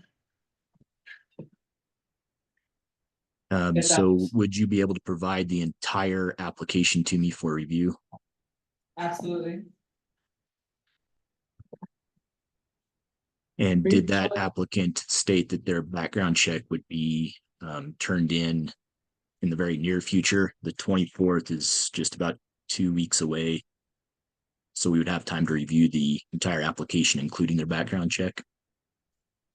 He stated on the 5th that he would have it done by the 7th. I haven't been able to confirm that with him, but if that was the case, it would definitely be in before the 24th. Okay. And I guess at the least, I would review the packet that is turned in. If we are missing anything, we would have to do a letter to the applicant just stating what is missing. And that if that meeting needs to be postponed, we could do it at that time. When you, there's one other item I had a question about with that, if he decides to transfer that license, do they have to go through the same process with background checks and whatnot? The person who's transferring it has Who? to, and it would be a fee for him of, I believe, $800. Okay. Thank you. And that is basically statutory guidelines for any transfers, new liquor license applications, or renewals. Correct. Okay.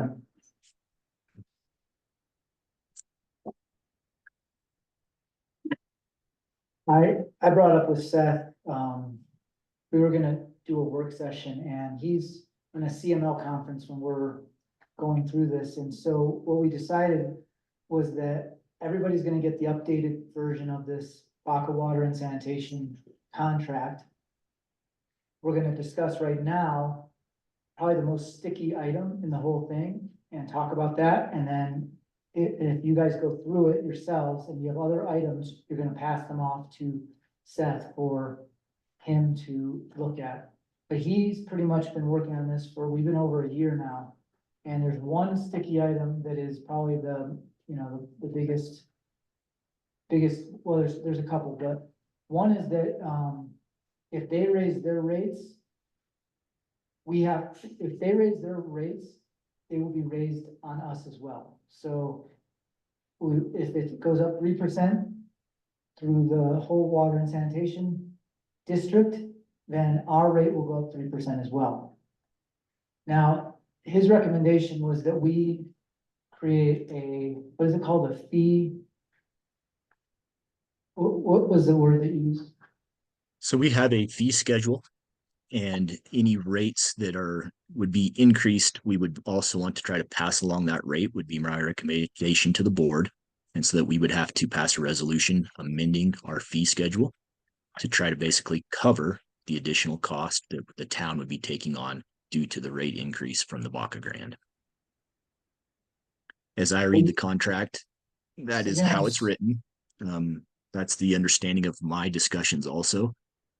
And it is also my understanding that the rates increased or passed on to the town would not increase in any manner other than a rate that would be passed on to all users of the Baca Grande Water and Sanitation District.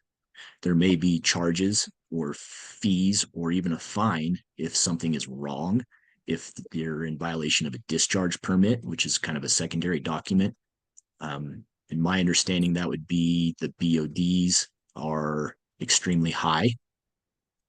If there is we had I think the word was a contamination of a milky substance at one point in time that was investigated by the town and the Baca Grande, or possibly that a restaurant with possibly a grease trap may have a release that just is something that the Baca Grande needs to take care of also. That would be included in the discharge permit and possible fines or violations there.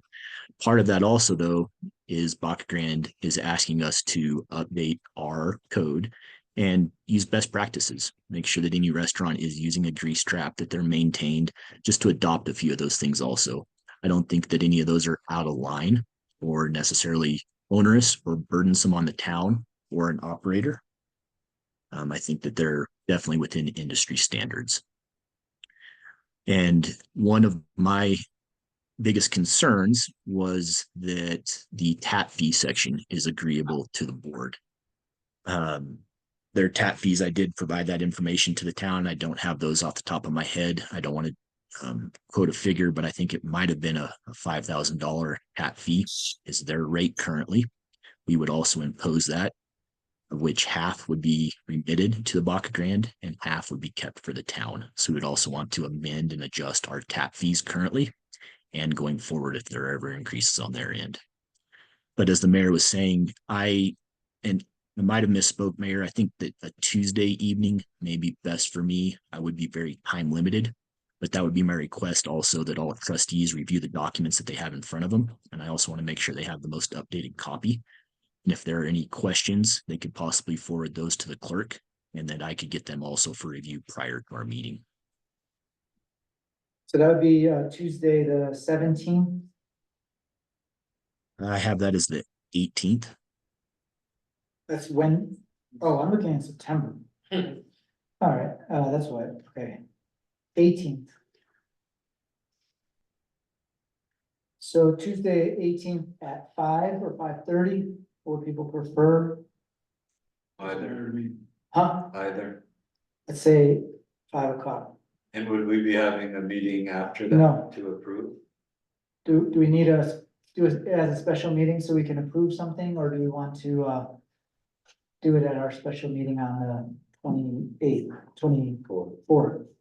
I think that the town, I would possibly call it a special meeting so that the town could direct that these changes be implemented or any changes they come up with be implemented into this agreement for proposal back to Baca Grande. Okay. Special meeting for water and sanitation contract, 5 o'clock Tuesday, the 18th. Yeah. Once again, this basically could be also considered negotiation. However, it is my view right now that the town is doing this very openly and that they could hold that as an open work session for anyone. I don't believe that they would like this as an executive session. However, if they would like to call that as an executive session, I do think we would fall under one of the statutory exclusions to have an exception. I would like to keep it open if possible, and I'm wondering what Warren's complaint is about this. I think you've got serious problems with this contract and to sneak it by the populace and a special meeting after a work session is just bad policy. Hold it where people have some notice of what's going on. So work It's session, not on this agenda and it's not on that agenda. So if we have the work session and give people we're trying to notice. schedule. I understand the scheduling issue. This has been going on for 3 years. There's no rush to have it done next Tuesday night. I think you're making a big policy mistake by not. Will you- being transparent. Okay, so let's do it as a work session at 5 o'clock on Tuesday. Please bring all of your comments, concerns. Please read it, please study it, and we will then approve it on for the same day that we're doing the liquor license. So, and my understanding of what Seth just said was that if we held a special meeting versus a work session, we could direct the attorney to make changes before we submit it for approval to the So we public. can't direct it in a work session? That's what I understood.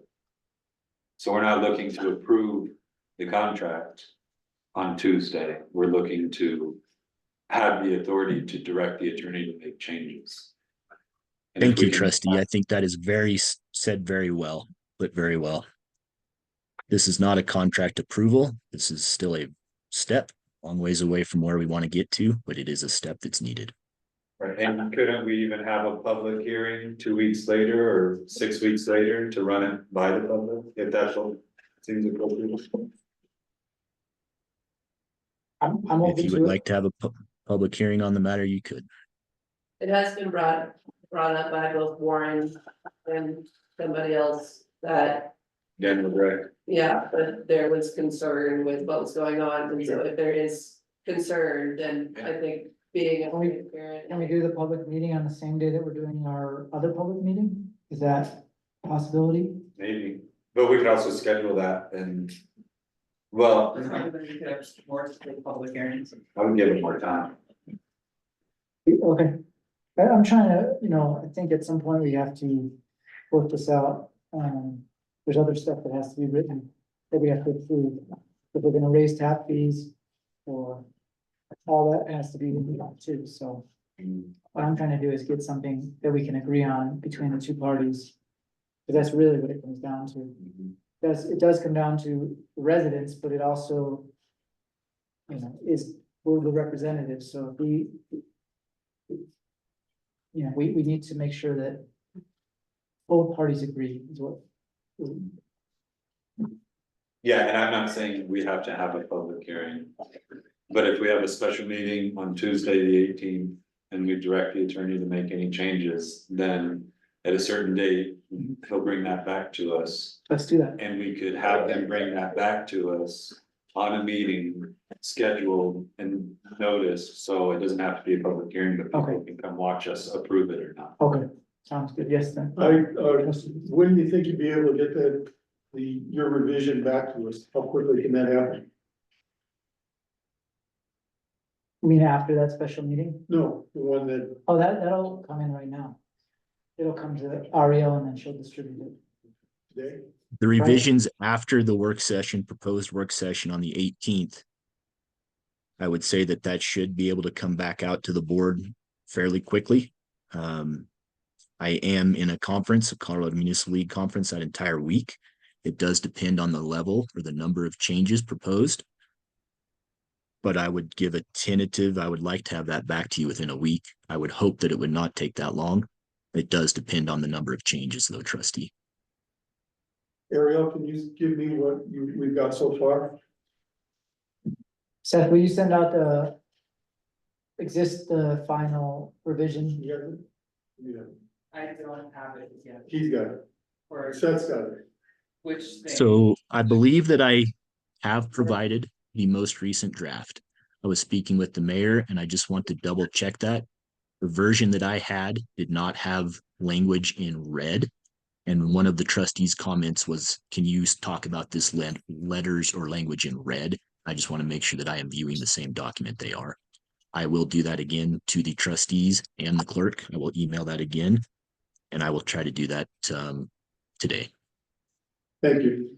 So as of right now, we have Tuesday, sorry, not Monday, Tuesday, the 18th at 5 p.m.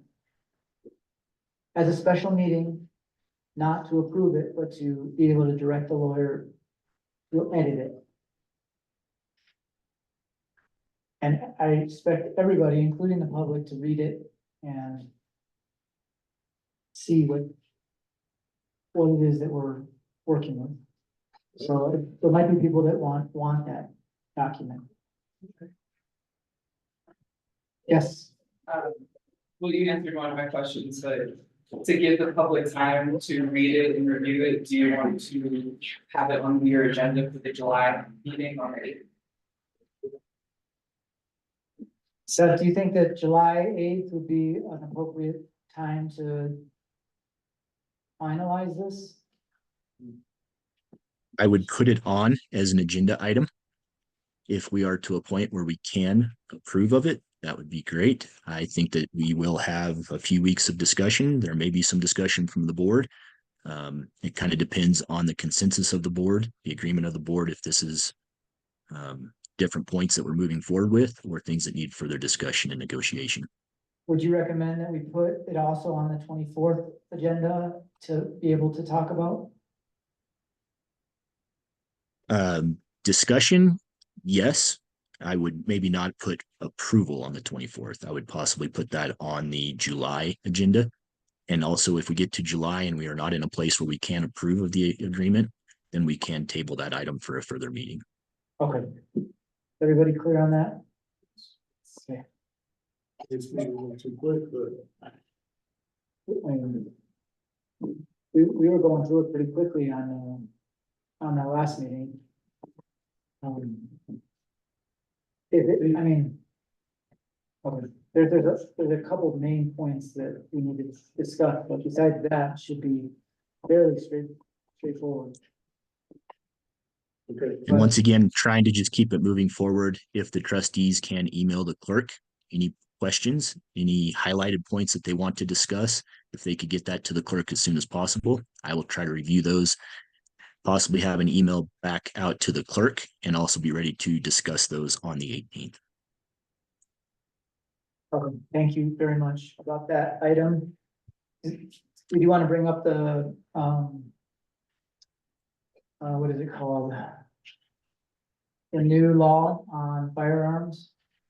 I would, if I may, my next point of discussion was to schedule a public hearing to adopt the rules and regulations of a 1041 matter, a matter of statewide concern, being the export of water from the San Luis Valley.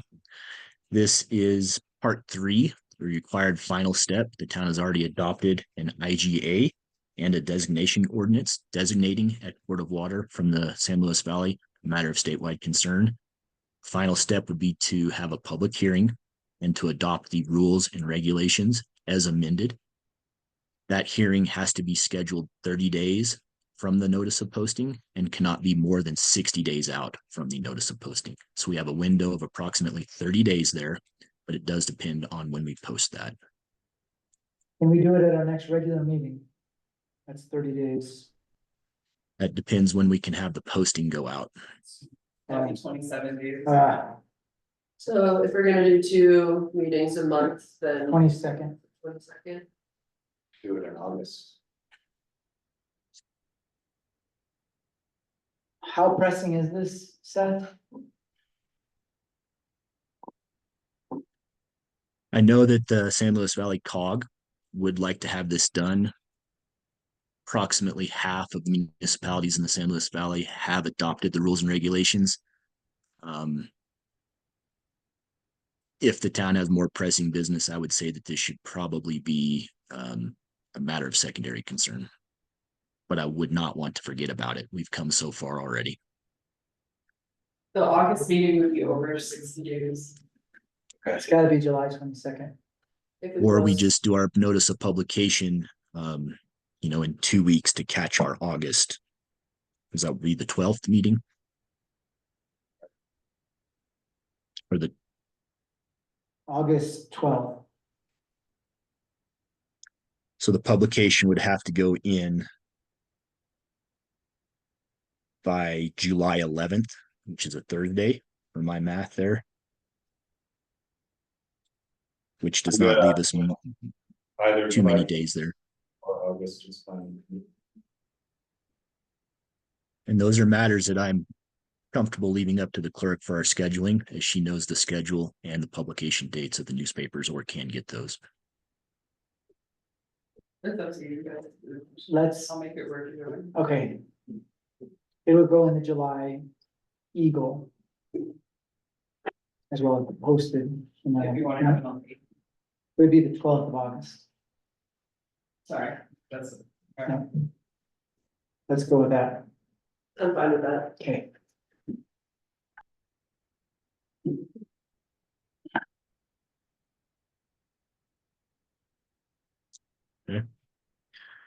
My next point, Mayor, is related to some prior discussion. We heard last month at our board meeting related to carrying of a firearm or of a deadly weapon within town property, within town hall. A new bill, Senate Bill 24-131, which I believe is effective August 7th of this year, does prohibit the carrying of a firearm or a deadly weapon in a few areas that they consider sensitive areas as designated by state statute. 3 of those areas would be the chambers or galleries of a local government's governing body, a meeting of a local government's governing body where that is being conducted, or the official office of any elected member of a local government's governing body, or of the chief executive officer of a local government where they are located. This is a very new bill. Some of its nuances will probably have to be litigated. I was sharing with the mayor that a town cannot, and the town of Crestone is included in this, allow someone to carry a firearm where a court proceeding is being held. That would be the room that you are sitting in during a court proceeding. There is a small area here of discussion whether or not that excludes that room you're in only for the time when a court proceeding is on, if it is a time restriction or simply a location restriction. I'm on a listserv with a few individuals. Also, one town is considering passing an ordinance, which the town of Crestone also has the option to do, to allow the carrying of a firearm in those 3 locations. However, the town cannot pass an ordinance that would allow the carrying of a firearm during a court proceeding. So I would ask the board to discuss and direct me if they would like to have some sort of an ordinance or a regulation passed that would allow the carrying of a firearm in the office of an elected official, the chambers or the galleries of an elected official, and also during the meeting of a local government governing body. So that would be the office you're sitting in now.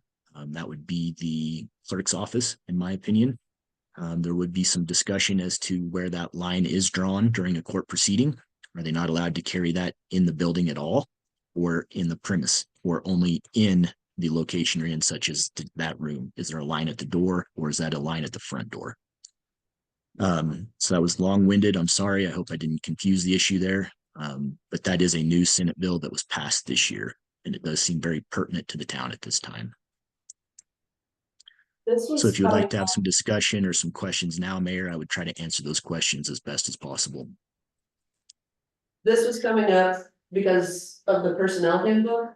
Yeah, No, but it came up simultaneously with the With the personnel. personnel, yeah. It's not that, it just actually got passed like a week ago or so. But that, when we were talking about this, that's why it came up, and now that's. Well, no, it's No. coming up. It's a completely separate issue. This is a Senate bill that was signed into law just a few weeks ago. So I did not have this on my agenda. Yeah, I did see that in our personnel policy, and it dovetails into that matter very closely. To allow that change in our personnel policy, I do think that the town would have to pass an ordinance that would allow the carrying of a firearm on our premise, that being the office where you guys are sitting currently. Does that apply to concealed also? Yes. And are you saying that there's currently a law prohibiting Just came out. the carrying of fire? I believe that August 7th is when this will be enacted. So on August 2nd, there will be a prohibition statewide on carrying, and if I may just simplify it, in council chambers, unless a town or a municipality acts to allow you to carry in council chambers. you don't need it. So the point that I would make is that the criminal comes in with a gun. Do you think they care about the law? Yeah. You think they care about that? They're gonna come in either way with a gun. So So do we have it's to- your point that, to what end is your point? So my point is, if that's the case, if a criminal is gonna abide by this law, great, but if a criminal's not gonna abide by the law, then we're sitting here as, basically sitting ducks. And we Yeah, don't have the right to defend ourselves.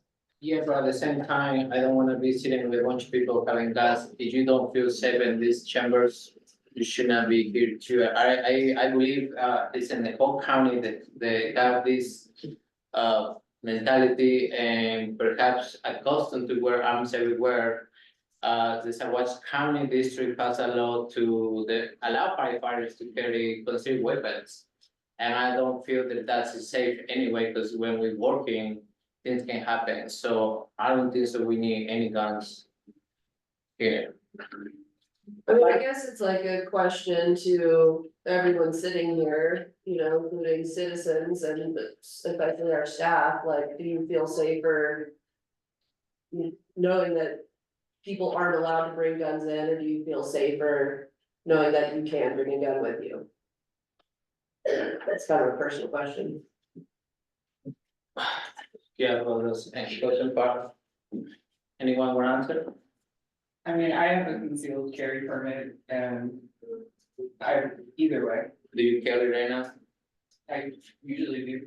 I Okay. have it here because it's a municipal building, but I don't need to Yeah, carry here. one thing I'm seeing and we have a thing on our agenda, you know, people lose a lot of control here. And have a gun in your hands, everyone can be a criminal at that point. Benji, yourself, anyone have a gun because we lose control, we hear out too much. You know, you see it here before, so I use verbally, we got really on somebody's face. We are down, I feel people feel more entitled. Well, if this is gonna go into effect in August, hey Seth, can you hear me? Yes, trustee. Do you feel like if we were gonna make some kind of exception that we should do it before this goes into effect? I think that that would leave us with our July meeting. And I do hear quite a bit of discussion on the board. I think that this might be a topic that we should schedule for our July meeting, as there may be some discussion. And if that discussion results in the direction that the town would like an ordinance drafted to allow carry in these 3 specific locations, that is an ordinance that can be drafted.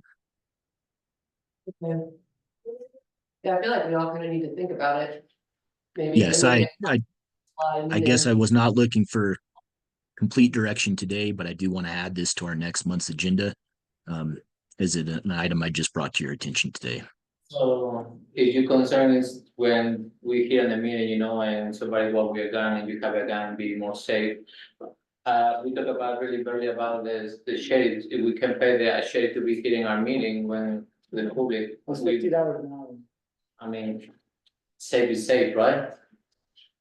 I think are we willing to pay that much? They already pay the sheriff to come to the, they pay the sheriff to come as a bailiff to be at our court proceedings. Yeah, And that definitely helps as far as, I you mean, know, keeping it, you know, relatively safe.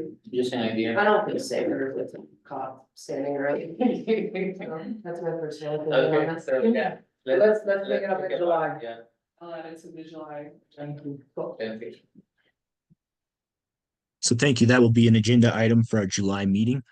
You know, we'll have discussion, just make that an agenda item so we do have discussion, and we could make guidance to the town attorney to draft an ordinance related to that matter, or to just not draft an ordinance, in which case we would fall under state statute on August 7th.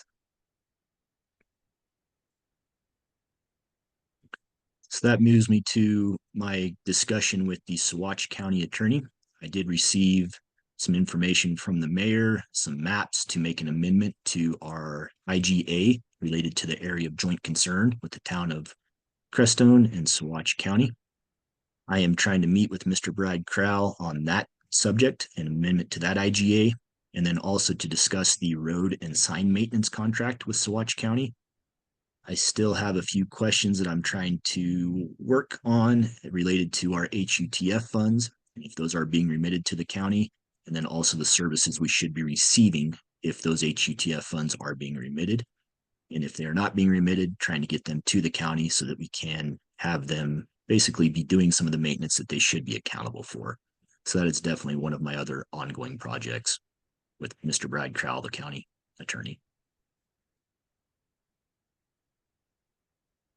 Yeah, and in And that's- regards, and moving into 2025, we're gonna start looking at resealing a bridge, which might be 30 feet of crack repair and pavement. I don't really know the details. But I think that adding that in as a negotiating point in the next 12 months will be of value. Whether it be a street though that they actually are supposed to maintain, I think it was just the main streets coming through town. Is that include Cottonwood? That's why I don't think it does. Okay. Well, Yeah. even so, you know, contracting with the county to pay this crack repair. is Oh, right. Something. We still head off the board. Which bridge is that, trustee? Cottonwood, I do know that IGA as written has a few clauses that will be used when maintenance or upkeep is done to the town bridges and how that would affect the maintenance done by the county also. So let me look into that too. And Maybe one addressed other- already. One other point that I was ongoingly, keep trying to bring up is, idea regarding, I know people call them speed tables, speed bumps, they told us specifically that we couldn't do it because of their plows.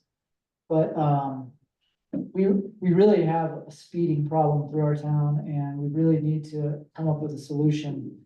And it doesn't seem like the police officers pulling people over isn't necessarily helping. They're just, people are coming in at 30, 40 miles an hour. They're coming through town, you know, at 25 to 30 miles an hour. There's kids walking across the street. We really need to figure something out, and speed tables or speed bumps are one of the main, in my opinion, it will help a lot. And I don't know, we had a thing with the county and they said, no, you can't do it, but then it was because of speed bumps, but then we have, speed humps, or sorry, speed tables that are, you know, plow.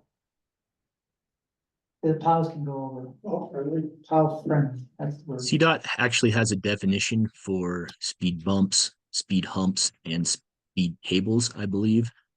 This should be a discussion we should have with our insurance provider, CIRSA, as they also have some regulations and requirements if a town is allowed to use those, how to use those, and then also specifically on maintenance, that it does not become an issue that they are the same height, that they are the uniform height, or if they are even allowed in the different speed zones of the town. So CIRSA has quite a bit of say in that matter. And I'm adding that as a discussion to have with CIRSA also, as our insurance provider. Did everybody agree with that? I mean, I know that in our last board, everybody was agreeing, but you know, in previous boards, we've had discussions about it. We've all wanted to do it. We've even made, I don't know if we've made motions, but we've definitely directed our clerk to look into it. Do you think that it's something that we should keep looking into? Because it's a real problem in our town. Yeah, I think you should. Do you want me to talk to this person? That's fine, but are there other alternatives? I know speed bump. Even for local residents to turn out to be, even doing the speed limit. I know it's a minor thing, but could be annoying. Didn't we have a stop sign here at one time? No, we actually made a motion, to put a stop sign in at this corner. They never went in. And it didn't go in because, I thought the county said no, but. Right. Is that what it was? but it being in our right of way. I thought it was Gretchen, and just didn't do it. What I mean is, What intersection is that with the stop sign? Silver and Alder is the one that we wanted to put a stop sign in. we're in this corner right here, Yeah. but even, That seems to be where the acceleration from vehicles that I see, of course, I'm not on every street. Up here, coming off North Crestone, people are going down that hill. extremely it's fast. everywhere like that, and even charter school is over the, people going to charter school go over the limit. When I was going for I spent my time there in the morning, we had little signs, slow down, because everyone's go too fast in every location, so we have a stop sign that are right there by the clarification, and a lot of people, maybe 30-40% of people never stuff, I would just call out, the trucks coming to the mechanical, and I track it, because I always do that, and every single corner, that corner too, even in the stop sign, the people don't stop. And I receive a lot of offenses when I pointed people to stop and people you don't do it. But based on what you're saying, I don't wanna prolong stuff anyone, we would have speed bumps all over the place. Right. Well, which, it's true, I mean, there could be, but if you have them in a couple strategic points, at least Yeah, will slow people down. You know, if they were in 3 spots, you know. I don't know, I think we should try it. signs aren't working. We had looked into and talked about removable speed bumps. So that they could be removed In winter time. during winter, so it wouldn't affect That's right, I remember that. plows, but they like, I think they might even bolt in to the pavement. And I think even just during summer months, maybe there could be some value there. So Mayor, I will send a request for some guidance to CIRSA, seeing if that would affect our insurance policy, their guidance also. They do look at it as a maintenance and a maintained structure, and see what guidance they have for the town, if they are allowing that currently, or if they would not insure the town or raise our rate too much, okay? Okay, thank you. Specifically related to removable speed bumps.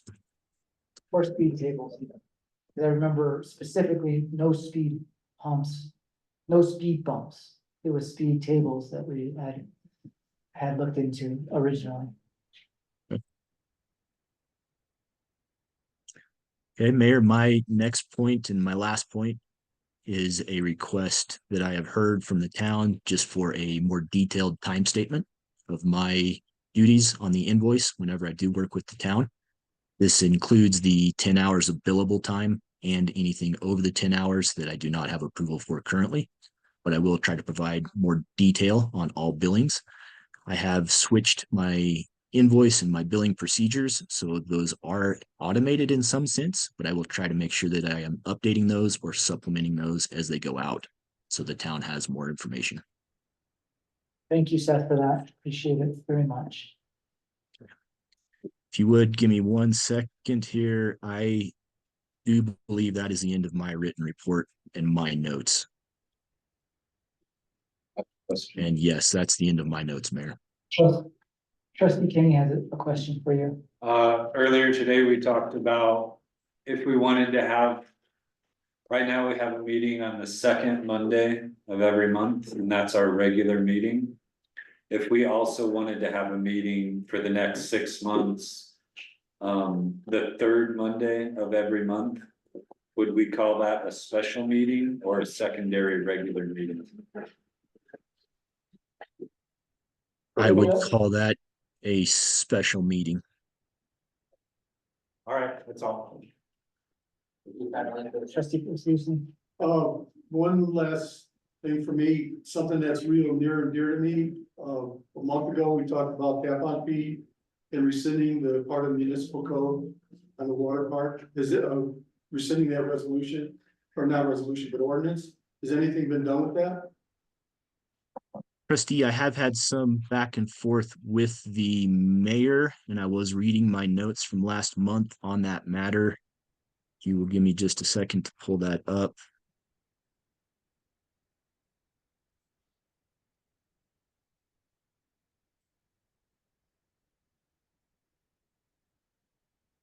So I do not have an email open. Some of my discussion was that it is my reading of the code that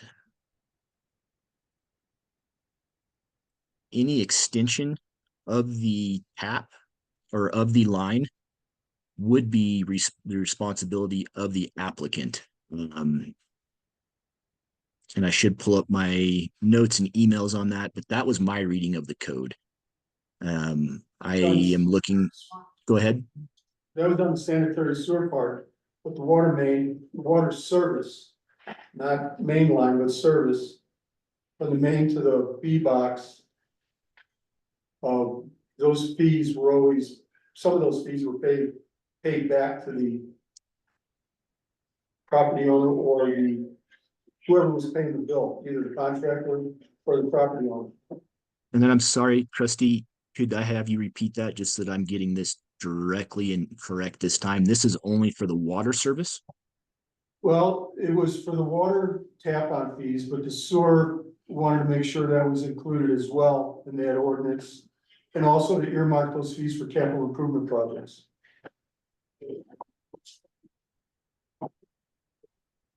Well, basically that we do not pay for any of the infrastructure regarding water or sanitation with the tap fees. That is all on the customer. Okay, thank you for stating that again, Mayor. Yes, my reading of the code was that all extensions, all of that requested work is the responsibility of the applicant. It is not to be taken out of the tap fee. The tap fee is a separate fee, and that the applicant is also responsible for any addition or extension of the line needed to get it to their property line. What about meter and the meter pits and all that? We were trying to make it so that it was, that was the responsibility of the owner as well. That the town was not using its tap fees for anything but capital improvements. Right. I don't remember the code, the municipal code, I think it was, It's why got into this with the CPCH and having to cover some of those costs, and we don't want to have that happen again. Okay, I did not have the language or the question about the water meter or the meter pit being paid for by the applicant, but I do have that on my list to review and have a better answer for you. I'm sorry about that. With a specific note that the tap fee is only for capital improvements, not to be paid for work done related to the meter pits, or the extension. Correct.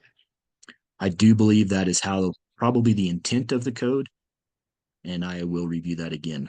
I believe that is the intent of the code and how I would read most of it now, but I will review that also on both the water and the wastewater aspect or side. If y'all are asking him to draft a new possible ordinance that says that, then you might want to wait until we solidify with water and sand, because 50% of that tap fee might go to them. So if we're about to say, create an ordinance that says the way, where that money goes. sorry to interrupt you, but the sewer part of the municipal code says specifically that all costs are absorbed by either the contractor Right, or the you're just person. talking water. I'm talking really strictly Okay. the water tap. And I don't recall, it was part of the last regular meeting's agenda. If you can look back on it, and, it was from the main to what would be the, let's say, the end of the right of way, where the beginning of the property line was, which is where the B box, What's a B box? It's where the it's, it would, it's where you would turn it off and on. Which right now happens on town property.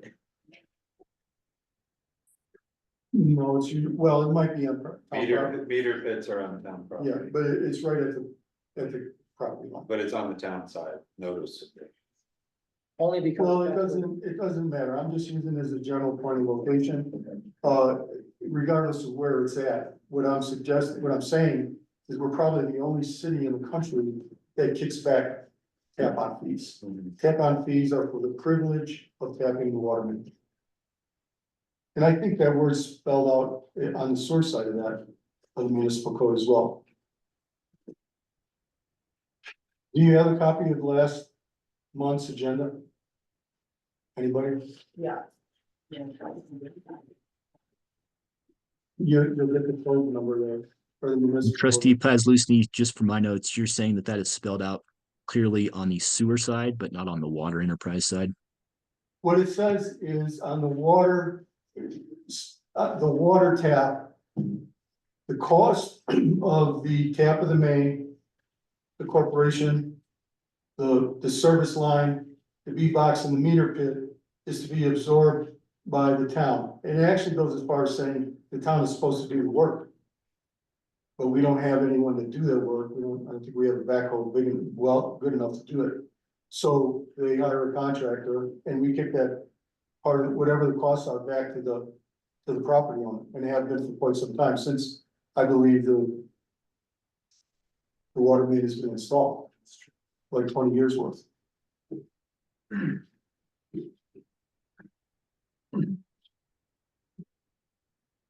So Trustee Paslusny, maybe just if you want to jot down a note, I'm in section 7-1-20.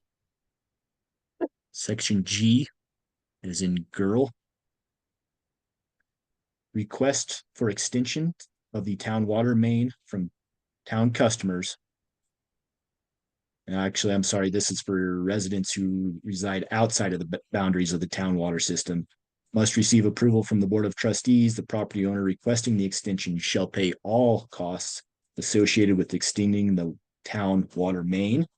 And then I guess let me back to where I had a note about our water meter. We're not talking about water main, Seth. We're talking about a service. We're not talking about the main line. We're talking about a service. From the main to the property line, or abouts.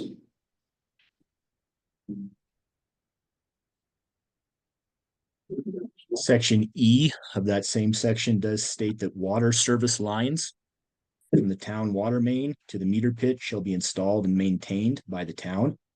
Water lines extending from the meter pit shall be installed and maintained by the property owner and user in accordance with the state plumbing code. And I'm sorry if I am confusing the subject here. If you would like a written statement on this also, I can provide that.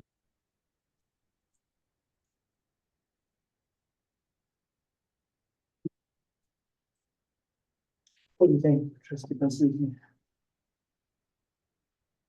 I wish I had my computer just so I could look at it, or a copy of the agenda. Okay, There's- I Just hold on a second, Seth, I don't want to keep you here, but. don't see it. No, this And maybe is I the- am confusing the subject because you are talking from the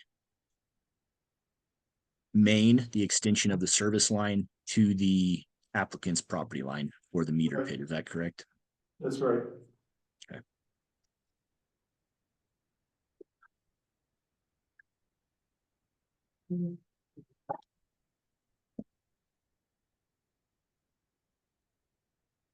And then you're also saying that there may be a distinction between our water and our wastewater language, which might cause some confusion on the subject. Hold on a second. It's the May 8th agenda.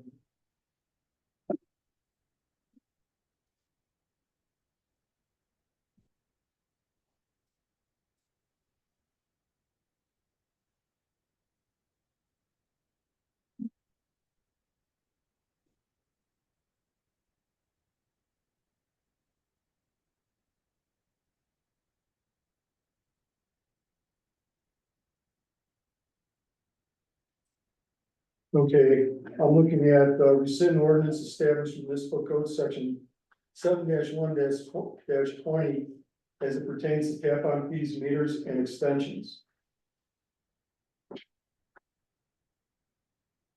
And it's to amend the aforementioned ordinance to read tap fees are charged to all customers for the town requesting, of the town requesting water or sewer service. Each such fee shall represent a privilege to service, be assessed and paid for. The permit for service is issued. The fee shall be assessed as provided in the town, and it's in our fee schedule. And the wording in our municipal code, as it's been interpreted, is said that the town would pay, would actually absorb those costs. Was that a resolution? Did you have a title of that? For I review? have been, no, I don't. That was supposedly to be written, correct? You wanted something written, it wasn't that it. We wanted to rescind. I suggested we rescind the ordinance in that part of the municipal code and have it rewritten as I kind of try to write it here.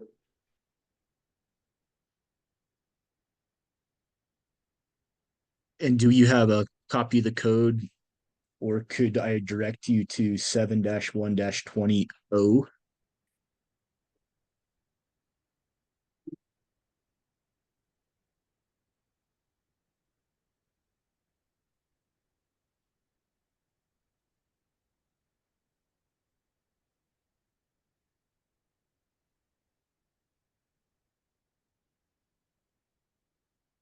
I don't know.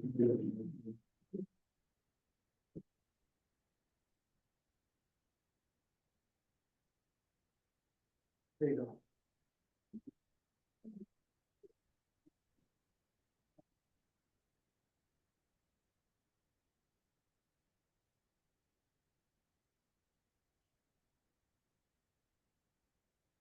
O, section 1 specifically. No direct, maybe in the time between our meetings, maybe Dennis and the attorney can talk for a little, and get something written and then have it approved. So we don't spend more time on it. We have people waiting. If Yes. the mayor would ask that, I definitely would speak with trustee Pazlusny, as he stated, this is a matter that he wants to address, and I would like to address that with him. It sounds like a phone call or two might be needed just so that we're on the same page and I'm hearing him correctly. If you look at paragraphs A, B, C, D, E, and F. It says exactly what I did, only much better words. All work, labor, and services of tapping town water mains and or extension service lines from town water main to property or curb line shall be done and performed only by town employees or under town contract operations. C is the location of the water tap service lines and meters shall be determined by the town. E, water service lines from the town water main to the pit shall be installed and maintained by the town. Water lines extended from the meter pit shall be installed and maintained by the property owner, so that's from to the home. And just for our continued discussion, I'd definitely like to have a phone call with you. We might possibly schedule that for tomorrow. If you could look at O1, just to prepare for our discussion. I think that offers a little clarification also. It's on the next page.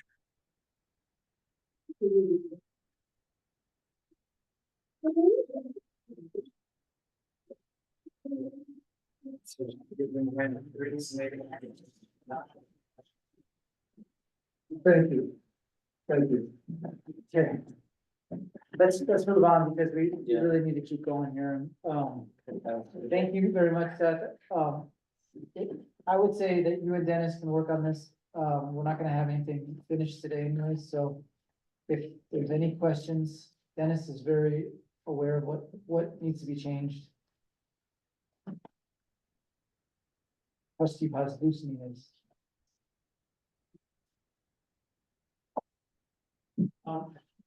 We have two conflicting things. I know you guys have been waiting, and Elaine is waiting as well for the personnel handbook. We're gonna go on with the personnel handbook. I'm sorry. Keep going. Okay, in your packet, there was, these little cover sheets and then the pages. I only included the pages that had the corrections in the last meeting. And really, I want to tell you real quickly on the agenda, Joy with this on the agenda. I just saw Joy, she didn't know she was on, so she went through here today, she would like to be on, and she would like to be notified if she gets on.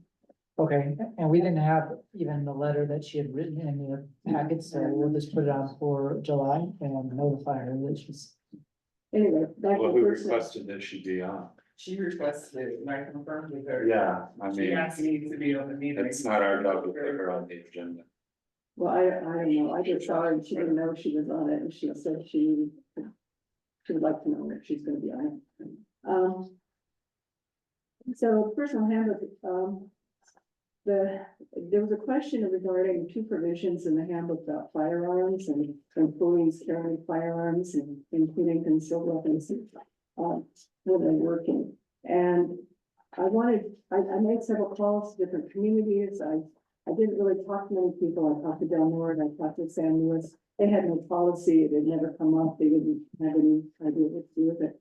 But I think there's something very important that we all need to know, and that is, in the last. Sorry, we just went through it with the lawyer. Pardon me? We just went through that whole, the law with the lawyer. You weren't The here. new Senate The new bill, Senate bill. that's gonna take Okay, effect in you're not August. able to do any of that, Yeah. but it will affect whether or not you want. Right. those provisions in your- Thank you. It does affect whether or not you want to leave those provisions in your handbook. I say we refer it to, because what we're gonna do is come back to it in July.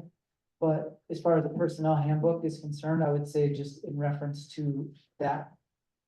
That whatever decision we come up with on the overall policy will be reflected in that. And I would strongly suggest that you approve the handbook as quickly as possible. If you have to, take those provisions out while you're deciding. Because you're having problems with your staff in regard to what their benefits are, and this document really needs to be laying out there. The first change, and this is something that was suggested based on what Seth said about you can't have the judge be an employee at will kind of situation. So on page 1, contract labor, there's a provision. Basically, the town, when appropriate, can utilize these other services of auditors, lawyers, and everything. The services will be considered contractual, which shall be governed by the terms of said contracts and Colorado law. So if you, particularly if you need to do something with your judge, you're gonna wanna be very careful with that. The next few pages are just the page numbers that will be changed in the personal handbook. Page 5, the wording, the board's designee was added. Most of this was based on my notes that I took from whoever was present. Hasn't had a couple and everyone, so these changes are what we put in pursuant to the last meeting. 2.2 had a spelling error. On page 7, there's a grammatical error that was corrected. On page 8, there was a provision that had been taken out and the board wanted it reinserted. And that was basically, if after reviewing all applicants, an internal appointment is appropriate, the position may be filled with a current employee who meets the minimum qualifications as specified in his job's description. Any current employee selected to fill such a position shall be subject to an introductory training period. This is wording from the original manual that was reinserted. There was wording added on page 12, where this is when should someone be reporting an accident and to whom. We had said the board, but then that was expanded to say if someone is reporting an accident, they can report it to the board of trustees, an individual trustee, or the town clerk who will relay the information to the board. Holidays, Christmas Eve was reinserted. There was a comment made earlier by Warren about the quantity of time. I agree with Warren that this is extremely generous vacation and sick policy. This has actually been decreased by 1/2 from what the town with personnel manual had before this change. They were capped at 160 hours for sick and 160 for vacation. So you may, in the future, I'm not suggesting you do it today, but you may in the future want to really evaluate that. And then, Warren, you had said 24 holidays, I counted 12, I'm sorry. he had said 24 holidays were paid, and there's only 12. I didn't bother to bring it because I didn't care that much about. I'm just telling you that, yeah, I count, I count 12, and then there was another list below it um, on the electronic version that I got. huh, So I counted 25 holidays. Yeah. And with You can't need your. the health and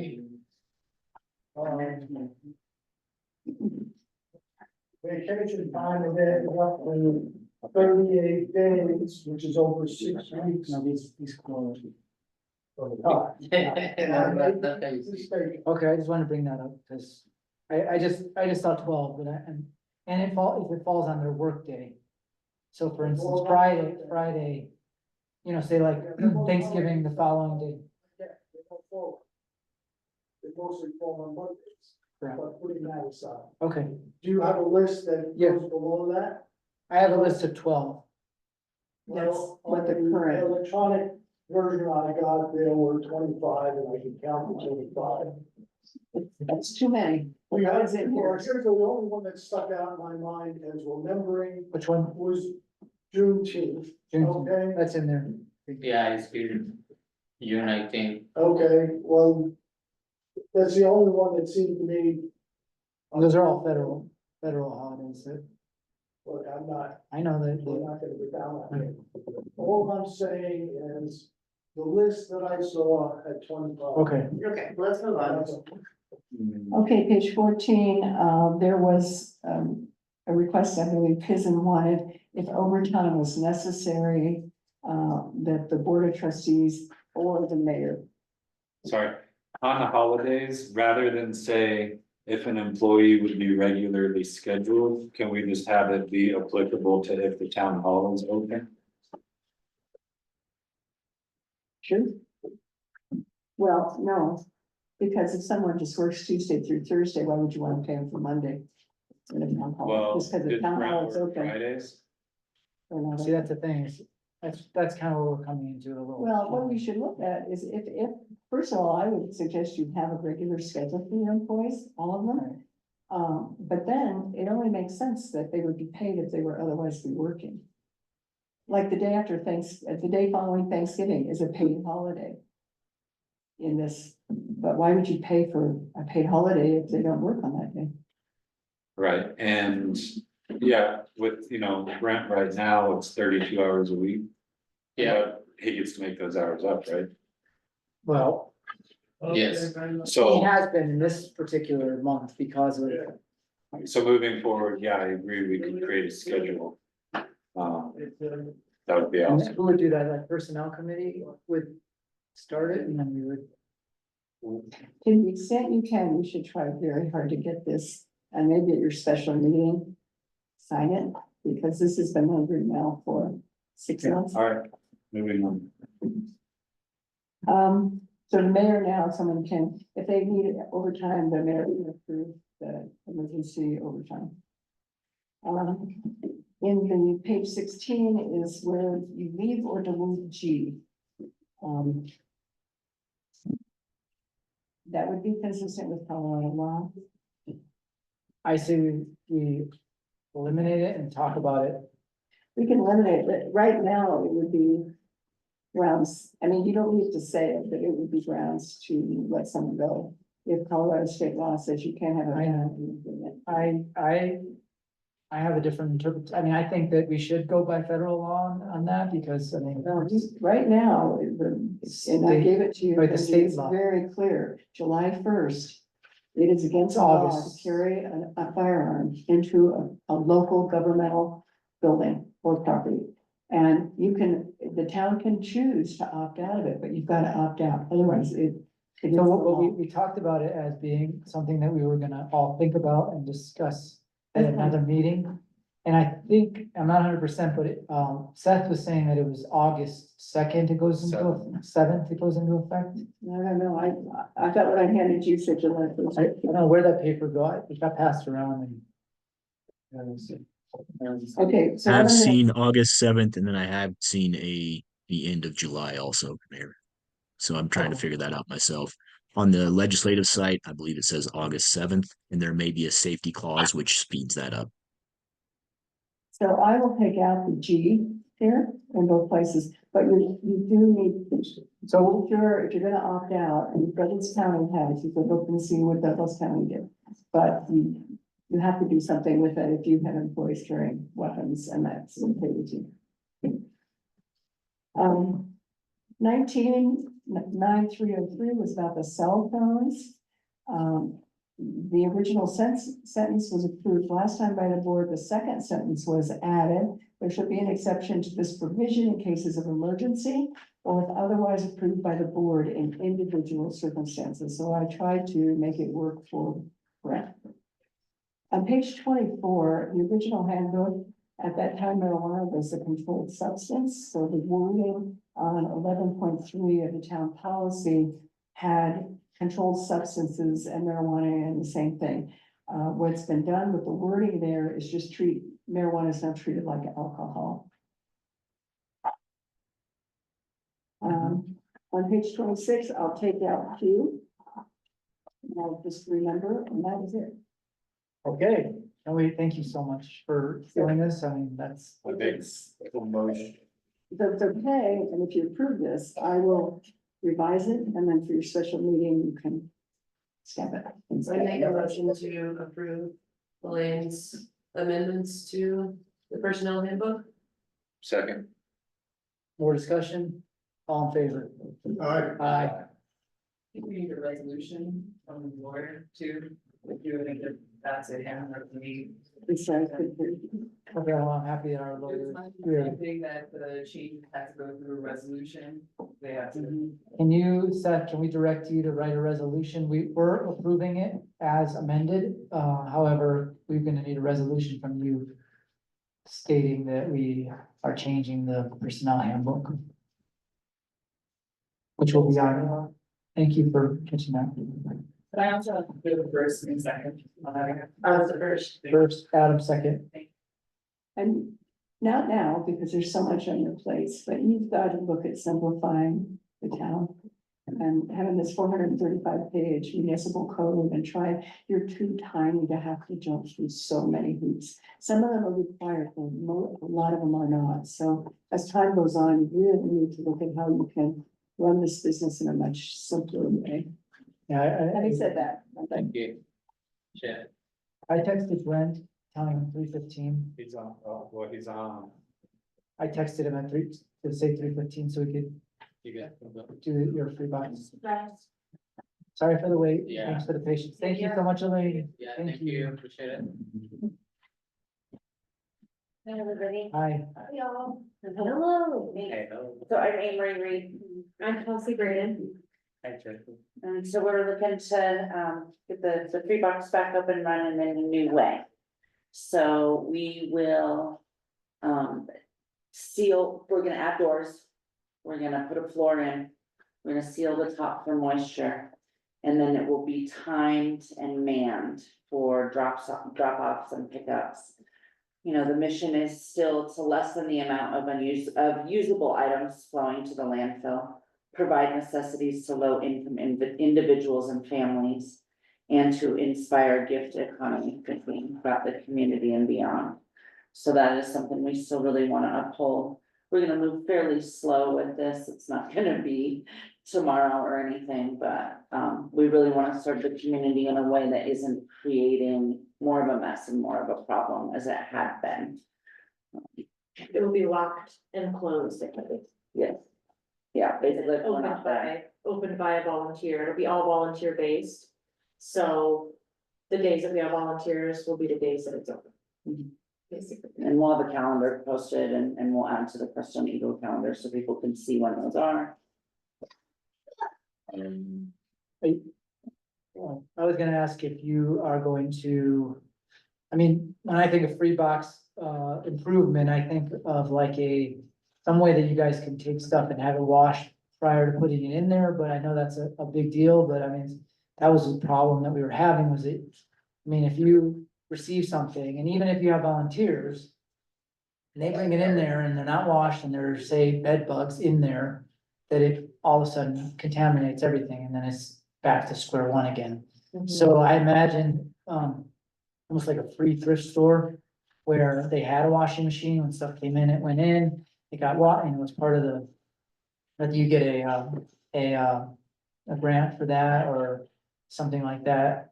And I don't know, I mean, maybe there's a methodology, but it's gonna put your volunteers at risk if they're going through stuff that's not washed, stuff gets dropped off, and then all of a sudden you just contaminate.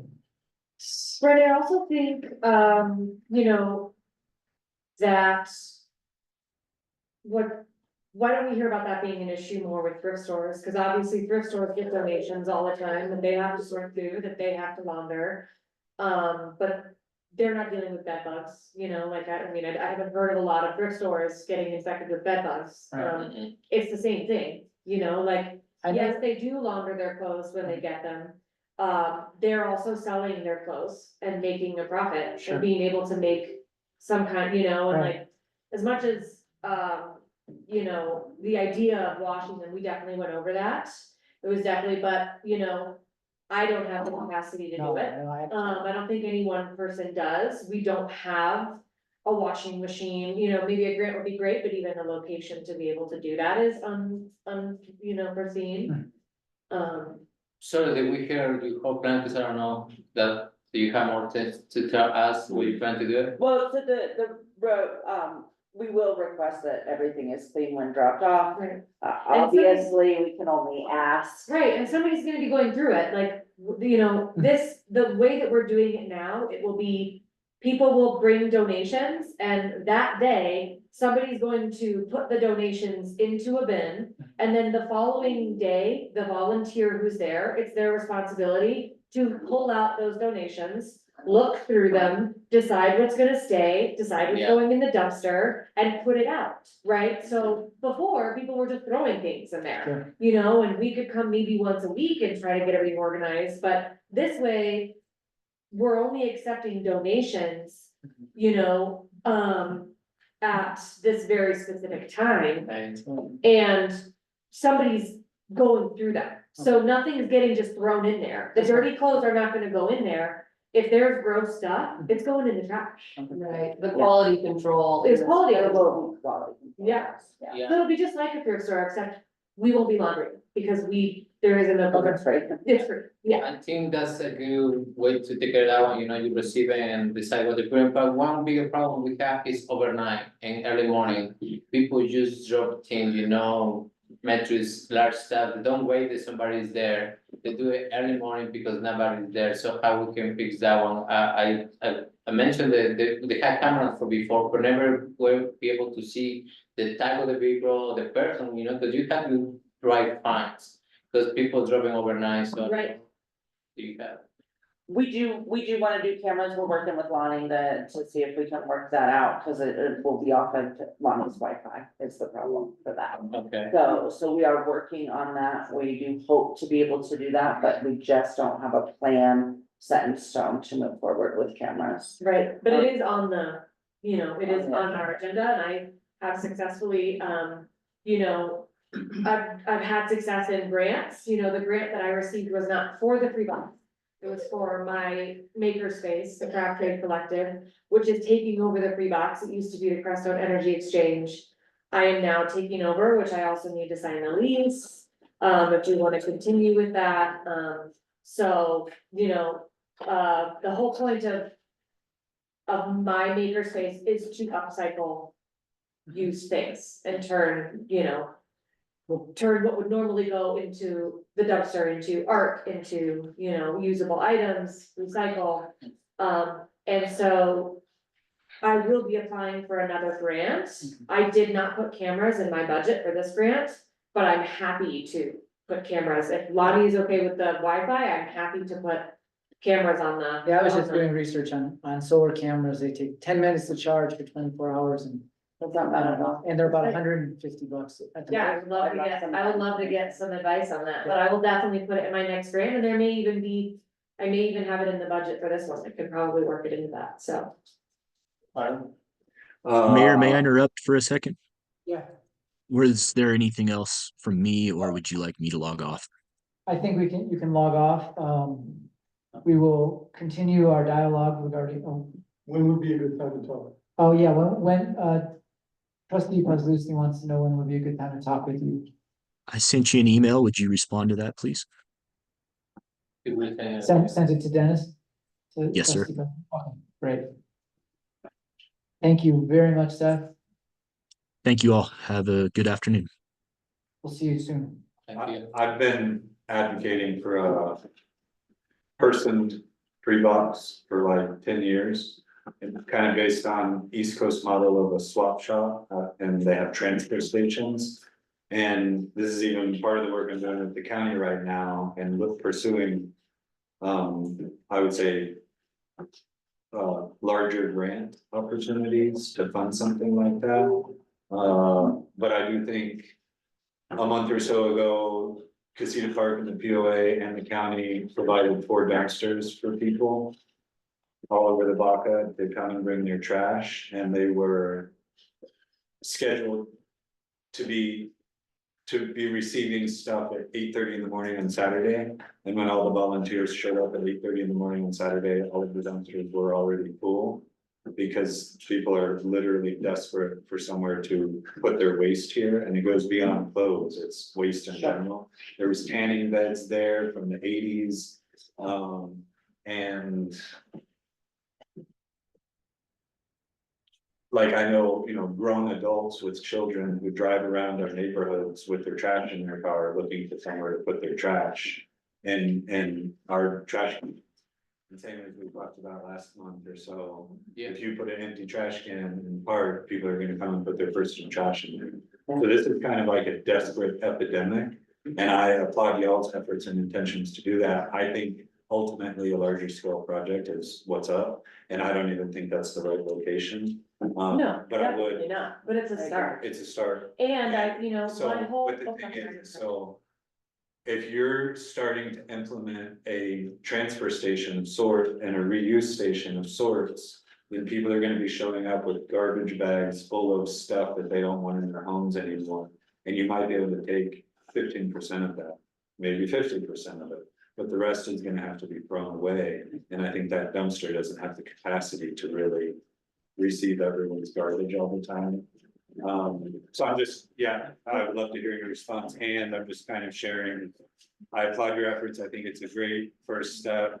I think ultimately it's the wrong location, it's a bigger project. There is a CDPHE grant, Colorado Department of Public Health and Environment. And there's a thing called the RREO grant, which I don't believe has ever been rewarded in Swatch County before.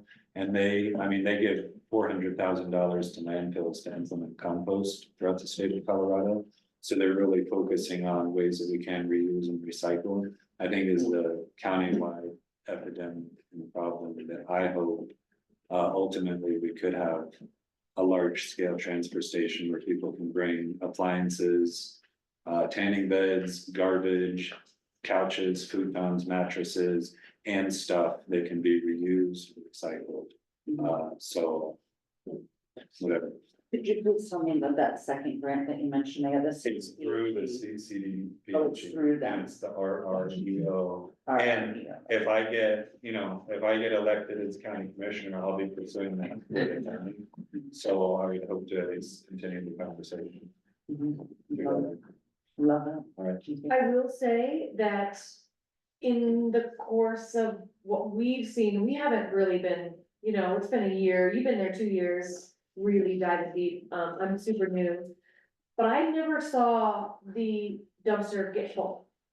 I never saw the dumpster like so full that it couldn't be taken out. Oh, I did.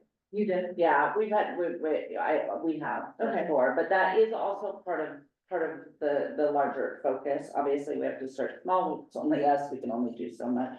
But that is to have special days where people can come and drop off construction waste or maybe larger scale things where we have someone with a truck that can come and move it. It's a matter of paying attention to when those days are, that they won't be all the time. Maybe we have an electronic day where someone is able to do small electronic repair. They can even maybe do a class, and then we'll take the rest of it to the proper recycling. And getting some larger grants in that. So yeah, this is just the small scale, but this is just a matter of, I know that the town carries the insurance as well as pays for the dumpster. And we just wanna make sure that we are in alignment and working together, and that we know that the lease is up and do it. So that is a thing that I think does need to occur, so that's why we're here today. Do you have the old lease was it something that is? I don't, all the leases are held with the treasurer. So, and she left for the day, but we could get that and address it at the next meeting. So what's the pleasure of the board as far as getting this? You have question, I think. Oh, no, I think that scheduling days where people can bring their trash is a great mitigation step to, because then if people know they can bring it on a certain day, I don't think they're gonna wanna be assholes and like, Yeah, I think they'll even pay for it. I think, and so, and like Exactly. Charles and I take the white school bus and go pick up people's trash and collect donations from folks, and I would be happy to do that, you know, on scheduled days. You know, once or twice a month for the free box, like I can bring the white school bus there and we can fill it up and people can. What do you think it's about? Thank you. Yeah, we do. So we kind of, what, need to review the lease, Or use the old lease that we had, based on the new criteria. I feel like we would wanna have it spelled out. And clear agreements before we just sign the lease.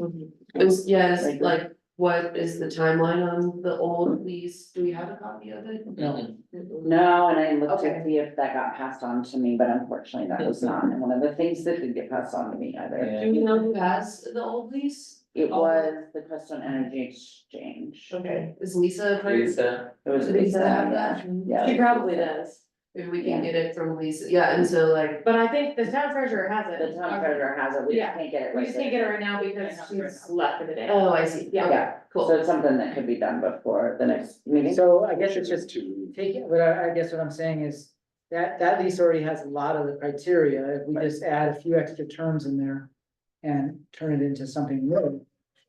When would you wanna have it approved? We can, do you I guys? mean, y'all, I'm assuming y'all would want to start as soon as possible. Yeah, cause, you know, we wanna get the floors in and the, you know. So next meeting? yeah, 2 weeks. No, that's, On the 18th? today. That would be awesome.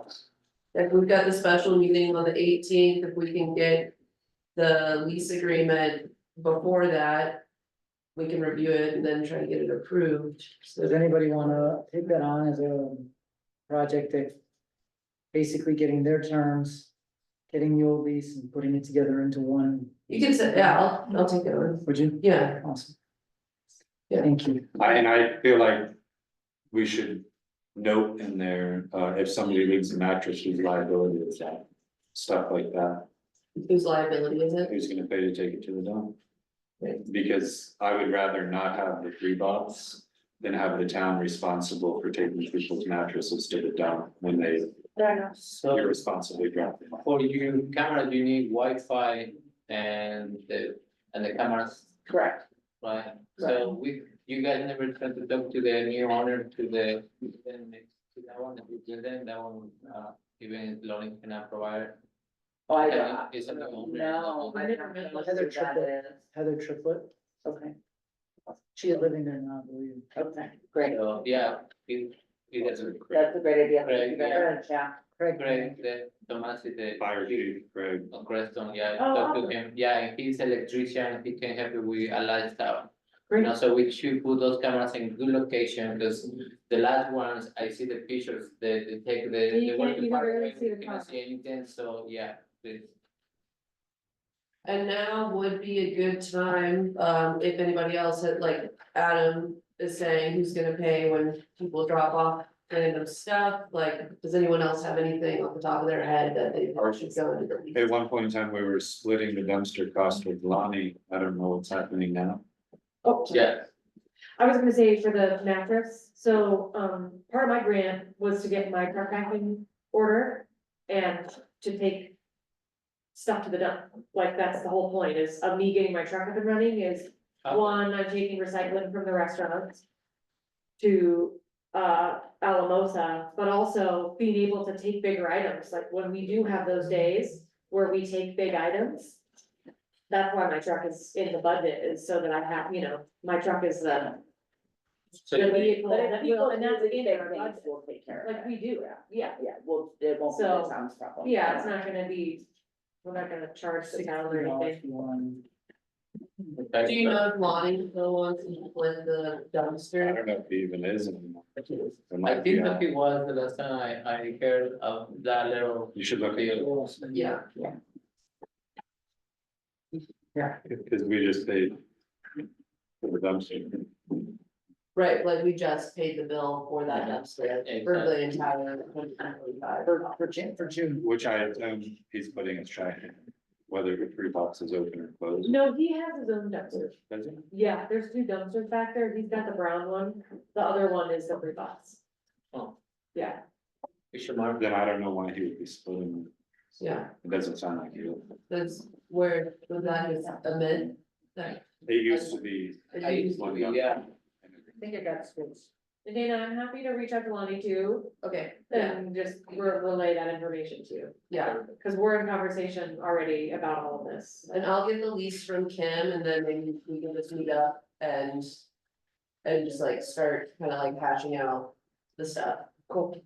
Or even we can even make it a live document if, because I know we all have a lot of meetings. Yeah.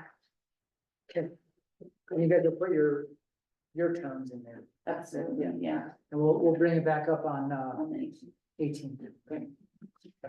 The 18th is that evening, meeting, I think it was a board section, I mean, but. let me see, hang on, No, the 24th. that's the one that I'm, 24th. Yeah. 24th. So now I think. We are doing the Two week 18th, meeting.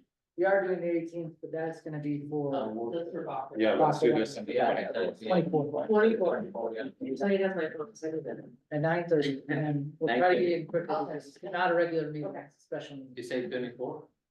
Yeah. Yeah. Or if that's Monday. it's a Monday. Okay, cause it's, yeah, it's July. Oh, Okay, thank you guys. Yeah. any else let us know, we can do. Yeah, Brett? And I'm not, as we're going through this lease agreement, I might just reach out to the folks and see what you guys think about it. Thank you. Yes. Good afternoon. Good afternoon. So I think Ariel put my report in your binder. You guys have a copy of it. So I'll just kind of paraphrase and I'll be here to answer any questions you might have. If you haven't already read it. I'll also give you a little summary of what we've been doing this month, just the big stuff. The Cross Connection Survey Program has begun. We've implemented it. The Cross Connection Survey for the town has been completed for the prior 3 years. And this year's survey will complete it shortly. Actually, I just did the repairs on the last device and, as soon as I'll get with that in just a second. Additionally, the backflow devices for the town irrigation have been repaired as of today with, I'm currently awaiting inspection certificates from the charter school, which from what I understand, they already got those. And as soon as I get them, we will be submitting our current year survey upon receipt. In other words, we'll have our 2024 done. We are making excellent progress and are 2 months ahead of our deadline of August 15th. So this is 2 months ahead.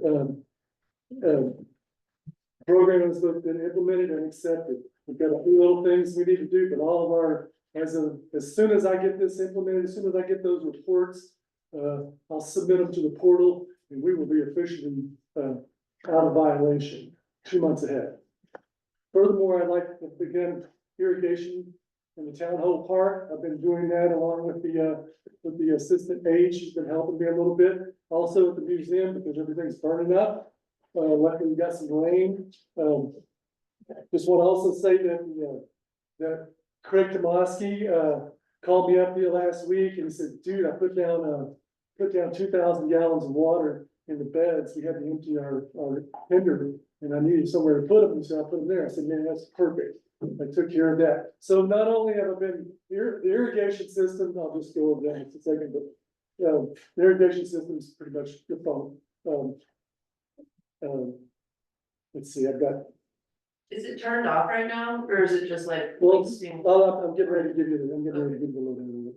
Okay, town's irrigation system has been inspected by me and found to be in disrepair and barely functional. I've contacted the original installer of the system to evaluate its current state and provide a bid for necessary repairs to restore full functionality. And then I said the Crestone Fire Department has spread 2,000 gallons of water on our bed and helping us fill the gaps with our irrigation issues. In addition, I've been going over to the museum. I've gotten with those guys. They're handling the sprinklers. I'm getting them started during the week. They're handling them. Mr. McAlpin is helping me with those to get some water there. Luckily, we had this rain. It's really good, but we've been running that and then running it out here, trying to get this grass to come up where everybody's been dancing. So we're hitting it, we're doing what we can. Right now, this vendor that I've been contacting, they've got 2 irrigators and they're up in Pagosa right now. I think they're doing a project. So as soon as they get here, I'll have them. I'll probably end up contacting another vendor to get a secondary bid to see what we can do. And there was some talk from the mayor and I last week concerning maybe having these irrigators not only get our irrigation system up and running, but perhaps we might even talk about, hiring them or having them bid on doing our parks. We're gonna have to be mowing pretty soon. And when I start irrigating them, that's why I haven't done it, is because I didn't have anybody to mow. And these are just things that are not really even in my purview. I'll just tell you that right now.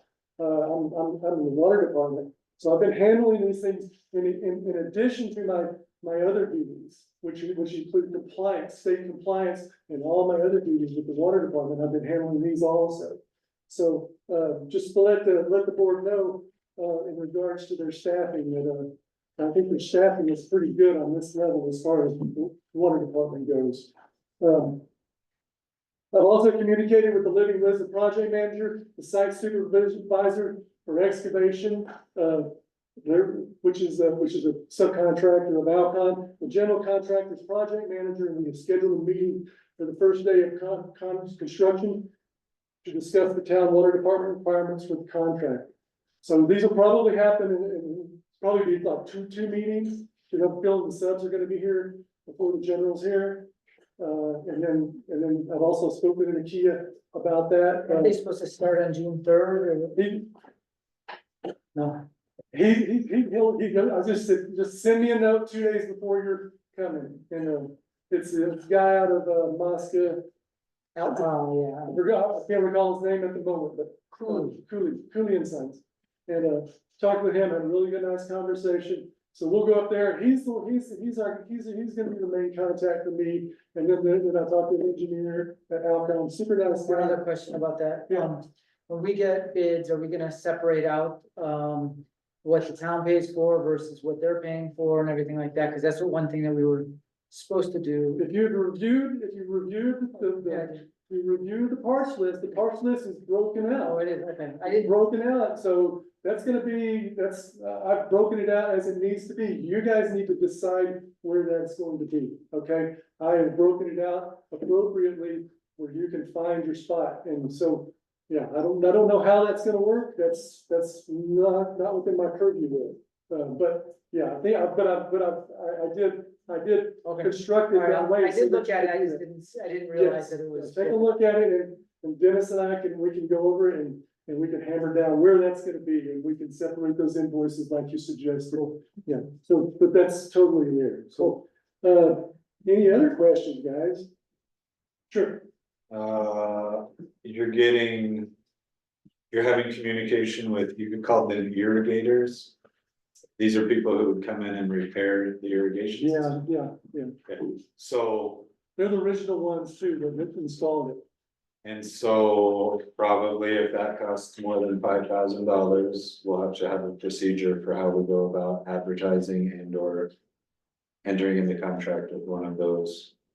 And I think we kind of begun that. I think it was kind of a rough beginning, but that process is, we had our initial process. It seems like it's nailed down pretty hard, but it needs to be, we need to practice at it, sounds like. But yeah, very well could be, And I also don't know that we have in our budget, maybe that would be parts and right of way. Fred, do you have a copy of the budget? No, you got one. not working. No. Yeah. I haven't received a copy. It's in my office. I mean, we've got $9,000 in grounds maintenance and repairs, which I think that's what it would fall under, and Did we just pay a little bit today? When we go, We just paid something out of that. we paid something out of that, we'd have to look back, because we don't quite remember what it was. it was an invoice that we showed this morning. Yeah, it's from, yeah, do you remember which one? It was for the maintenance of the, For the city?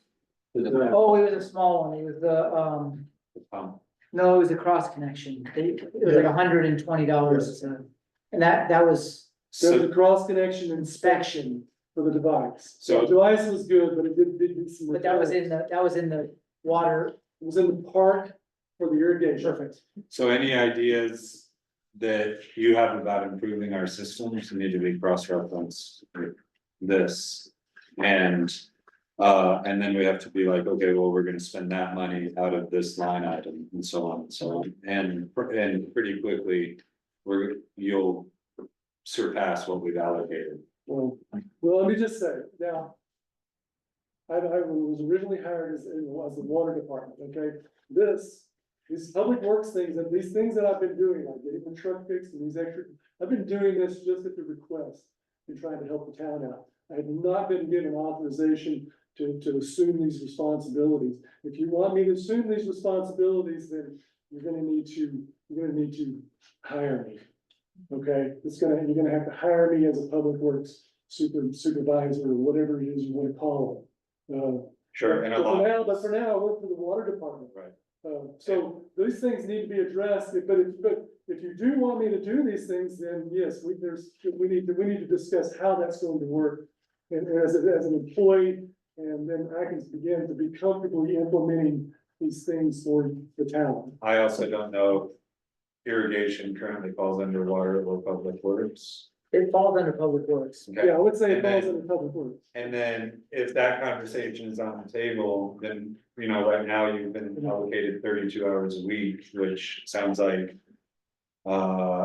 You trying to fit in some public works duties is making you go over those 32 hours a week, and it also sounds like.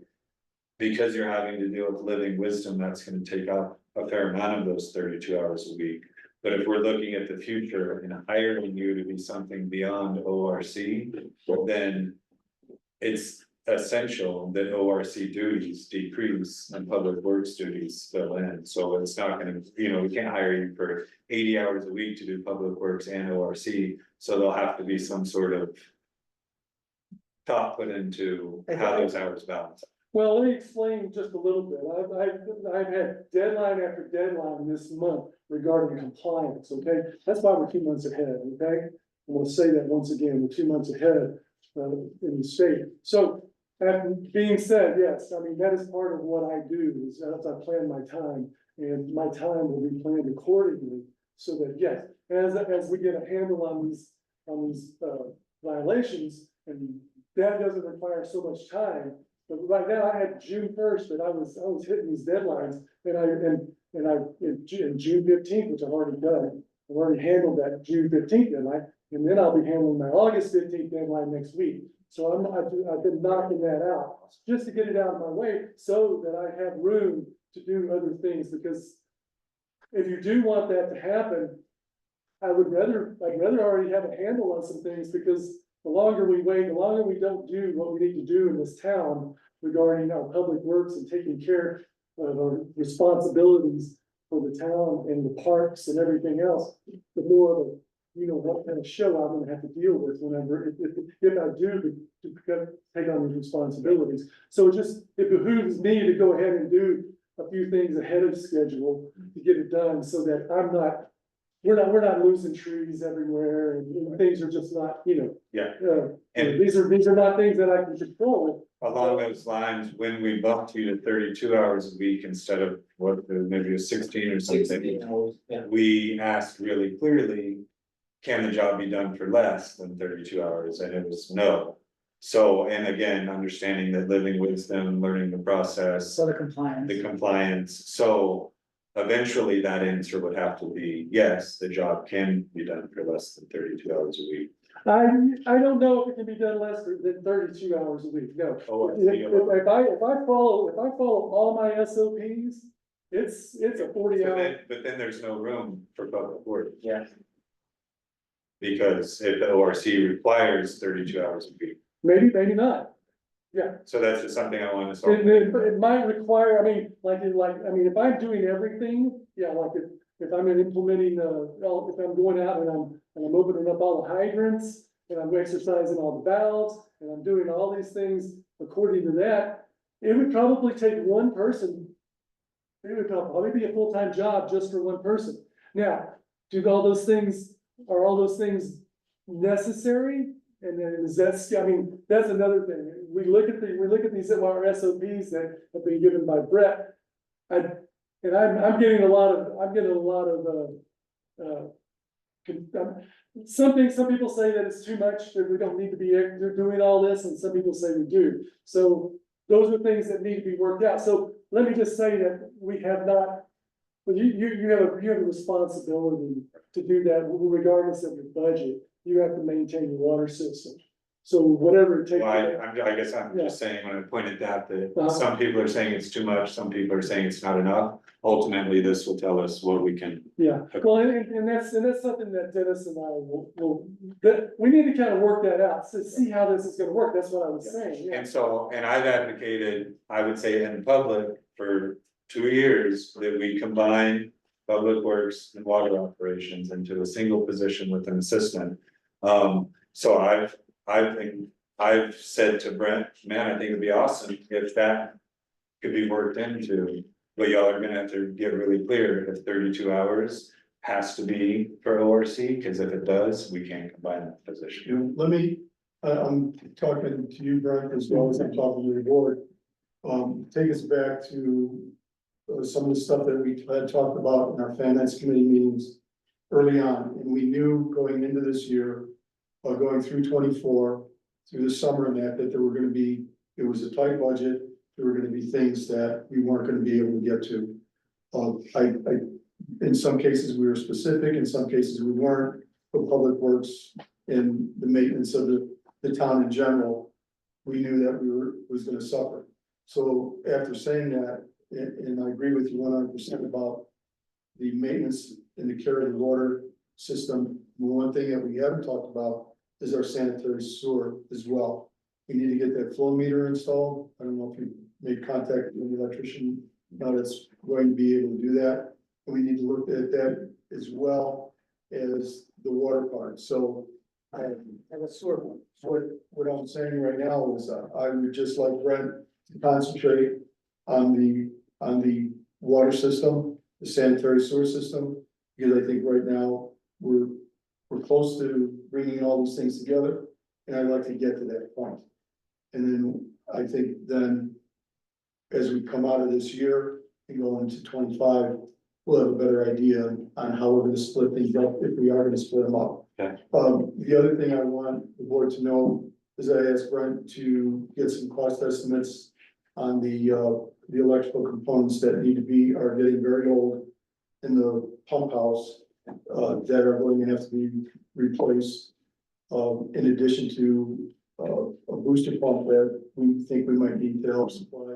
Is this gonna be more than 5K? Oh, there's a. Yes, let me finish here. I've also talked with, the Colorado Department of, Health and Environment about a 100% grant for exactly what I'm talking about, the replacement of those. We need to get some idea what the cost is gonna be. Okay. That their grant cycle now is closed. They will open it as we get into, fall. And if things go well, we can apply for that grant. If we do get it, it'll be in our 25 budget. Okay. So, after saying all that, if we can just concentrate now on the, Or, go ahead. I didn't, I'm sorry, Concentrate on water and sewer. Concentrate on the ones. However, he does have some things in the works, which are like getting these quotes, say for the water, sprinkler system and stuff like that. Did I understand you, Brent, the person that you're talking about would actually be, are they gonna be talking about cutting grass as well?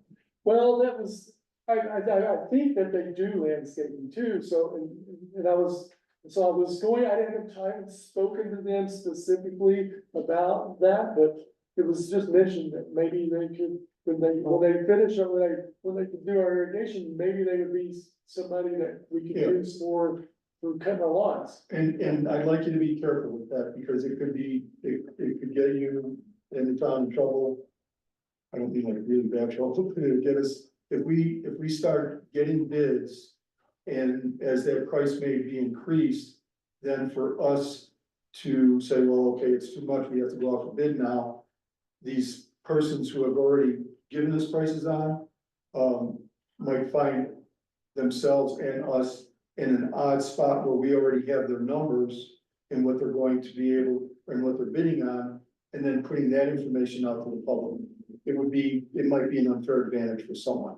So I just want to be cautious with that. I'll make sure that, yeah, I'll make sure to keep those sets separate, yeah. I don't even know if that's what, if there's a service they offer, but I think I saw it on the sign, landscape and irrigation. Well, let's keep them separate because. Yeah, I'll just, Hopefully, fixing the irrigation system won't be more than 5,000. it's it's just a few leaks and but it's really not functional. And I have to say, there's been some work done to it in the past that it's just, all the heads and all the sprayers and all the drip devices, they need to be reworked and re-put down. I don't think it's a huge expense. I don't think it's gonna cost a lot. And there's a couple of solenoids leaking and, but I don't think there's nothing, it seems to be fairly operational. I did find some dry spots, especially over by your place. One thing you could say is, even before they go out there or if they go out there, but before they go out there, you could tell them that we have a procurement policy that if it's more than, a certain amount, that we have to go out for bid. We can't even accept. So are you saying you want to only affect repairs below 5,000? Is that what you're telling me? Well, we don't want them to know, it's a kind of a catch-22 because you tell them that and then all of a sudden they make it right up to $5,000. I don't really see it being that much. I would be surprised if it was that much. Over $5,000. I just don't see that many repairs unless I'm way off. I'm not using way off on these kind of estimates. Ariel, her hand up. Oh, I was just trying to understand if there were requests for proposals that needed to be done, if we needed to get to it, because it sounded like there might be three. They're just coming out and they're gonna evaluate, and then they're gonna give you an evaluation of what's going on. Because, yeah, that's and how much it's gonna cost them. It was suggested to get the original installers out there. And there's been a lot of things going on in the past few years that are not right with this system. I'll just tell you that right now. And in order to fix that, it's not just a year's worth of, a year or two worth of, neglect. This is neglect and weird repairs and things that are just, it's really wild. So we'll just have to sort through it. We'll just take it one step at a time. I want somebody out here that knows irrigation well and that can advise me correctly. That's number one, what I want.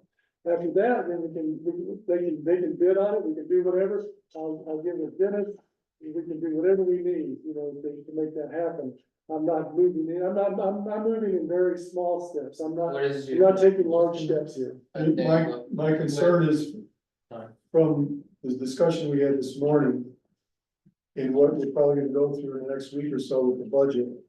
We know now, that we're gonna, we knew a while ago that we're gonna have to reconcile the 24 budget, but we're gonna find out here pretty quick, I hope, on just how much.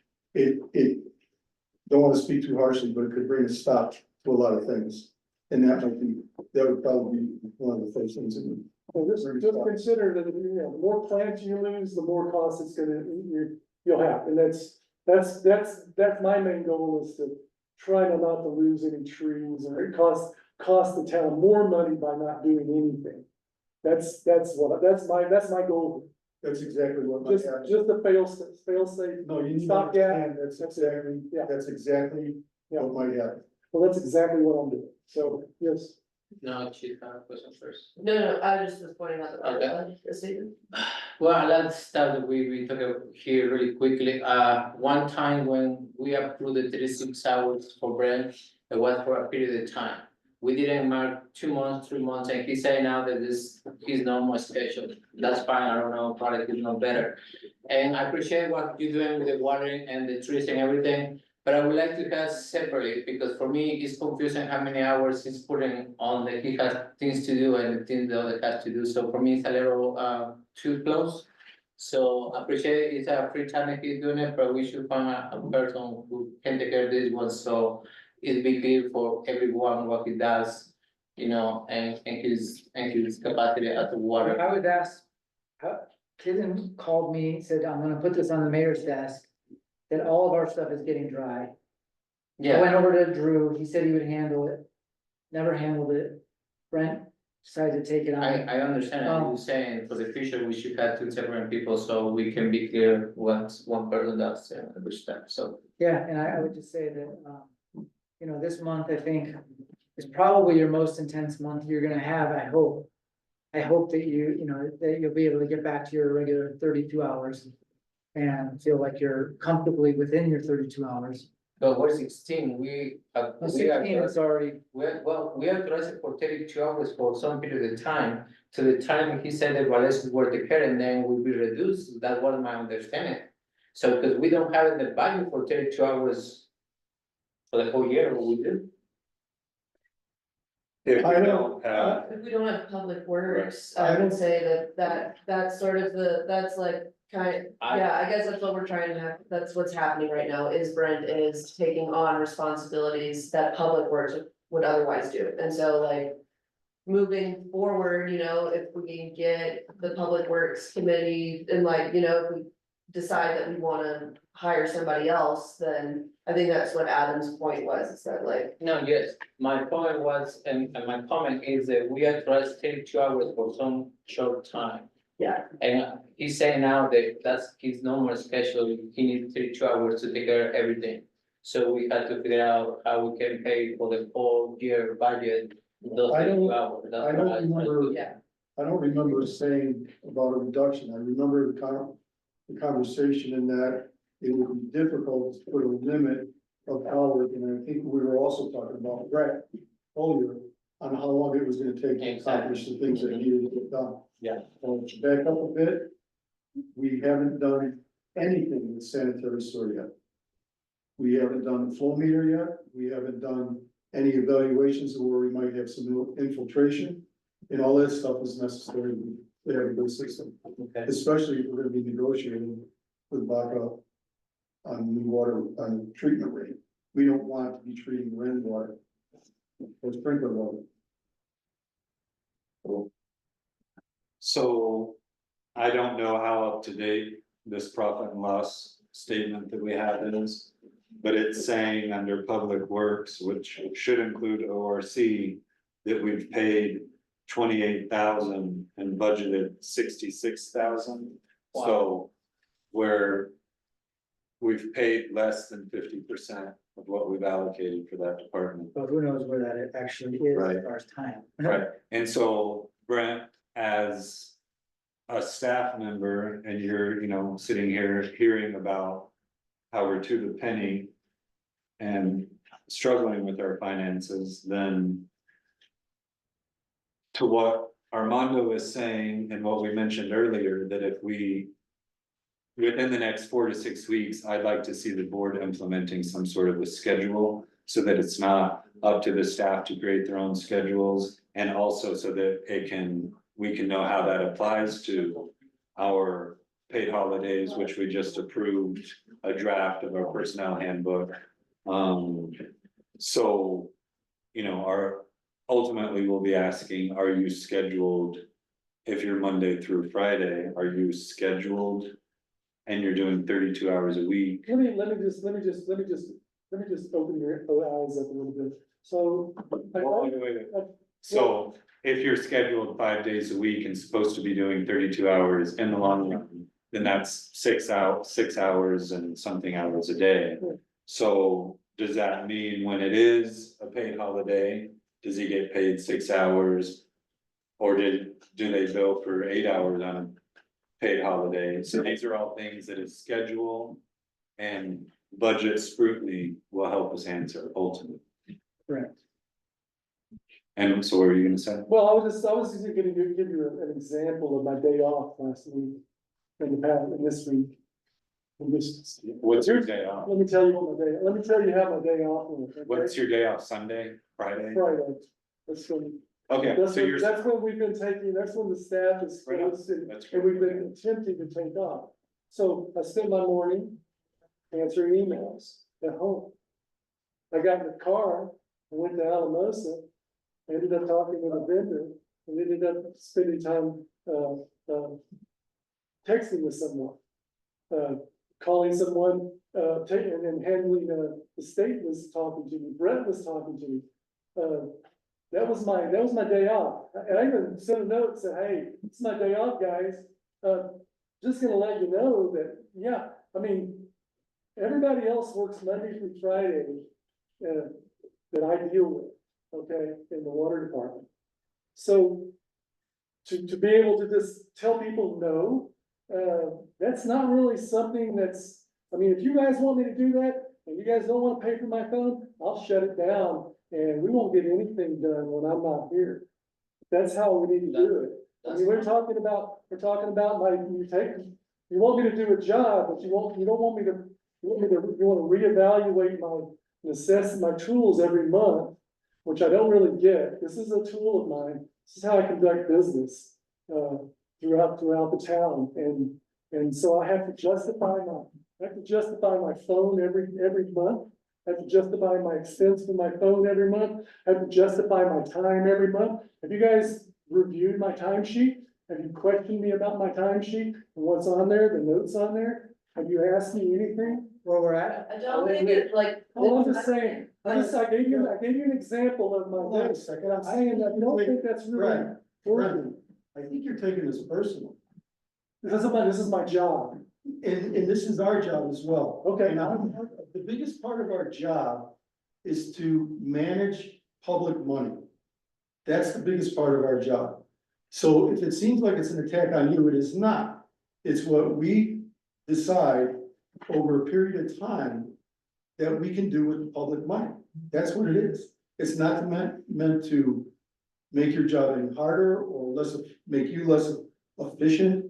And if it means shutting down on Friday and telling Brett and all the other vendors, like someone had said before, you just don't answer the phone or the email. And it's not that we, as a board, want you to do that. I want you to be able to work as much as possible and get as much done, but like what it's coming down to is just like trying to get the budget on track so that we can do more in the future. And so it's not a personal attack, and it's also like very much like with your report, recognize that you're doing a really good job. You know, and so it's like, it's not about us not wanting you to That's do it, it. but it feels like you're setting me up to fail. In other words, you're not letting me do what I need to do in order to do my job. And that's, your budget is not my concern. Oh, it is. Well, It I'm is not, your no, concern. it's no, it's, these failures of the budget are not, I'm an employee. I have to operate within them, yes. That's right. But And that's they're what not you're- but as far as fixing it, I don't have, those are not my No one's concerns. asking you to fix it. We're asking you to work within it. Well, then that's fine, but I'm also, there are consequences to me working within it. In other words, if I'm not here on Friday and I can't communicate, you're not gonna pay me for my cell phone, don't expect me to respond. So. It's not gonna happen. That's fine, but, you know, you're That's saying. fine, that's okay. No, hang on. You were just saying earlier that you're getting stuff done earlier. And so in that earlier, you've gone from 40 hours to 48 hours, right? That This was month- 1 week, that was 1 week. 1 week, Right. so you went 40 hours, that's regular hours, even though we said 32 is regular hours, but 40 hours, after 40 hours is overtime. So you went to 48 hours, correct? Which is fine, I approve, You approved it, yes. I approved it this time, but what I'm saying is, if you would have spread it out over the time period where we have this, room, we could actually. Well, that's exactly what I was saying. I could not do that week because I had deadlines that were due. Okay, but you're saying, but just before you said the deadlines I were, had 3 deadlines, okay? okay, so Yeah. that's understandable, but I'm talking It about was all these compressed. early, you made a very strong point that you're getting this work done early. And all we're saying is, can we spread it out a little bit? If you can let stuff go a little bit so that you're closer to your deadlines rather than being early, which is great, but it's like, It's not, I'm not early with my deadlines because I work 48 hours. That's not why I'm early with my deadlines. I'm early with my deadlines because I got it done. I had to reach deadlines and take care of other things on my day off. I had the state calling me, texting me all day, wanting me to give them information. I could not tell them no that week, okay? Now that I'm caught up, yes, that's not gonna be an issue. I don't think that's gonna be Okay, a why problem. don't you give you the town, phone number so they can call you and reach you here, and when you come into your hours, you can respond those phone calls, you don't have to give you your personal phone number. Okay, well, I'll do that then. Yeah, I'll do exactly, nobody I'll do will pay for exactly it. that. That's fine. I mean, No. but at least time is over, so he said. Yeah, my now, time, I mean, yeah, that's what you, that's how that's you what guys he's wanna saying. do it, let's do it. Well, it's for you peace too, because you, obviously you don't have peace in your day off, so you. I was okay with it, I'm just explaining to you what happened. I was okay with working, I'm not trying not to work. If I need to work and make a deadline, I'm willing to do that. But if the board doesn't think that that's necessary, that's fine. We'll No, just- I'll just I work think Monday through Friday and we'll be There's done with it, there's yeah. a really combative nature to this conversation that I don't think we need to have, because it's not, again, it's not that we don't think it's necessary or that we don't want you to do it. It's about us trying to get the budget to stay in a certain lane so that we can continue to. I think right now that this conversation has gone to where we might need to be talking in executive session. I am not comfortable with being in public, having to answer your questions like this regarding my performance at work. So I think we. Nobody said anything about your performance. Nobody asked me a question. She's saying that I'm combative. No, I'm saying that this conversation is feeling combative. I'm Well, not that's, well, saying then, that. well, it's maybe, just- have you thought about this is a public meeting and you're calling me to the table and asking me what I've been doing. We are totally public. What we asked for was your public works report. Okay, well, I've given it, and I have one question. So this area, maybe you can answer this. So I saw the bid, I saw the parts list, and, and it said that all the bids needed to be in by, I think, July 5th, is that right? I'm trying to remember off the top of my head. The 30 days, essentially. Yeah. I'm pretty sure that's all. So I was just curious, once we get all the bids in for this PUD project, when will you guys think you make a decision on that? We have a bid opening.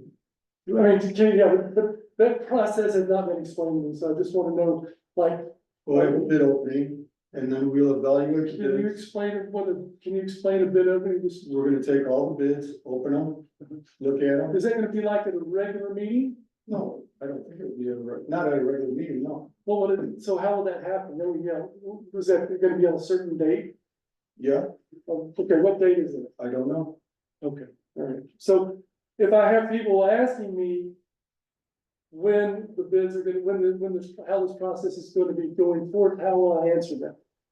How was the finished, notice the bidders written? Would you like to pull a copy? Is it something you could read right now? It's hanging. I mean, I only have one question. Hanging right That's all I have. Right on the board.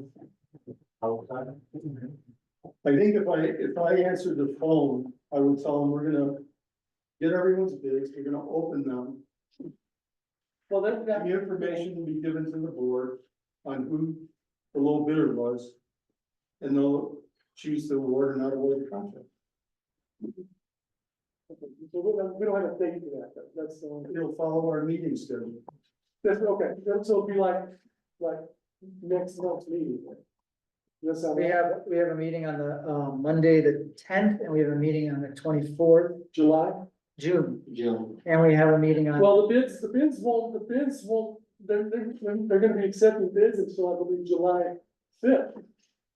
So it's gonna have to be after that, so all I wanna know is what That's date your- that is.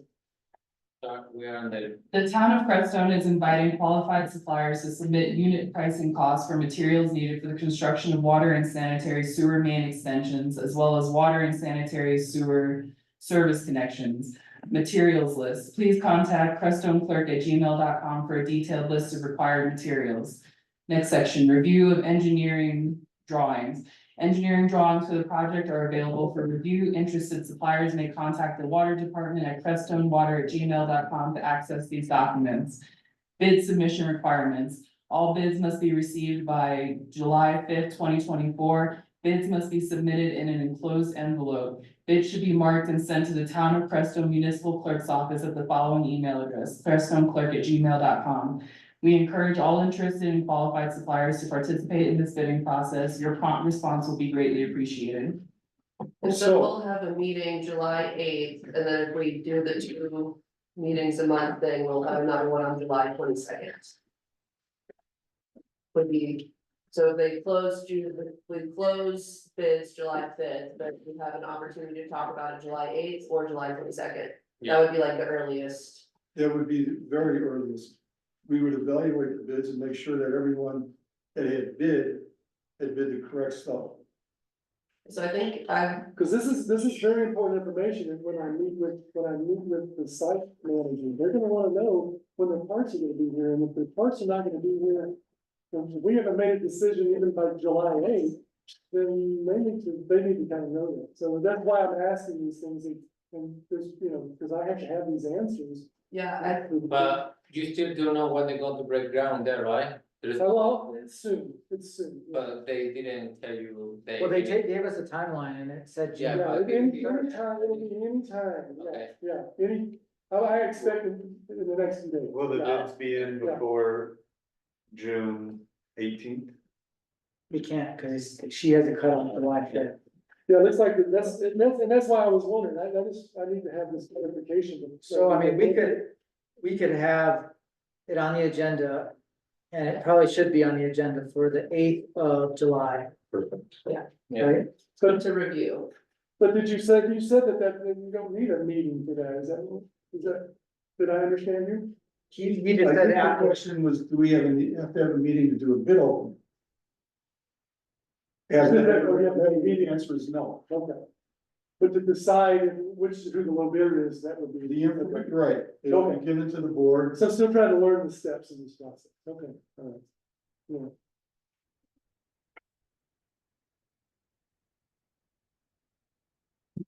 Okay, I think I get it now, yeah, okay, yeah. So July 8th, maybe, if not, the. Let's put it on the agenda for July 8th. Yeah. Cause I mean, these guys, if not, we're pulling up the whole. Yeah, let's put it on the agenda. And that's where we differ.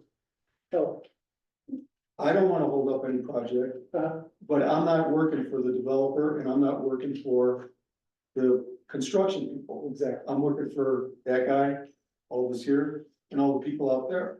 So if it ends up where it happens that way, my apologies to them, but that's not my concern. Okay, all right, and that's good, that's good information for me, so that, and I can share that, or. You sure Yeah. can. But we do have Sure 2 thing. meetings in July and, hopefully we can get Okay. it through.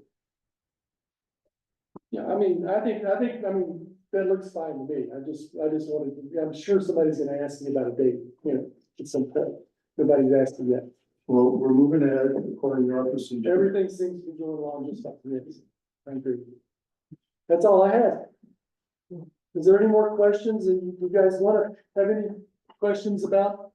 I think we should, What do we need to settle something, do I need to leave here, proceed a certain way, with my responsibilities? I think it sounds like you expressed pretty clearly that if we wanna have any deeper conversation about your hours and your position and your duties, that you might like to see that in executive session.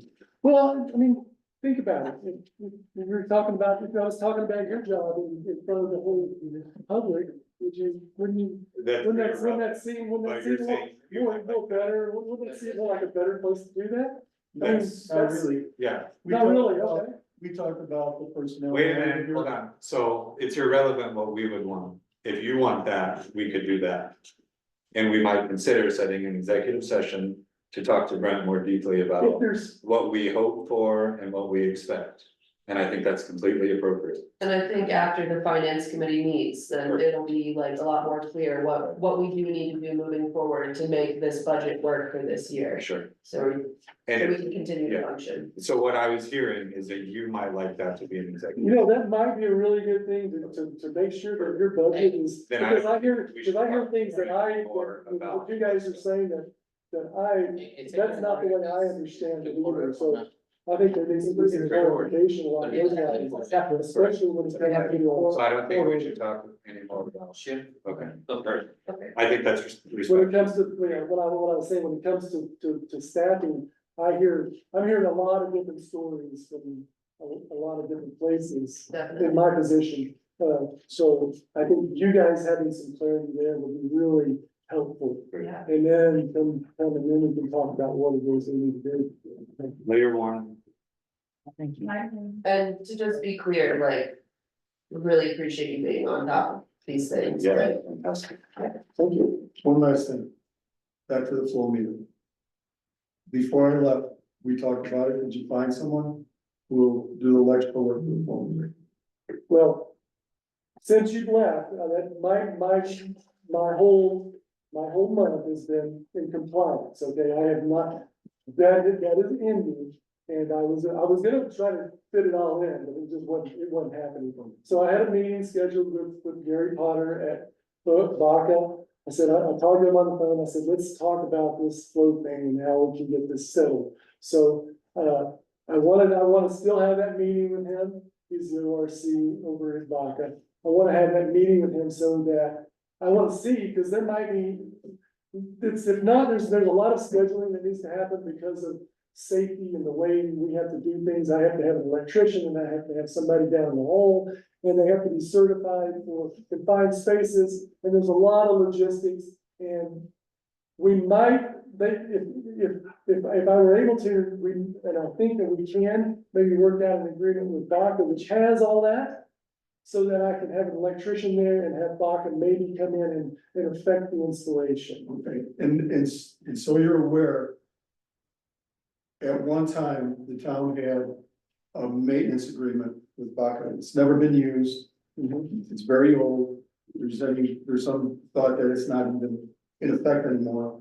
But again, before you go too far with them, if they ask for any money, we need to know about it first. Well, and as I'm learning my job, I say, I'm learning what is my role in all this, and I'll just, you know, and what are my responsibilities, what are say, for instance, someone like the Baca's responsibilities, and yeah, that's what I'm learning is that they have, when they receive our effluents, that they take on certain responsibilities.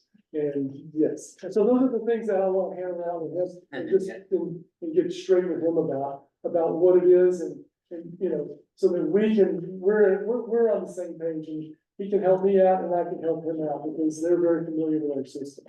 It's basically another connection to their system, from what I understand. Yeah.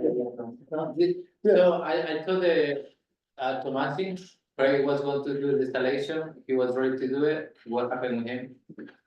About the meters that you talk about. Like I said, I'm gonna talk to Baca. No, Craig Tomasi, he said. Yes, I called Craig and he gave me the lowdown on what was going on with it. Okay. I went and inspected it, yeah. Cause I thought that he was ready to install the meters. So. Yes, but we have, like I said, he doesn't have the certifications to make the installation. That's correct. So I have to find, he can still do the installation, but we'll have to have, I don't know how it's gonna work yet.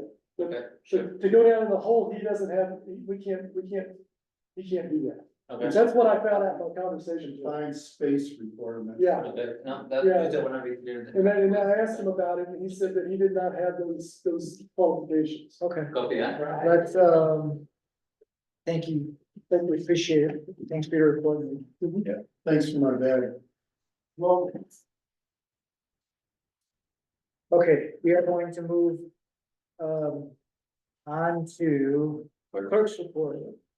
Ta-da. Back to clerk's. They did put a report in your binder. I'll just try to do this quickly.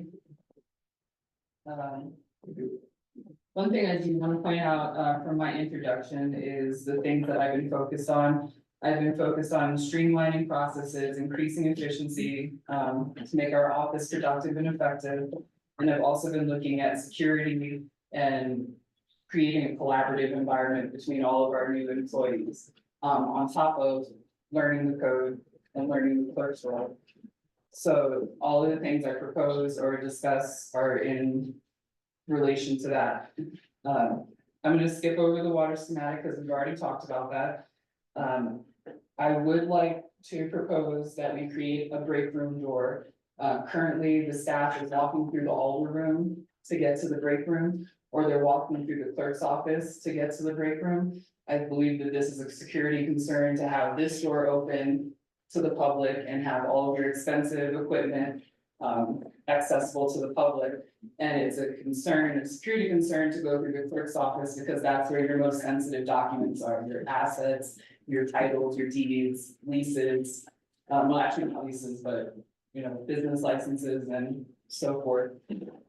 There was already a door cut in on one side. It was never cut from the other side. I don't know who started or stopped that process, but if you would like to continue it, it was started at some point. And the door would essentially be right where this bathroom is here, the public bathroom. It's right there into the break room. The next thing I would like to talk about is the binders. The binders are a waste of labor. Should we go line, but should we address that issue? Oh, if you'd like to, however you'd like to. Yeah, I think that might be best. We do have in building repairs and maintenance, $3,000. I don't know how much it would cost to do that door, but Where are we at with the upstairs? That's also in here. Yeah. Cause that would have to do with the cost of what we're doing over there. The upstairs is essentially done except for deciding if you would like to install blinds up there. We talked about the Things like your fridge. tenants. Yeah, I will work on getting a fridge, but that was a motion that was put in place. One person has already looked at it. We received no applications so far for it. Do you know how much money we spent on the upstairs? I'm waiting on an invoice from Dana in regards to painting. I'm just gonna not charge you guys for painting. It's just a weekend thing, it's fine. So what's been spent was paint and the steam cleaner. I have receipts for that. I don't have the number. which isn't It building, was under 500, which was budgeted. yeah, and that's not building repairs and maintenance. That might be more equipment and tools, which is also $5,000 for public works. So I don't know if we could get that done for $1,200, this door, but if we could, I would be in support of it. I'd like to move. The building move, Sure, instead of throwing money in here. but I Can't do guess that for $3,000. No, we can't. Yeah. we could go back to the public works building. We were in that for Can I go look? years. Yeah, Yeah. And it didn't have the side area. Let's go later. I would suggest that we have Ariel contact some, you know, Somebody like Corey, Sean, just to see what it would cost. Sean's pretty reasonable, or Jeremiah. I don't think we should No. do. Okay, I'm just thinking. I mean, it's gonna be $40 an hour, shouldn't take more than, Oh, Jacob's P. close the door. which could be $60. Well, we might have a door somewhere. All those doors I had, I threw away. Right, Sorry, I have a really, I took one, but I have a door. It's, yeah, I have a door that I could donate. bro, you're like funding the whole time. I just don't need a Yeah, I mean, it's just sitting in my yard. I don't have the thing I'm gonna do with it. I would say if you wanna reach out to a couple of local contractors to check on what they think it would cost. Okay. It looks like it would not, I don't think it would cost more than $1,200, like part of the wall is already cut out. So, Okay. I think, okay, good, so that's moving forward. You know, I have suggestions of people too. We can talk more about that. I'm happy to work anything on that. The next thing with the binders, I would like to revisit how we're doing our binder system. I think it's a waste of labor, essentially. Time, resources, paper, ink. I would suggest maybe moving to a digital format. It would just streamline the entire process and if you want to keep your binders for like the zoning and regulations and things, but just for Packets. the packet itself. You do have a motion that was made to get everyone a tablet. I would say maybe we should pursue that, and I could create a digital binder. But also, if you are tied to the paper version, I could tailor each trustee's, binder experience. Yeah, to what you prefer. So I came to pick up my binder yesterday and the door was locked, so I couldn't have access. Somebody locked the bottom. The bottom one, and I Yeah. instructed everyone not to do that. but Yeah. I didn't hear People that. forget and. Yeah, You so didn't hear that? I come out and it's locked, so yeah, definitely we should find a different way to do it. I thought it made a lot of keys then. Everyone can have a key or we could go to digital Yeah. Easier, I think. binder, So- because I'm noticing that people aren't really picking up their binders anyway. One of the issues I had with, when this one came in digital, is that you have stuff going this direction, and then flip it this direction, and then I try to turn it, and I can't, it just keeps flipping, and I can't. Yeah, but it's the same thing here. So- Unless I'm working on making that better for you, then. I would, I could go with the digital right away. I thought, yeah, I can go digital, yeah. for sure. I can go digital, and we have 4,000 in IT, you could probably get a few tablets for not very much. And I didn't have all of the information in this packet in my digital. So I didn't have the correspondence from Dan Gray in particular. In the digital I format? apologize, it wasn't, I'm. Right, so if you are moving to digital, improving that system would be fantastic. Yeah. Yeah. absolutely. It would just make it so much easier. Yeah, and this is all going in the trash, Yes, I can. no way. We don't even have recycling, so it goes to trash. Yeah, So would we ask Ariel to focus on digital and try that next Yeah. for our July meeting? yes, please. I mean, you can try for our meeting on the 24th if you want. I can totally try it. Look at tablets, try to write some points that are like, $150. yeah, exactly. They don't have to- Try to keep that cost low and get everything into a digital binder for you. All right, So one thing I would say is if you get a couple like for Kim and Kizen, and then you load it and you obviously just show them how to be able to read it and then. Absolutely. I mean, Are we happy? and then they- Sit with everyone and go over how that would. Or I can do it, I guess, it's not that hard, but. Yes. Yeah, I think, they'll get caught up pretty quick. It's- I'm a high tech recycling. Yeah. You're the one that had iPad first, I think. I did. Yeah. That's why it's far. But do you know how to move, so there's one thing you can do is move your packet into a file, Yeah, and I can teach you how to do that. So that it's in your files, and then all you just click files, and then it's in there, and then you just, Yeah. that way you're not getting it off the email all the time. number 4. Okay, Yes, Number 4, the need for cemetery expansion is critical right now. We currently have 1 plot left with 4 sites in there. We had 2, but I sold 4 last week, and I have a number of people calling and asking for cemetery plots. If I was informed by the former clerk Ransom that it is legally necessary for us to have cemetery space, so that we will be, when we run out of space, we will be not in compliance with federal laws. we had a cemetery, how we do this, if I look into. well, we talked about combining the Firewise grant and trying to use some of that, labor to expand the cemetery. we have 10,000 in there for cemetery repairs and maintenance, Do we, but we already have the survey, right, for the expansion, is that correct? I don't know if it was a survey or if it was just basic plans. I think they were just basic plans that were talked about. So maybe, can Public Works Committee, I think you're on it. Right? I am not. Yeah. Dennis, you're on it. Can we look at the plans when we go in there and see what was already proposed? We're gonna be going into that office and doing a full, that's where we're gonna do our Public Works Committee meeting, it's in there, so that. With this Firewise fire grant, we had an issue that we're gonna have to sort of, so when Leslie turned in the map, she turned in a map that was not totally like, like, didn't include a lot of our land. And it had a lot of land that we didn't have permission to go onto, so now and then in order to do a new map, we have to go back to FEMA. So we said, well, we'll take on the old map, is what we said. So I created a new map that we're gonna do internally. However, the old map, we still have to follow generally. So the cemetery was not on the old map. It is on the new map.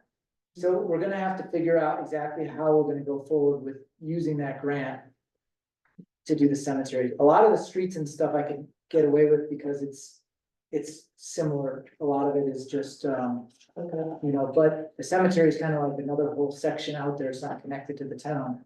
So if we have $10,000 put away, like if we just, if that's just a separate thing, maybe we'll get that to work. But if we have 10 grand to put towards cemetery expansion, I don't know what you have to do to expand the cemetery. I figure you probably can't just. You probably have to go off of the bodies.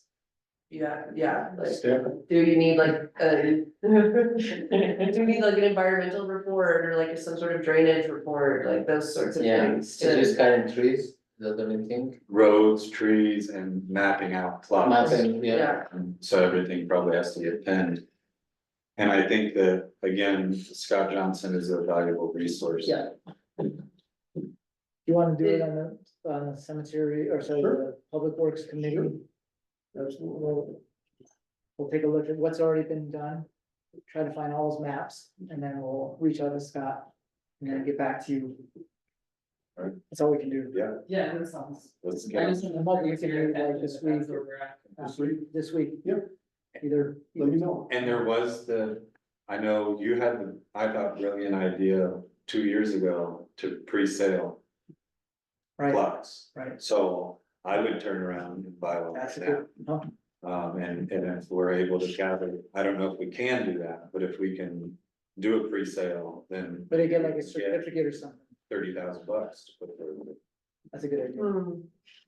I like it. Yeah, That's some- correct. It was my idea.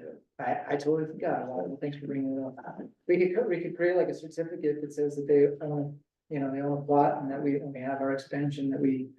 We would have to have a really good We would plan. just need to have. After the plan. Yeah. Just because the regular lots versus the natural burial lots versus the veteran lots. Just knowing what people were asking for. I did. Yeah, there are different like requirements for the natural burial Oh. section, that we have to comply with to keep our green burial council, Oh, I didn't know that. compliant. And Glenn was very knowledgeable about that and might be a good resource. She's not here now. She left. She did. I saw her truck, her family. Yeah. She maybe she's just got her. Our previous treasurer, Glenn When? Wesley, she did. It a lot was of here in work. Tampa, actually. I have a feeling that there's a lot of information in the Public Works office. And I have a lot of cemetery files too. I have binders of cemetery. So maybe we'll put it all, I wanna change the locks over there too, so You have an idea when you wanna get together? this week after, like Tuesday or Wednesday at 5. Alright. So tomorrow, Just give me a text, okay, or should you want me to just meet you there? Oh, let's do tomorrow at 5. okay. Is this for, Public Works Committee, okay, can we do that Tomorrow at 5? tomorrow? at 5? Yeah, I'll do it. Sweet. I pretty much talked about the department. I'm starting to slowly show it, and answer questions. We've been having staff meetings weekly. They've been very successful. It just keeps us on the same page. I'd like to thank you guys for allowing me to hire an office assistant. It has dramatically improved my efficiency and my efficacy as interim clerk. Sarah has been an amazing addition to the team, and she's already putting in procedures in place to keep us on track and us working together and on the same page without scheduling. A big thing is number 8. I didn't really know what I was going into. This is something that Scott had started and I just wanted to understand. But he was meeting with Sarah Everhart and they were doing a rate study on the water system. Water and sewer? Water and sewer. My meeting with her was her just explaining the rate system, or the rate study to me. There were no decisions made. I just wanted to understand what I was getting into.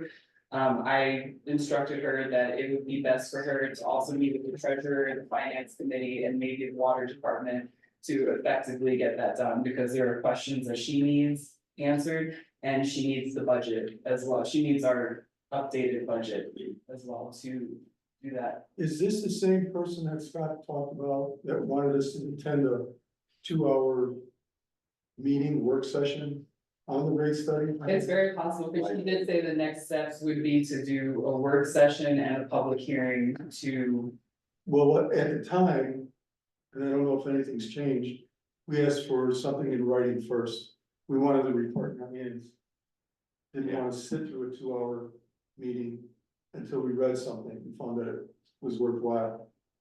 I don't know if you Well, we never got it, requested so that, but I would be happy to ask her for something. So is it something that, she's asking for, like, she's gonna have like a bid to us, like the cost, how much? In theory, it was no cost to us. that's what I remember. It was run through, I can't remember, but it started out as another guy that we met with, and this Sarah took his place.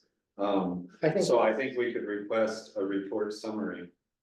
I agree. I think that it's a kind of important thing, especially going into this, contract with water and sanitation. We're gonna have to, It's, and actually Seth brought it up to me today and I totally spaced what it was called, the rate study.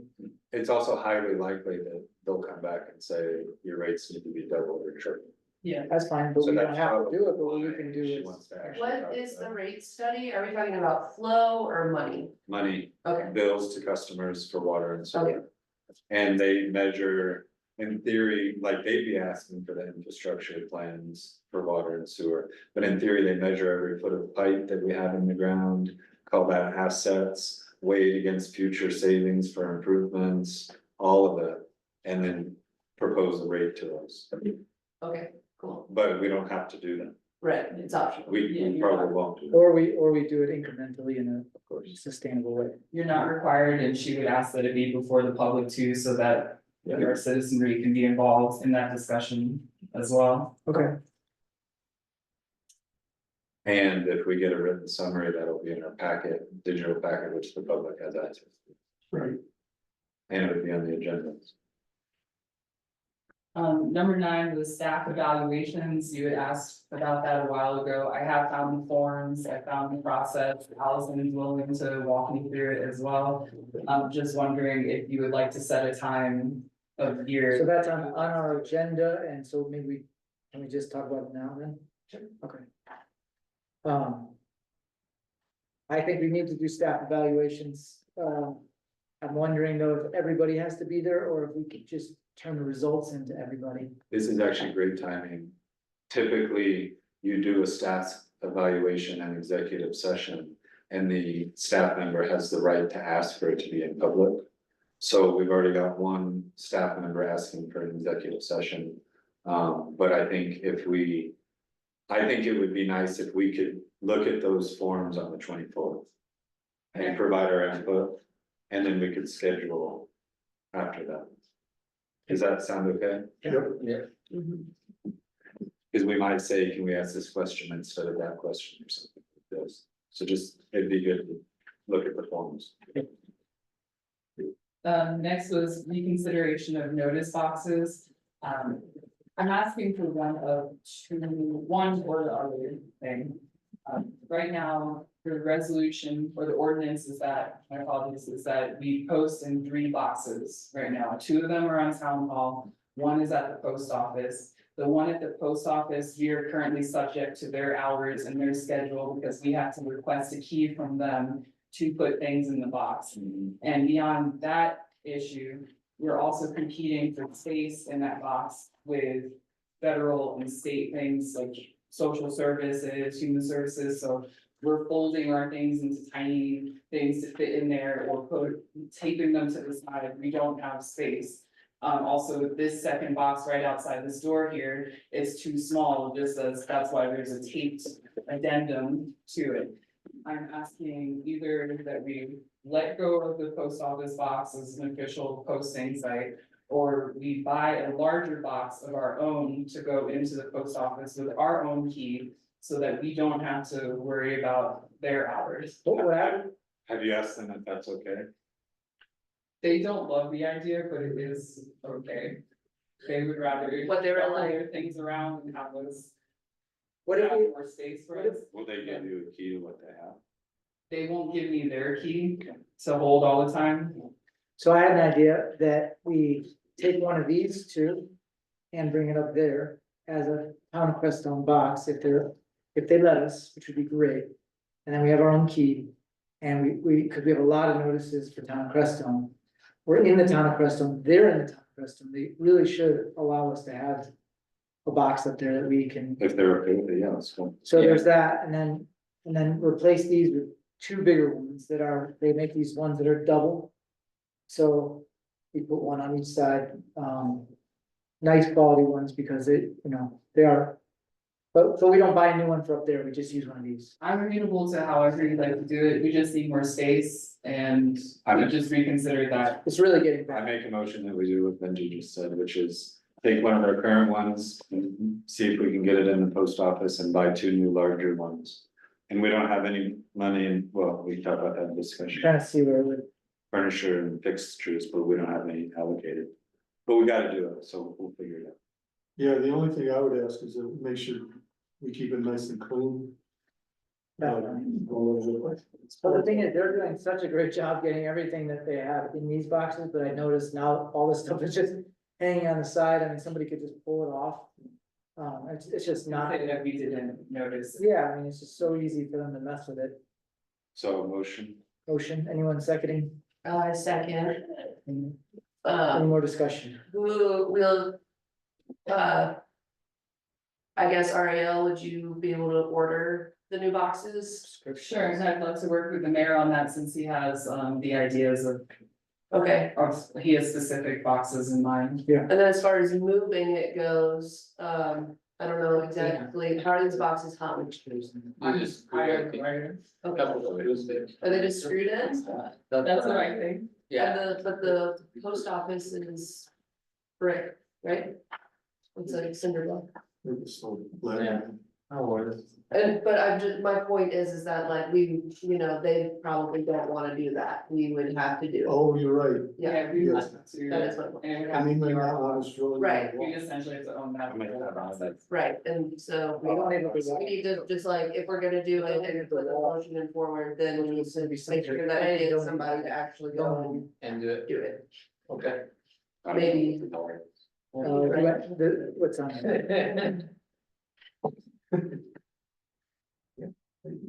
Okay, so, what else is on here? Sorry. I finally skipped the last two because you can read them, that's just an update, but I have some other things that kind of came up today. One is, I would like to request the hiring committee to maybe get together soon. I have a few applications for you to review for the public works assistant. And believe that that could help with our current public works, dilemma. I would also ask all of the trustees to complete their SURSA training. I've received certificates from Dennis and Benji. If I could get them from everyone else, that would be amazing. Super easy. I'm like 50% done, I did half of it this morning, so I'm almost there. Who's the position? Trustees, because they don't appear there, they say you have to do. Yeah, it's a little confusing, but That's where I couldn't continue, because you had to put the position you are, and trustees is now one of them. I noticed that we're under the city of Crestone. That's not- Yeah, no, I know that part, but where's the position I am? Part of them it should be trustee, but Yeah, but it didn't come with the list. is there an other? I think you can put it on it, but I wanna be sure that we're at the. I just typed in trustee, Okay, yeah. perfect, thank you. Sorry if I'm going too quickly, I'm just trying to save your time. No, it's fine.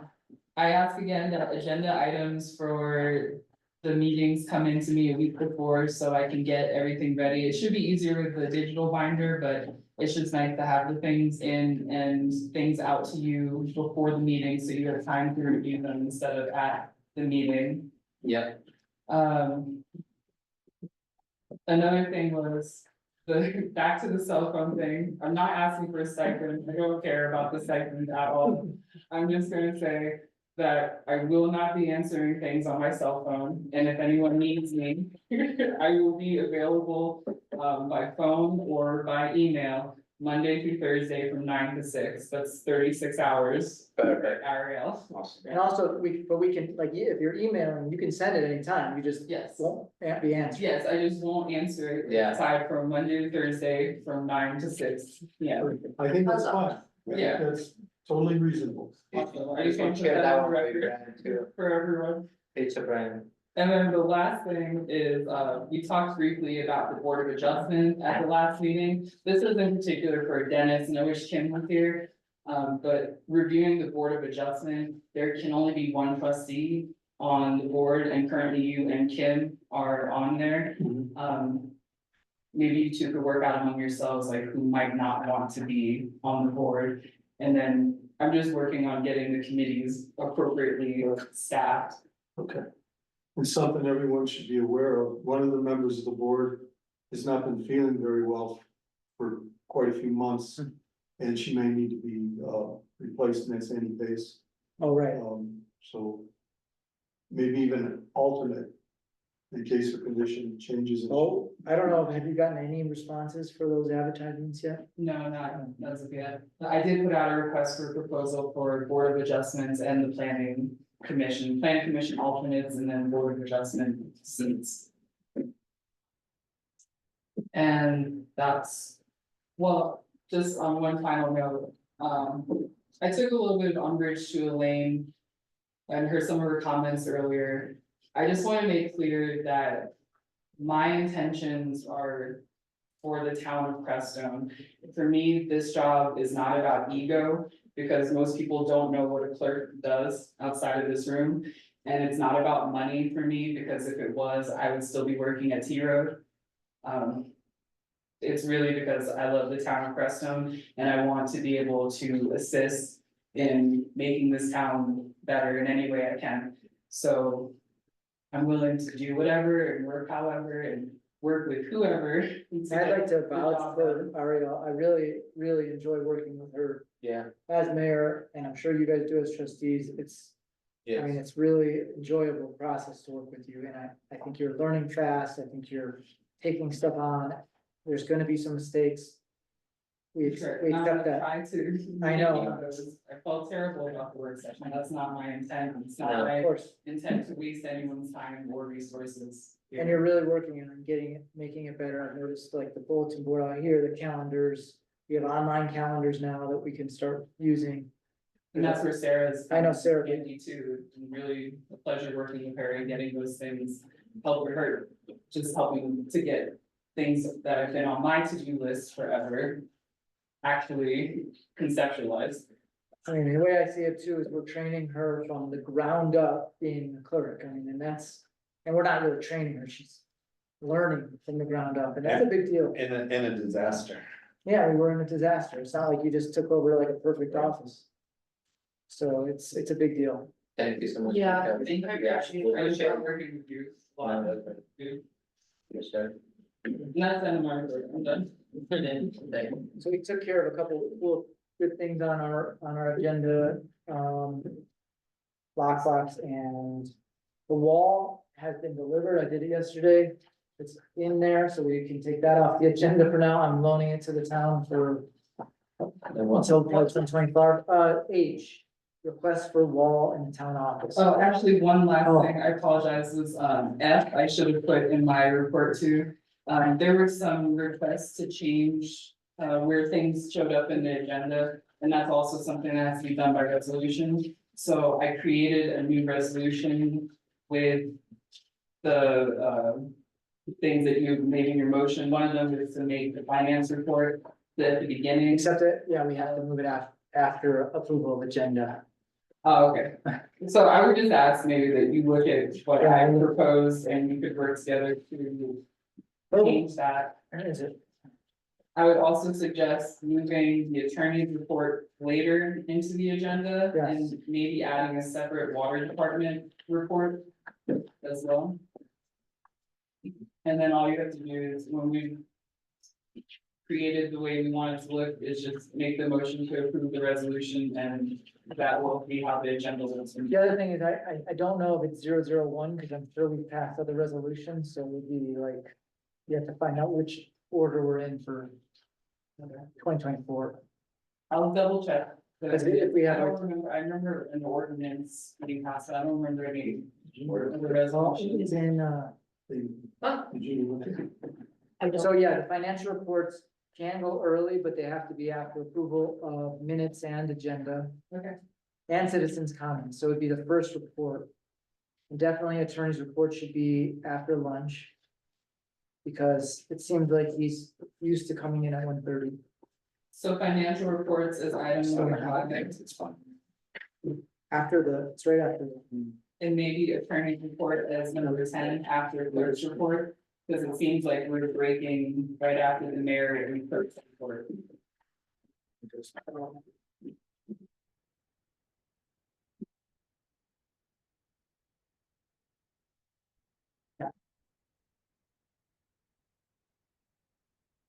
So do you guys want to make a motion to pass this depending, or do you wanna? Do you want me to retype it and bring it to the next meeting Yes. with these changes we discussed? Okay. now? Yeah, But I don't wanna have, like, let's go through it a little bit more now so that everybody's happy with at least. Well, can you just say what you just said again, Ariel? Okay, in my perfect world, it would look like 1 roll call, 2. No, call the orders. Or call to order. Call to order and then roll call. And roll call. Then actually, we should have on the agenda our, vision statement. So number 3, vision statement. Yep. Number 4, approval of agenda. Number 5, approval of minutes. Number 6, citizens' comments. Number 7, treasurer's report. Correct. Number 8, presentation of. One sec, do we wanna separate treasurer's report from our check, like, paying the bills? That's how we used to do it. Said that. Yeah, I said number 8, presentation of bills. I would do presentation of bills first and then treasurer. Yeah. Okay. Number 9, finance committee report.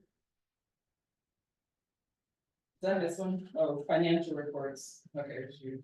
We don't need financial reports. We don't need financial. Well, we have presentation of bills, then the treasurer's report, then the finance committee report. Do you wanna do finance committee report? Sounds pretty great. Okay, perfect. So then number 10 Well- will be mayor's. I'm sorry. If the finance committee is doing oversight on bill pay. I guess we could still do the bills, the treasurer's report, and the finance committee report. That's fine, okay. 11, the clerk's report. 12, the attorney's report. 13, new business. 14, old business. 15, public works report. 16, water department report. Okay. 17, code enforcement department report. 18, planning commission report. 19, correspondence, and 20, adjourn. And what's the number at the top, Genevieve? It's okay, you can. Zero, zero, I mean, what? like code enforcement doesn't The always. resolution. Yeah. I need to double check that. Well, I make a motion, we have approved resolution number to be determined. Amending certain sections of I'm trying to simplify. 2017-004. Okay. As amended. Is there a second? Just second. Any more discussion? No. All in favor? Aye. Thank you, everybody. Thank you, guys. Motion passed. Okay. The So that's the, permanent commissioner. did we ever schedule, did we schedule the public hearing for 1041? Yes. Yes, scheduled for the August 12th meeting. Okay, great, great. And next, we're on to appoint a new commissioner. So I think it will work to have Sarah she lives in town. She's been here over a year. Same Sarah here. Oh, She wants to be involved. I think it's yeah. great There is candidate. no complaint interest. I don't see how there could be planning commission. So in our, I'll give that a board then after. You're on it as well. I am on it. Jenny is the chair. I'm on it. Green is on it. But is, oh yeah, but you're not trustees, because only 2 trustees can be okay, yeah. But she is a town resident. so- Yeah, okay, cool. So we need a motion. I motion that we appoint Sarah De Leon to the planning commission. The 5th seat, I believe. Yeah, 5th seat. So Second. we still need 2 alternates, but it's the 5th seat of the planning commission. Isn't it the fourth? No, we have Sean too. Oh, Sean, okay. Do I need to put that in my motion? Yeah. Sometimes it's nice to. Make a motion to appoint Sarah De Leon to the fifth seat of the planning commission. Second. Any more discussion? Yeah. All in favor? Aye. Nice. Motion passed. Next, Joy Hill is not coming, so we'll put her up. We'll talk to her. Okay, so this is kind of a big one. It's 11A, transition of town books. So I think everybody's got kind of mixed feelings about this particular agenda item. My thought was, it's a little bit like going out on a limb. She's gonna get some training. As well as she's gonna transition over to something that she feels like she can work a lot better with. I think it's a risk. So it's gonna be like a risk reward type deal. If we're gonna take a risk and we're gonna see if we get rewarded. If we don't get rewarded, then what? You know? We're out, what, is it $2,000. $2,000? And she said, well, besides the cost of the program, actual software. which we still haven't gotten a quote on. However, I know that, trustee Mendez was saying that we really wanted to have this audit, it's not just the audit, it's the Forensic audit. forensic audit. There is money in there.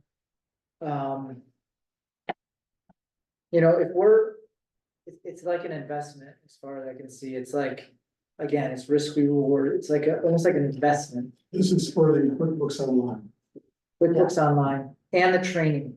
and the training, okay? For Kim? One of the things that we hope to accomplish when we went to the finance meeting is to develop a system that if someone were to leave, another person could come in Sure. and with just a minimal training, be able to jump into the system and be able to take it over like nothing ever happened. Right. Will this help us accomplish that? I think that in the sense that QuickBooks Online is just more. I'm not saying that I'm for or against, but in the sense that people have been using it and it's more user friendly. I think we would find somebody who could use that system more readily than the desktop system. QuickBooks Online is inevitable. Is what? Inevitable. It's what, we're either gonna get a completely different software or we're gonna get QuickBooks Online. So the cost of that is, a few $100s a year or something like that. $100 a month, something like that. The cost we're looking at is paying another external source, $2,500 to pay our. Or $2,000. $2,000 Things too. to pay our professional treasurer to learn how to make the transition. I know in my small business, when I switched to online, QuickBooks charged me $1,500 to help me through the process. So it's a process, it can cost money. It might be worth asking Carolyn if she knows how to do it. Or not, but I mean, I guarantee you, if we switch to online and we pay $2,000 to have somebody train Kim, and Kim decides to quit in 2 months, that the next person we hire will know how to work QuickBooks online. Because Like- everybody knows. so I know. there's your answer. And like right now, I can be in the car on the way to Denver on the phone with my accountant in Salida, and they can access my QuickBooks online from their house in Salida and work, you know, so they don't have to come sit in front of the computer. It might give us better report, you know, over time, once we get, auditing. Our auditor would be able to sign in. I mean, the point of contention, I don't think for anybody is going to QuickBooks Online, it's paying for Kim, the training and how people feel about that. I don't feel good about it because I wish our treasurer just knew how to do it, because that's why we pay a treasurer. exactly, yeah. But we're also. Again, it's like. We're kind of inherited somebody who is really trying to get the training that she needs. And, you know, we're not paying $35-40 an hour for, which if you have an experienced treasurer, you might be like a. So, you know, and this woman, I guess, you know, she might help us other ways as well. Maybe some. And so a couple things, we've also been looking for training for Kim. And we allocated $24,000 for forensic audit, and I think we've probably spent 2 or 3 tops on Virginia. So we might have 21K for forensic audit. Which I would imagine we would pay Dana out of that. That's what I was thinking. So I made a motion, we switch QuickBooks Online and pay Dana her requested contract to help us with the process and train Ken. There's some. I will, not consider my. I'll second. More discussion? Question. Can you read back the motion? There's a motion to switch to QuickBooks Online and pay Dana Ryder the required contract. For transition? Doing, we're sure it's $2,000. and It was doing, 2,000. and doing this is, we're not doing the forensic audit. No, then we would still have approximately $19,000 plus what we allocated, 12,000 or 10,000 for a regular audit. Okay, What did we allocate for a regular audit? That was 15. Probably 10 or 12,000. We've got Okay. 12. So that's 19 plus 12 that we could do for still our- see forensic audits. okay, so All in favor? I, Aye. Others? Aye. Motion passed. Okay, we did personnel handbook, yeah, mm-hmm, we did staff evaluations. mm-hmm. Go on, board now. Mateo came in earlier to give the code enforcement report, but he also left. He gave us a report at the staff meeting. Basically, he's been dealing with a couple people in town that are causing kind of disturbances and various things. It's taking him a lot of time. It's a really big challenge. He's been working with the lawyer, our attorney. He's been working with the sheriff, or actually the sheriff's been called. One person was arrested. He's coming up with a solution that I think is gonna be a decent solution, basically trying to get people tickets, either they pay them or they go before the judge and let the judge decide how we're gonna handle stuff, because the judge is non-biased and really, you know, determine. And if there's a bench warrant, then there's a bench warrant. So it's the best way that we can. Is he feeling like he has enough support or is he feeling overwhelmed? I think he was feeling overwhelmed. I think he's starting to pull it together a little bit. I went out with him the other night to see if people were camping in the park.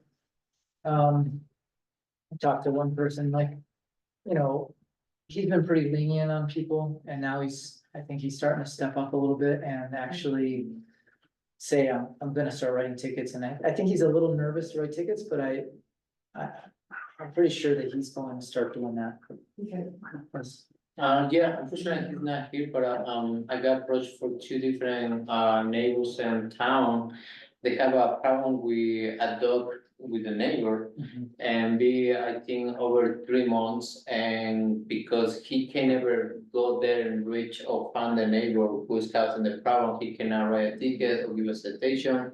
And the people is asking how long it's going to take to receive that citation for people, because over 3 months was a dog attacking a child. So, just had a question on how long it's taking to the court enforcement to bring this to the judge or a ticket, because he cannot find the person. I mean, it's a small town. I'm not sure how many times that person can be at home. It's pretty, somebody. Well, we have really well Probably known. find out the address and find out. He knows everything, so he been talking to these people, and that's what I wanna ask to him, what be the problem as today, not write that ticket, because they be, Steve Stone. Mhm. And it looked like he never found him at home, so he can never proceed with the ticket or doing, to think, so how long it needs to be done, because people getting really impatient with this Armando, situation. did you say the dog attacked someone? Yeah, I like, think that it Well- goes to the police, not. well, didn't Not for- attack, right? Like, the dog is out on the front of the house with our leash. And, anybody walk by, the dog barks and things like that, so. He told me he talked to Steve Stone. But today, the person who presented the report is not having a solution yet, so. The question is how long it's going to need it to resolve that. Maybe, we should direct Armando to talk to him, or are you having a meeting with him, I was gonna talk to him or Mateo on something completely different. Okay. So you can pass that one too, because I think one person, that's what I didn't want to talk to him, because I think. As a trustees, we cannot approach any employee for town, right, to. No, we can, if we as a board direct a trustee to do that. Well, you Kind of have like to putting do it. them into the Yeah, position and then. Okay, yeah. Can we as a board, I'd be curious to know if we as a board can issue a citation and have him deliver it. That's a good question. And we as individuals on the board receive complaints from neighbors, whatever. That would be a good Is question. it appropriate or not appropriate? I would request if you did have complaints, we have a complaint form. So just so we have the documentation of the complaint, so it doesn't just live with like you or just you and we have that on. Yeah, file. I think they say they did it, fill out the form, that's why, yeah, it's take it. And then as for the ticket portion of it, it wouldn't go to court until next month, because that's our odd numbered month. Yeah. And then it wouldn't go to court if they just paid it Right. to. We also have a policy that complaints have to be documented. Okay. So why don't we just direct him to keep looking into this matter, and there's a complaint on the table, and Yeah, because, as long as you're gonna talk to him already. Yeah, I'll do that, but my question to him, I was looking for his interpretation of part of the municipal code.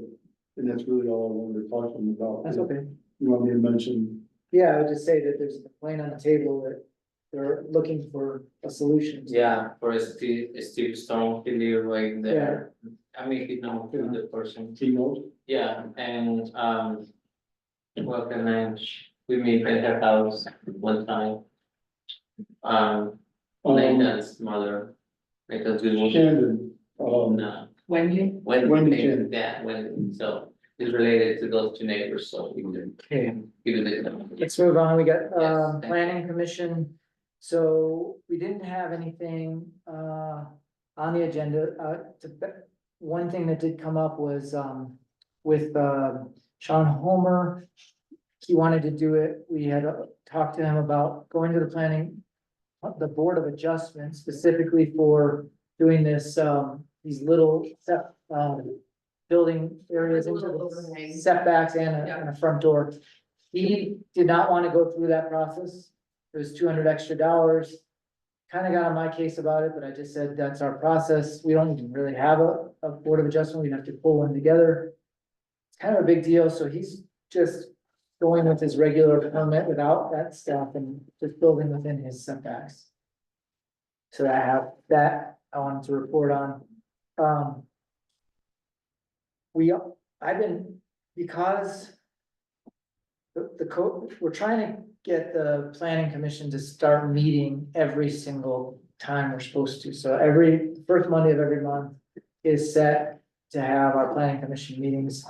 And what I did was I asked Ginny to we're just gonna put something on the agenda so that we're working, just doing stuff. So what we did was we put the master plan on the agenda I saw that. and we're reading through, starting from the beginning all the way in, and it's really interesting. And I highly recommend the board start looking at it because it really gets into the flooding stuff. It gets into the, I thought it was really like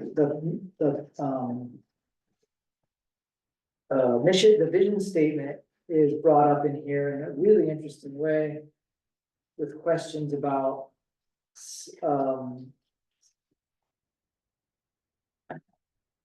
our contemporary self-reliance and what that really means, which I thought was really interesting. Being that it's like, how do we govern?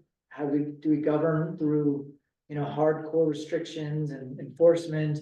Or do we govern through encouragement? Or do we govern through, everybody, taking on contemporary self-reliance and not totally relying on government to enforce themselves, and it's a really interesting take on it, and I didn't necessarily, I felt like, it's kind of a mix of all three, but I didn't really think of it that way. I didn't think that contemporary self-reliance was necessarily based on how we govern. And it's a good thing to look at, because, it allows us to sort of leave people alone on some level and let them try to govern themselves. And not feel like we're always the one that has to govern people, so. I mean, I think Elaine made a good point today when she brought up that like the municipal code is way too complicated for a town of our size. And like, as part of the planning commission, I think that's something that, along with like reading the master plan and then using that as kind of a guide for looking into the municipal code and like, as a long-term project, thinking about what can we cut away. Would be cool. I agree. Yeah, and I mean, I would apply that to a conversation about firearms, like, Yeah, I'm not here to regulate people's. Or had conversations even about whether people can carry a gun here or there, that's really not our job. Well, it's also like the marijuana thing, on a federal level, it's illegal. There was a federal officer and he wanted to, he could bust any one of these yeah, dispensaries, they choose not to enforce it. It goes the other way, federally, you have the right to carry a gun, it's in the Second Amendment, it's your life, allowed to bear arms, so now they're trying to take that away on the state level. And Which is gonna raise hell. it is, I'm sure that they might even get it repealed, I mean. Yeah, he said it's gonna be litigated, so let's let that happen. Some things are just better left alone, I agree. and this is probably one of them. Right, well, and we have, again, a very specific, simple job, and it's not national conversations, and it's really keeping the water going, sweeping the roads. Right. One of the big things that this master plan gets into is the flooding in town. It talks about the historical, I always think the mitigation is a combination of fire and flood. It's not just, and so I hate to say it, and we've talked about this at the planning commission, that it might take a flood in order for people to wake up. But it is something we can put on, if we have a visioning session with Randy, we could bring up that it is kind of important for us to start thinking about floods. We have phase 1 and phase 2 were done with all these streetscapes, but phase 3 is the one that's supposed to be the catchment for all that water. And we haven't done that, so doing a phase 3 might be a project that needs to get done. Would it get stored? Is that the plan? It's how it's directed, and then when it gets, so all this becomes like a giant, runoff. Right. And then it has to go somewhere, And so they did create like a plan, we'd have to look it up, but it's, phase 3. And it was an idea of how do we, maybe it's buying a piece of land or figuring out, like if this piece of land is where all that water is gonna go. We could dig a pond there or something. You do a retention system, which means to hold stormwater and then release it at a controlled rate instead of a big rush. Right. A mini version of that is in the Living Wisdom Project. They got 3 little ones, and it does exactly that. And this would be a much grander scale. Right, and then also, on our level, on your own property, you can do swaling, which is like creating little sponges that, work their way down, and you can use cottonwoods. The thing about the sand Yeah, here. I've got swales and like small pond systems that I've put, cause when it does rain like that, like my whole property just gets like. Right, and a lot of it has to do with the soil, Across the road. Yeah. has a lot of mica in it, so it creates a sheet. It doesn't allow any water to seep in fast enough, so you're just trying to create like a sponge. So I agree, I think the master plan is of great value and probably also could stand to be updated. Totally. I wouldn't care if.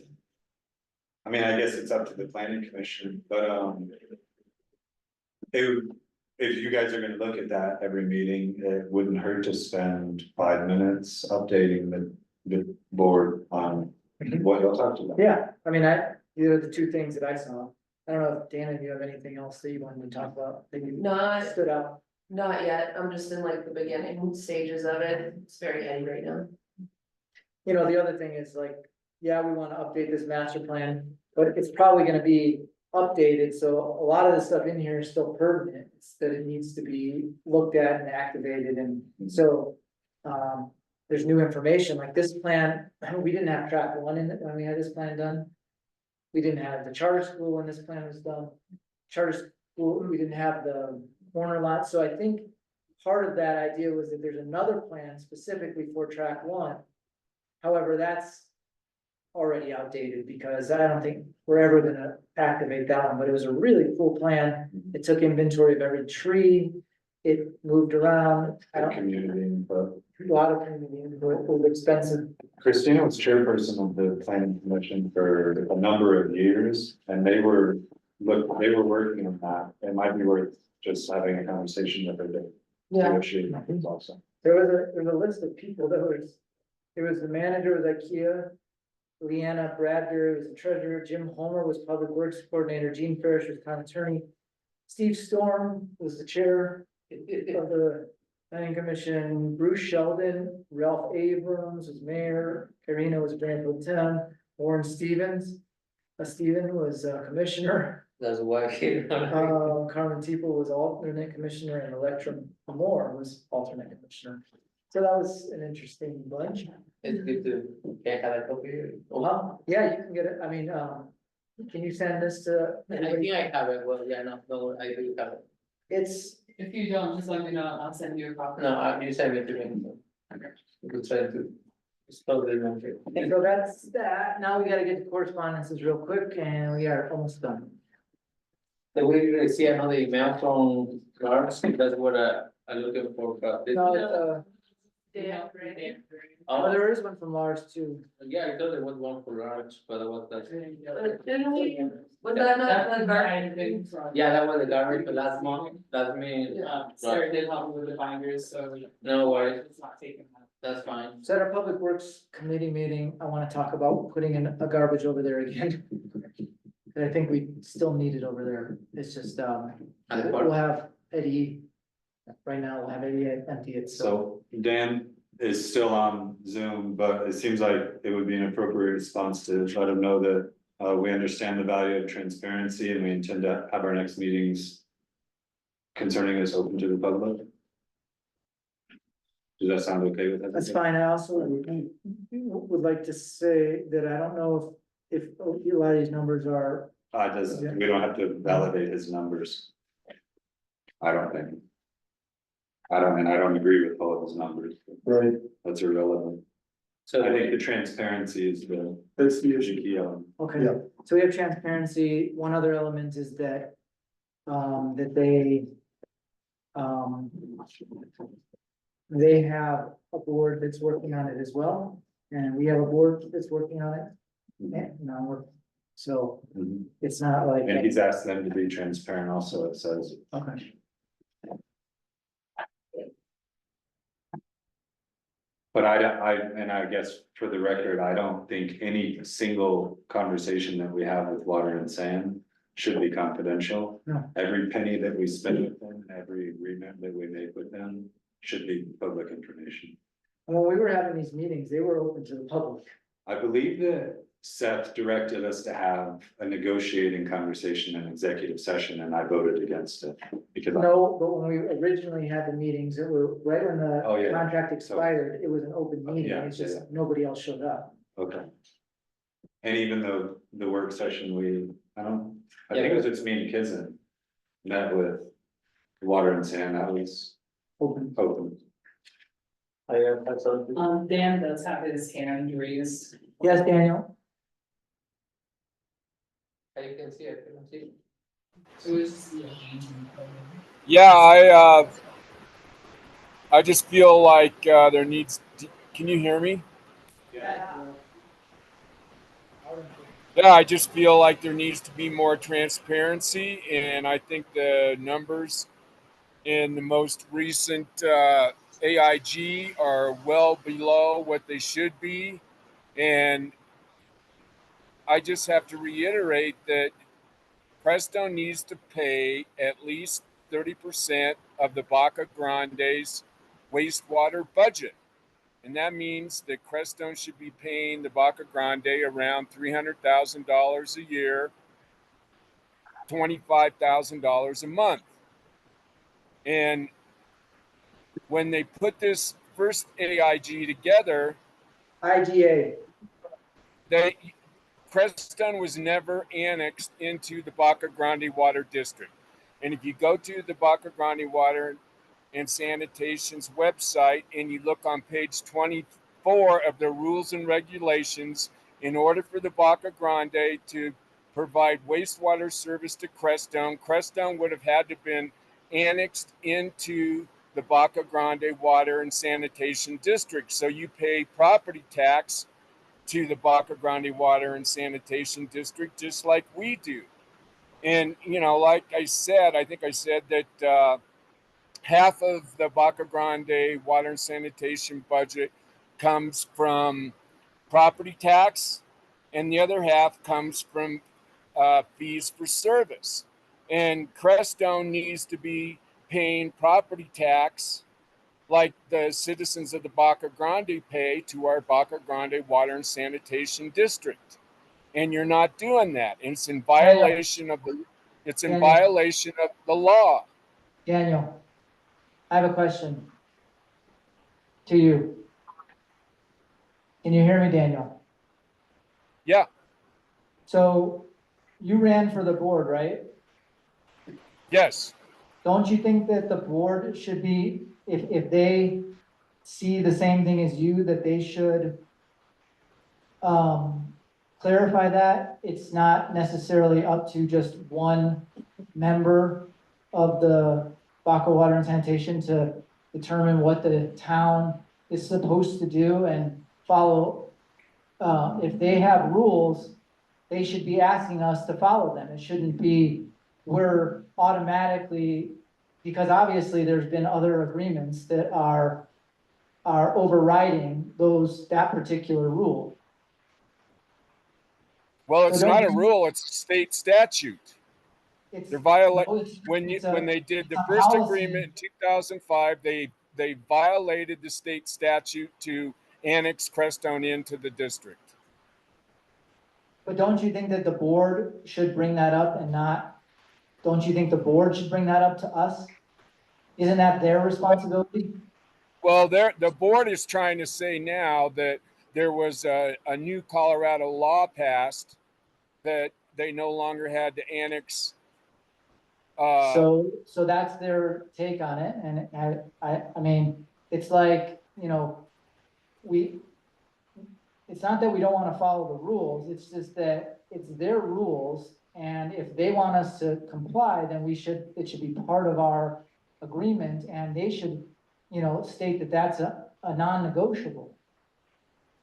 Well, they should do that, but they're not going to do that because I believe that the town of Crestone and the Crestone Eagle and the Baca Grande Water and Sanitation District are involved in a criminal extortion of money from the citizens of the Baca Grande.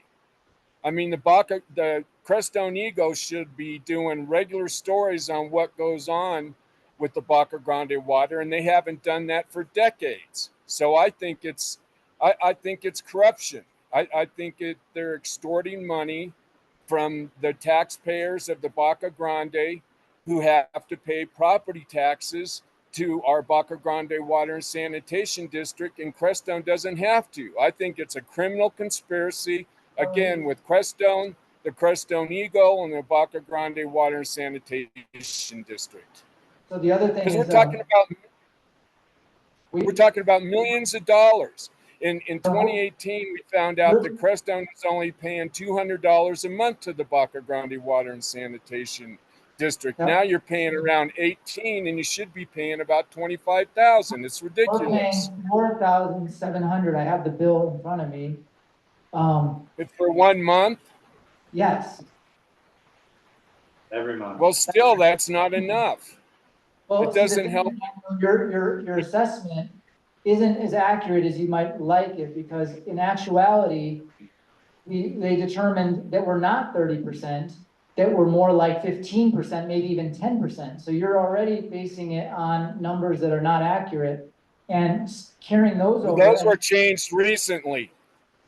Well, we know for a fact that we are not using 30% of the total of that. So, it's really important that if you're gonna keep claiming this stuff, that you get the numbers, more accurately correct. Because Well, the last thing I looked at, Crestone has, I saw that in the last meeting, they had a chart and you were still at 30%.